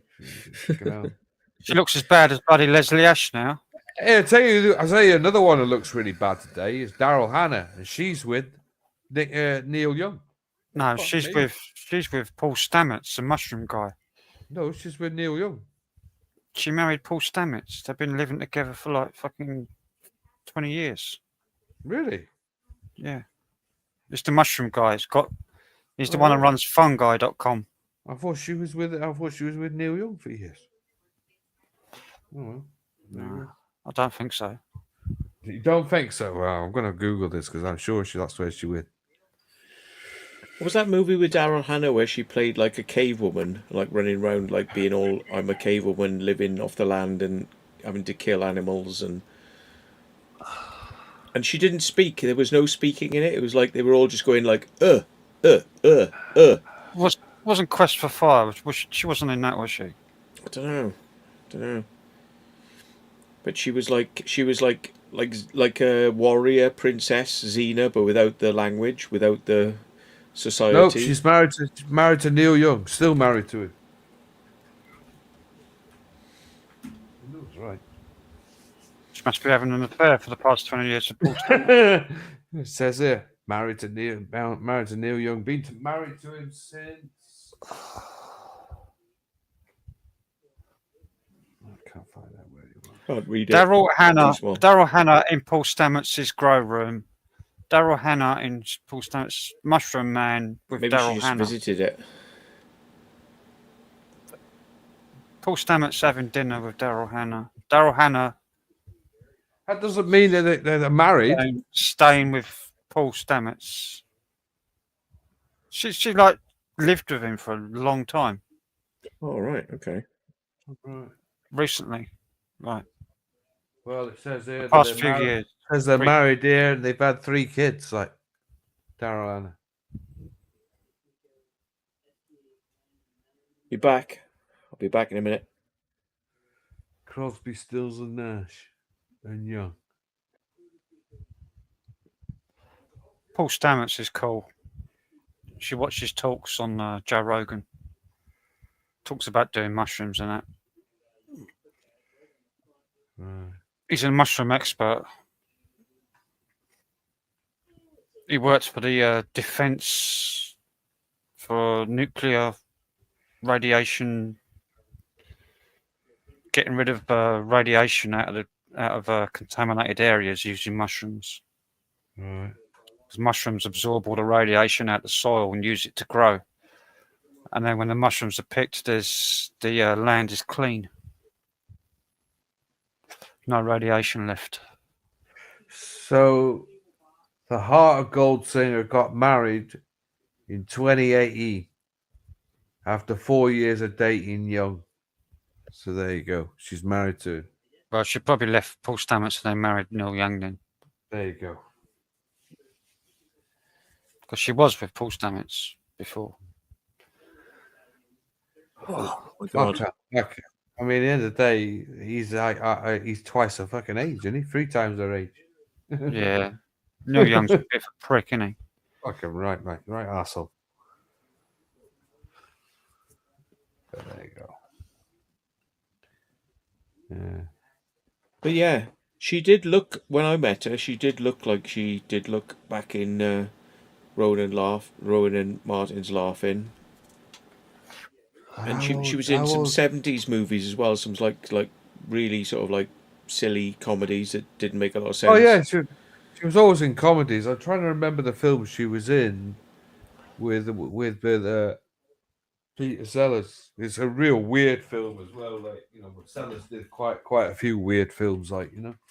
Yeah, I mean, you know, she was in the sort of category of the it was like Herbie Goes Bananas type silly zany fucking comedies, like The Monkeys or fucking stuff like that. It was like really sort of like childish sort of humor, but some of it was good and some of it was just like, oh, come on. Yeah. She's always a dumb blonde. Yeah, that's what she played, like the dumb blonde. Like, she was in Rowan and Martin's Laughing as the dumb blonde. That's why they had her on there. And she always came on with she'd act dumb. But yeah, you know, I still had respect for her. So you know, I just thought, well, I respect you, so I'm not going to lie to you.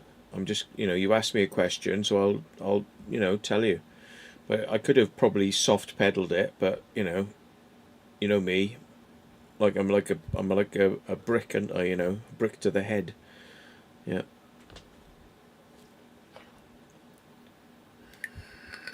That's true, Cool Tools. Watch Paul Stamets' interviews on Joe Rogan. He's done 2 of them, and he talks about it on there when they used mushrooms to get the radiation and contamination out of the grounds. At the ground. Contaminated areas. 1970, There's a Girl in My Soup. Peter Sellers and Goldie Hawn. I watched bloody Private Benjamin a few months ago again. It was on a streaming site. It came up and I thought, oh, I'm going to watch that again. You know what? I watched it years ago and I haven't seen it since. Not one of the. It's quite good. Good film. She never went on the TV show. It's another one, like, you know, it's like what's the name of it? Sutherland, like doing MASH and then never doing the series. You know, he just did the film. Yeah. She just did the film. She never did the TV show. That's the thing. I think Goldie, you know, she's got more going on upstairs, but you know, she was typeset, you know, into that sort of role. Extremely you know? clever girl, like very. But You know. Yeah. She looks like a trout nowadays. She's really I ruined haven't, herself. I haven't seen. I haven't seen her for. She's never going to come on this live stream. That's it now. She's I've ruined never- herself with plastic surgery. She looks like almost like Leslie Ash now, and with the fish lips and all of that. Really, I haven't seen her for years.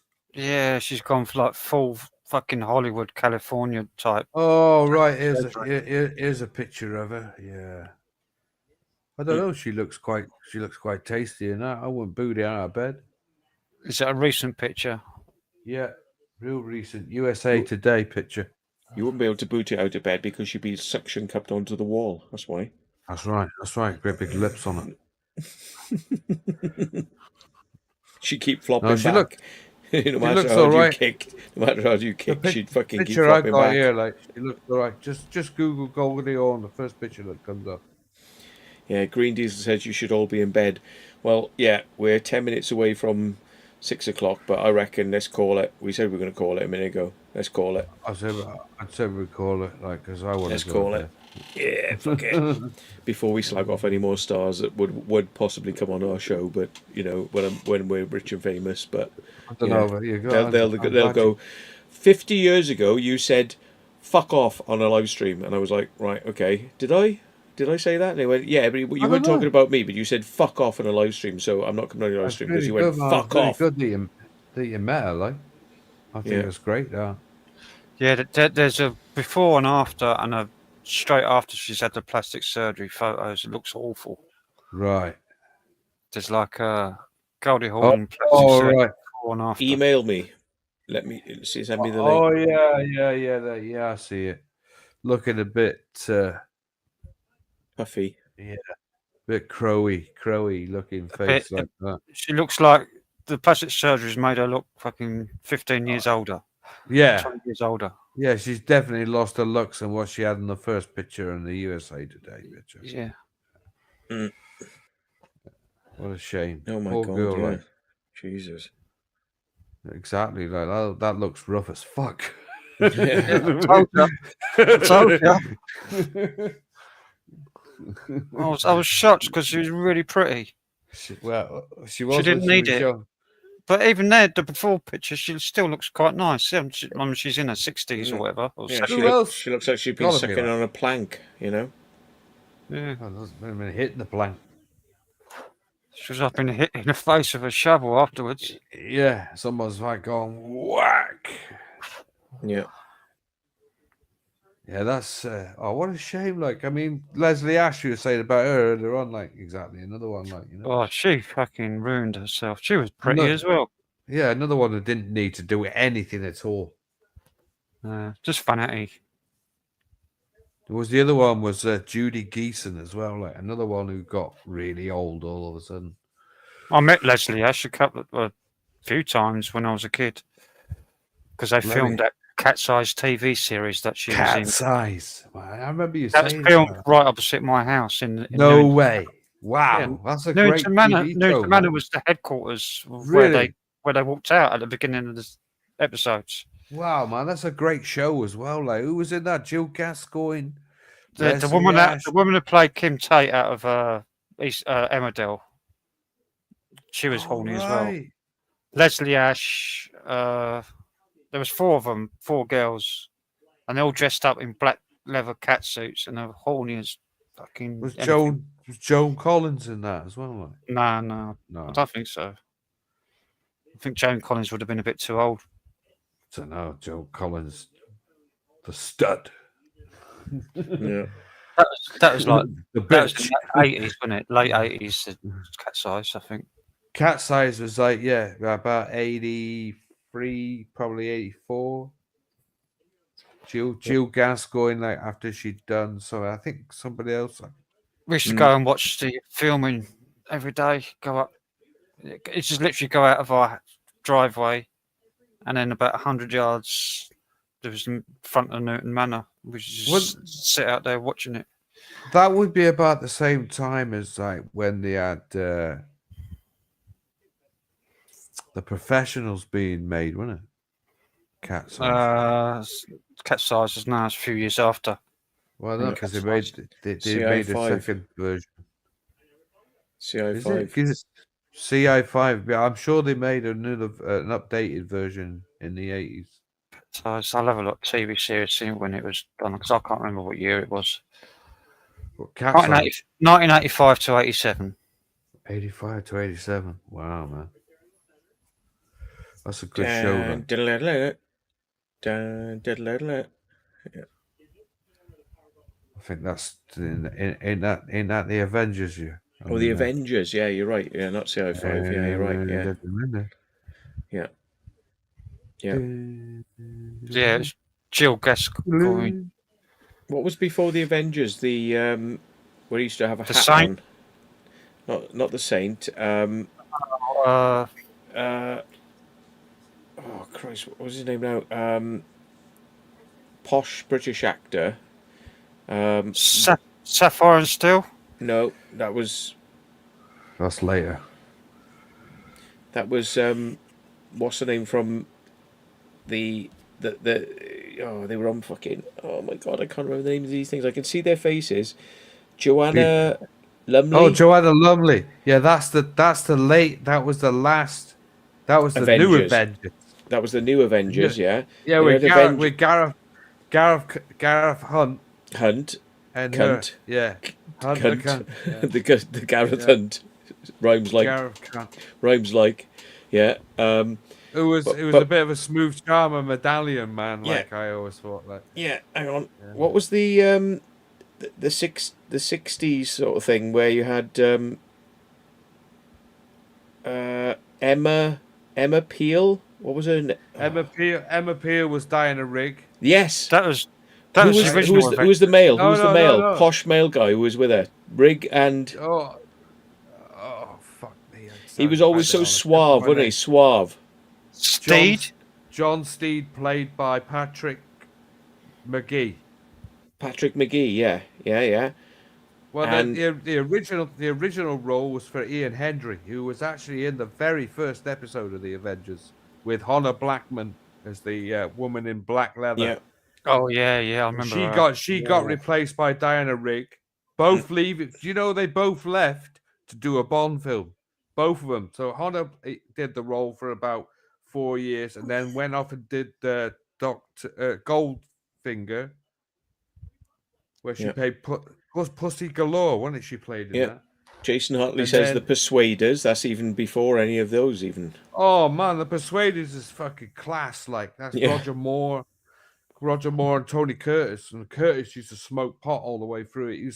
Everyone who watching them, he's stoned out of his fucking mind like he's bombed. Yeah, you know. So yeah, great. And even Roger used to say, "My God, every time I was in the room, he was stinking of smoke and pot." Yeah.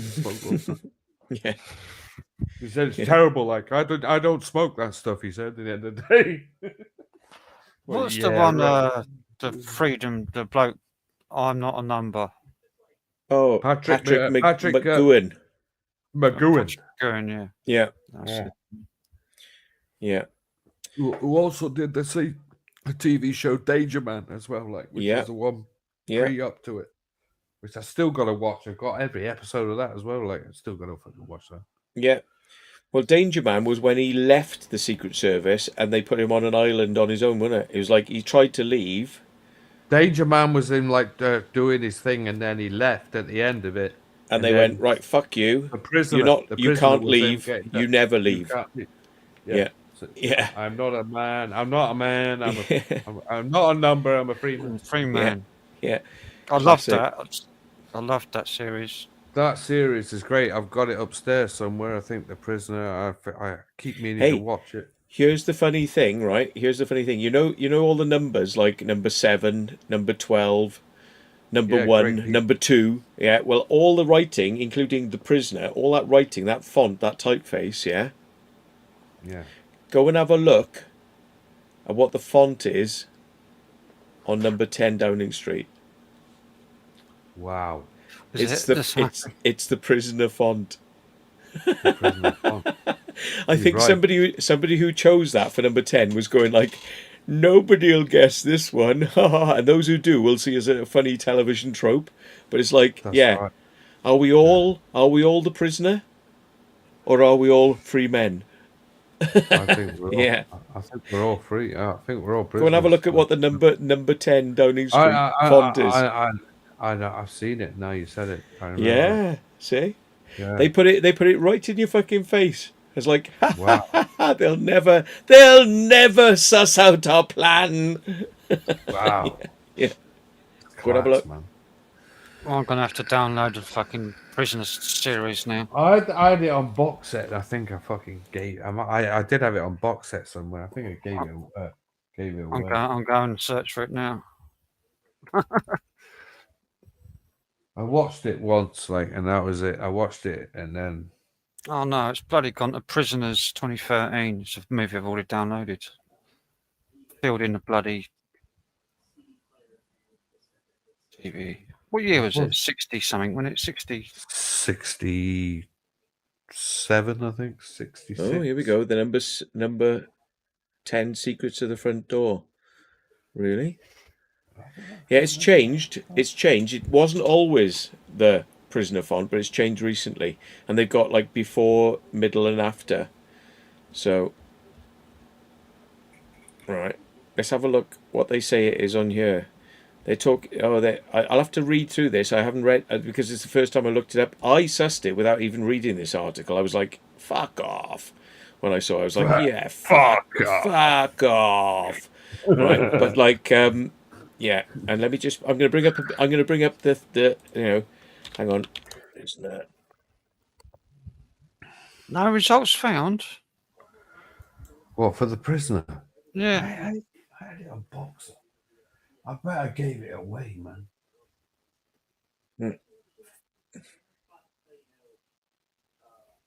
Yeah, I did.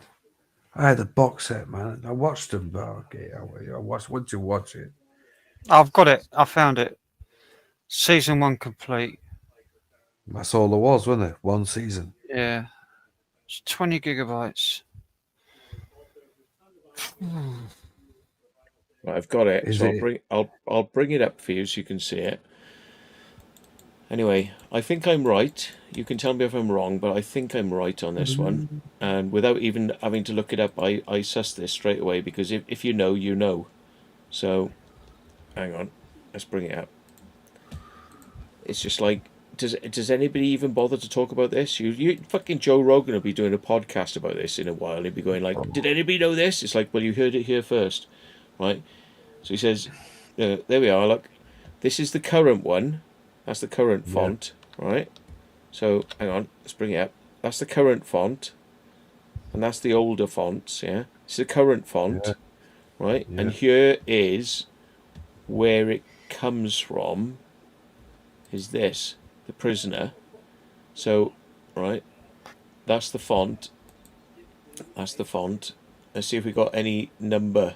Yeah, so see if they got any number ones, but I can tell that is it because I've seen it on his front door of his house. Let's see if we can find it. The prisoner house number. Yeah, let's see if we can find images for that. Right, the number on his house.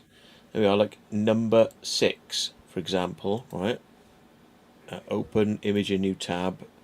Right, so there we are. So it's like number 6. Can you see the way the N is massive and the numbers are big?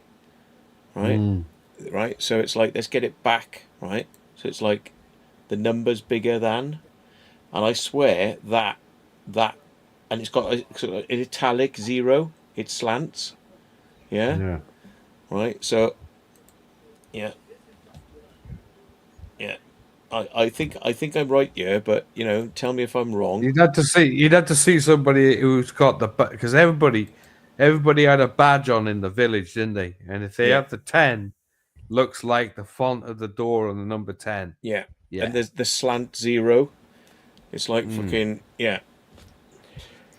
Yeah. In fact, let me bring it back up because this here we are. It was actually there. It was actually there on one of the ones I already showed you. Hang on. Let me bring it back up. Right. I just found they made a look at the slanted 0. See? Right. There. Yeah. Slanted 0. right? I mean, I don't know what it was. My brain was mulling over this for a while, and I don't know where it just went click. I got this. I fucking got this. Yeah. You know, you're saying about things being remade. That's wrong. So I was reading today that Eddie Murphy wants to remake It's a Mad, Mad World. The classic comedy from the 60s. Mm. And he wants to remake it with a load of people from today, funny people. I mean, 30 people. Who the fuck is really that funny to go into a film as classic as It's a Mad, Mad World with the big W? Oh, some loads of people have super chatted, and it hasn't come up with the thing. Look, Ruby XX3, thank you for your £5. Oi oi, £5. But I didn't see any of these. Jackie G has as well. Oh my God, there's loads of people have donated. Is this tonight? I don't know. No, it's months ago. Sorry, it's months ago.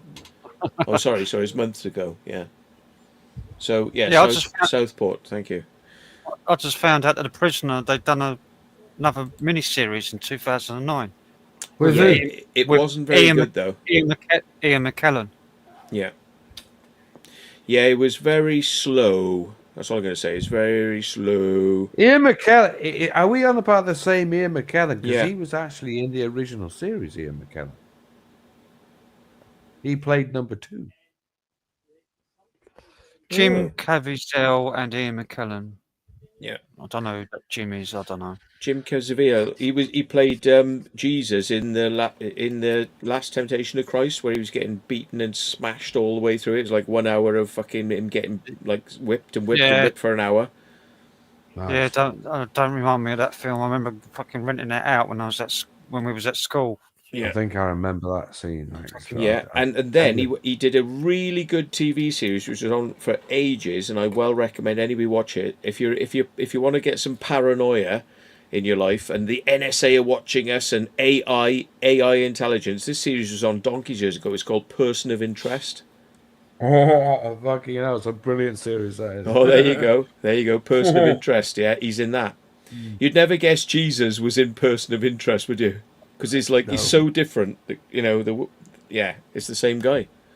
Yeah. Wow. See, I wanted to forget that scene of him getting beat up like Frank.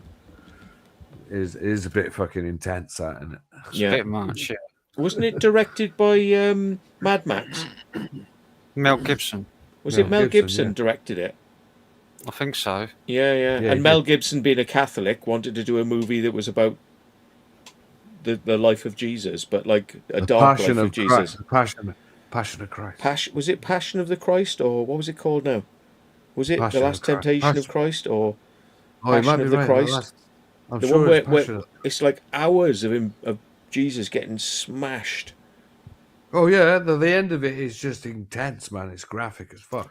Yeah. I watched a podcast the other day with this Greek scholar. He's a scholar in classics and old medical texts from like the ancient Greek world, and he studied the Septuagint and the original Bible, of the Greek version, and all the old stuff, and he translated it, and it's a totally different story about Jesus in there. It's like Mark in the Mark passage when Jesus got arrested by the Romans, and that's why he was crucified. He was in a brothel. Jesus was in a brothel. Right. And he came out the brothel, and then he was caught in the Garden of Gethsemane with a young boy, naked boy. And he held his hands up and he said, "I'm not a pirate." But in those days, the word pirate meant trafficker. I'm not a slave trafficker or child trafficker or slave trafficker. Well, so he was messing around with young boys. And that's why the Romans crucified him. It's like a totally different story, and that's in Mark. We're gonna have to go. This is another show, isn't it? This is another fucking show. Well, I mean, at the end of the day, it's pretty intense for something like that to happen, isn't it? Yeah, it's in the Bible as well, though. It says it in the Bible. In the what was the story like? I mean, I always thought it was like Peter, like betraying him, Oh, Yeah. and in the Greek version, the disciples are all young boys. They're not old. They're not old men. They're young. There you They're all go. young boys. They're all under the age of like 14, 13. Yeah, Different times, didn't- people used to be dead by their 30s back in those days, didn't they? So That's if right. you're, No one. Yeah, you know, you exactly. used to be an Look old at man when me. you were like 20. Yeah. Yeah, exactly. So there was no age limits back then, was there? Yeah. Now you say it, Frank, it's quite feasible. Like, yeah. But guys, It's- right, I reckon. Yep. Oh, That's a great time to sort of finish it. Really on that. yeah. controversial- Finish him on a question mark. Yeah. Fucking big question mark now. Yeah. God alive. Goodness gracious. Right, okay, folks. Well, it's been good. I'm gonna catch you later on. I got to get up by midday because I got people waiting on me to fucking Same help here. them out with, I help wanna them out go with some out. shit, like, you know. I want to go out. Yeah, I've got to go shopping as well. yeah. I gotta be doing like phone calls by midday. So yeah. Right, I got to get out by 1 o'clock. Like, so I want to go out. Well, we're all in the same boat then. Yeah. Yeah. Right. Rightio. Okay. We'll catch you later on. Thanks for popping in then. See you soon. Cheers for that, man. Bye bye. So Bye. long. Bye Bye. bye. Well, sod off. Sod off. I thought you said Sodom. Sodom and Gomorrah. Right. Cheers, folks.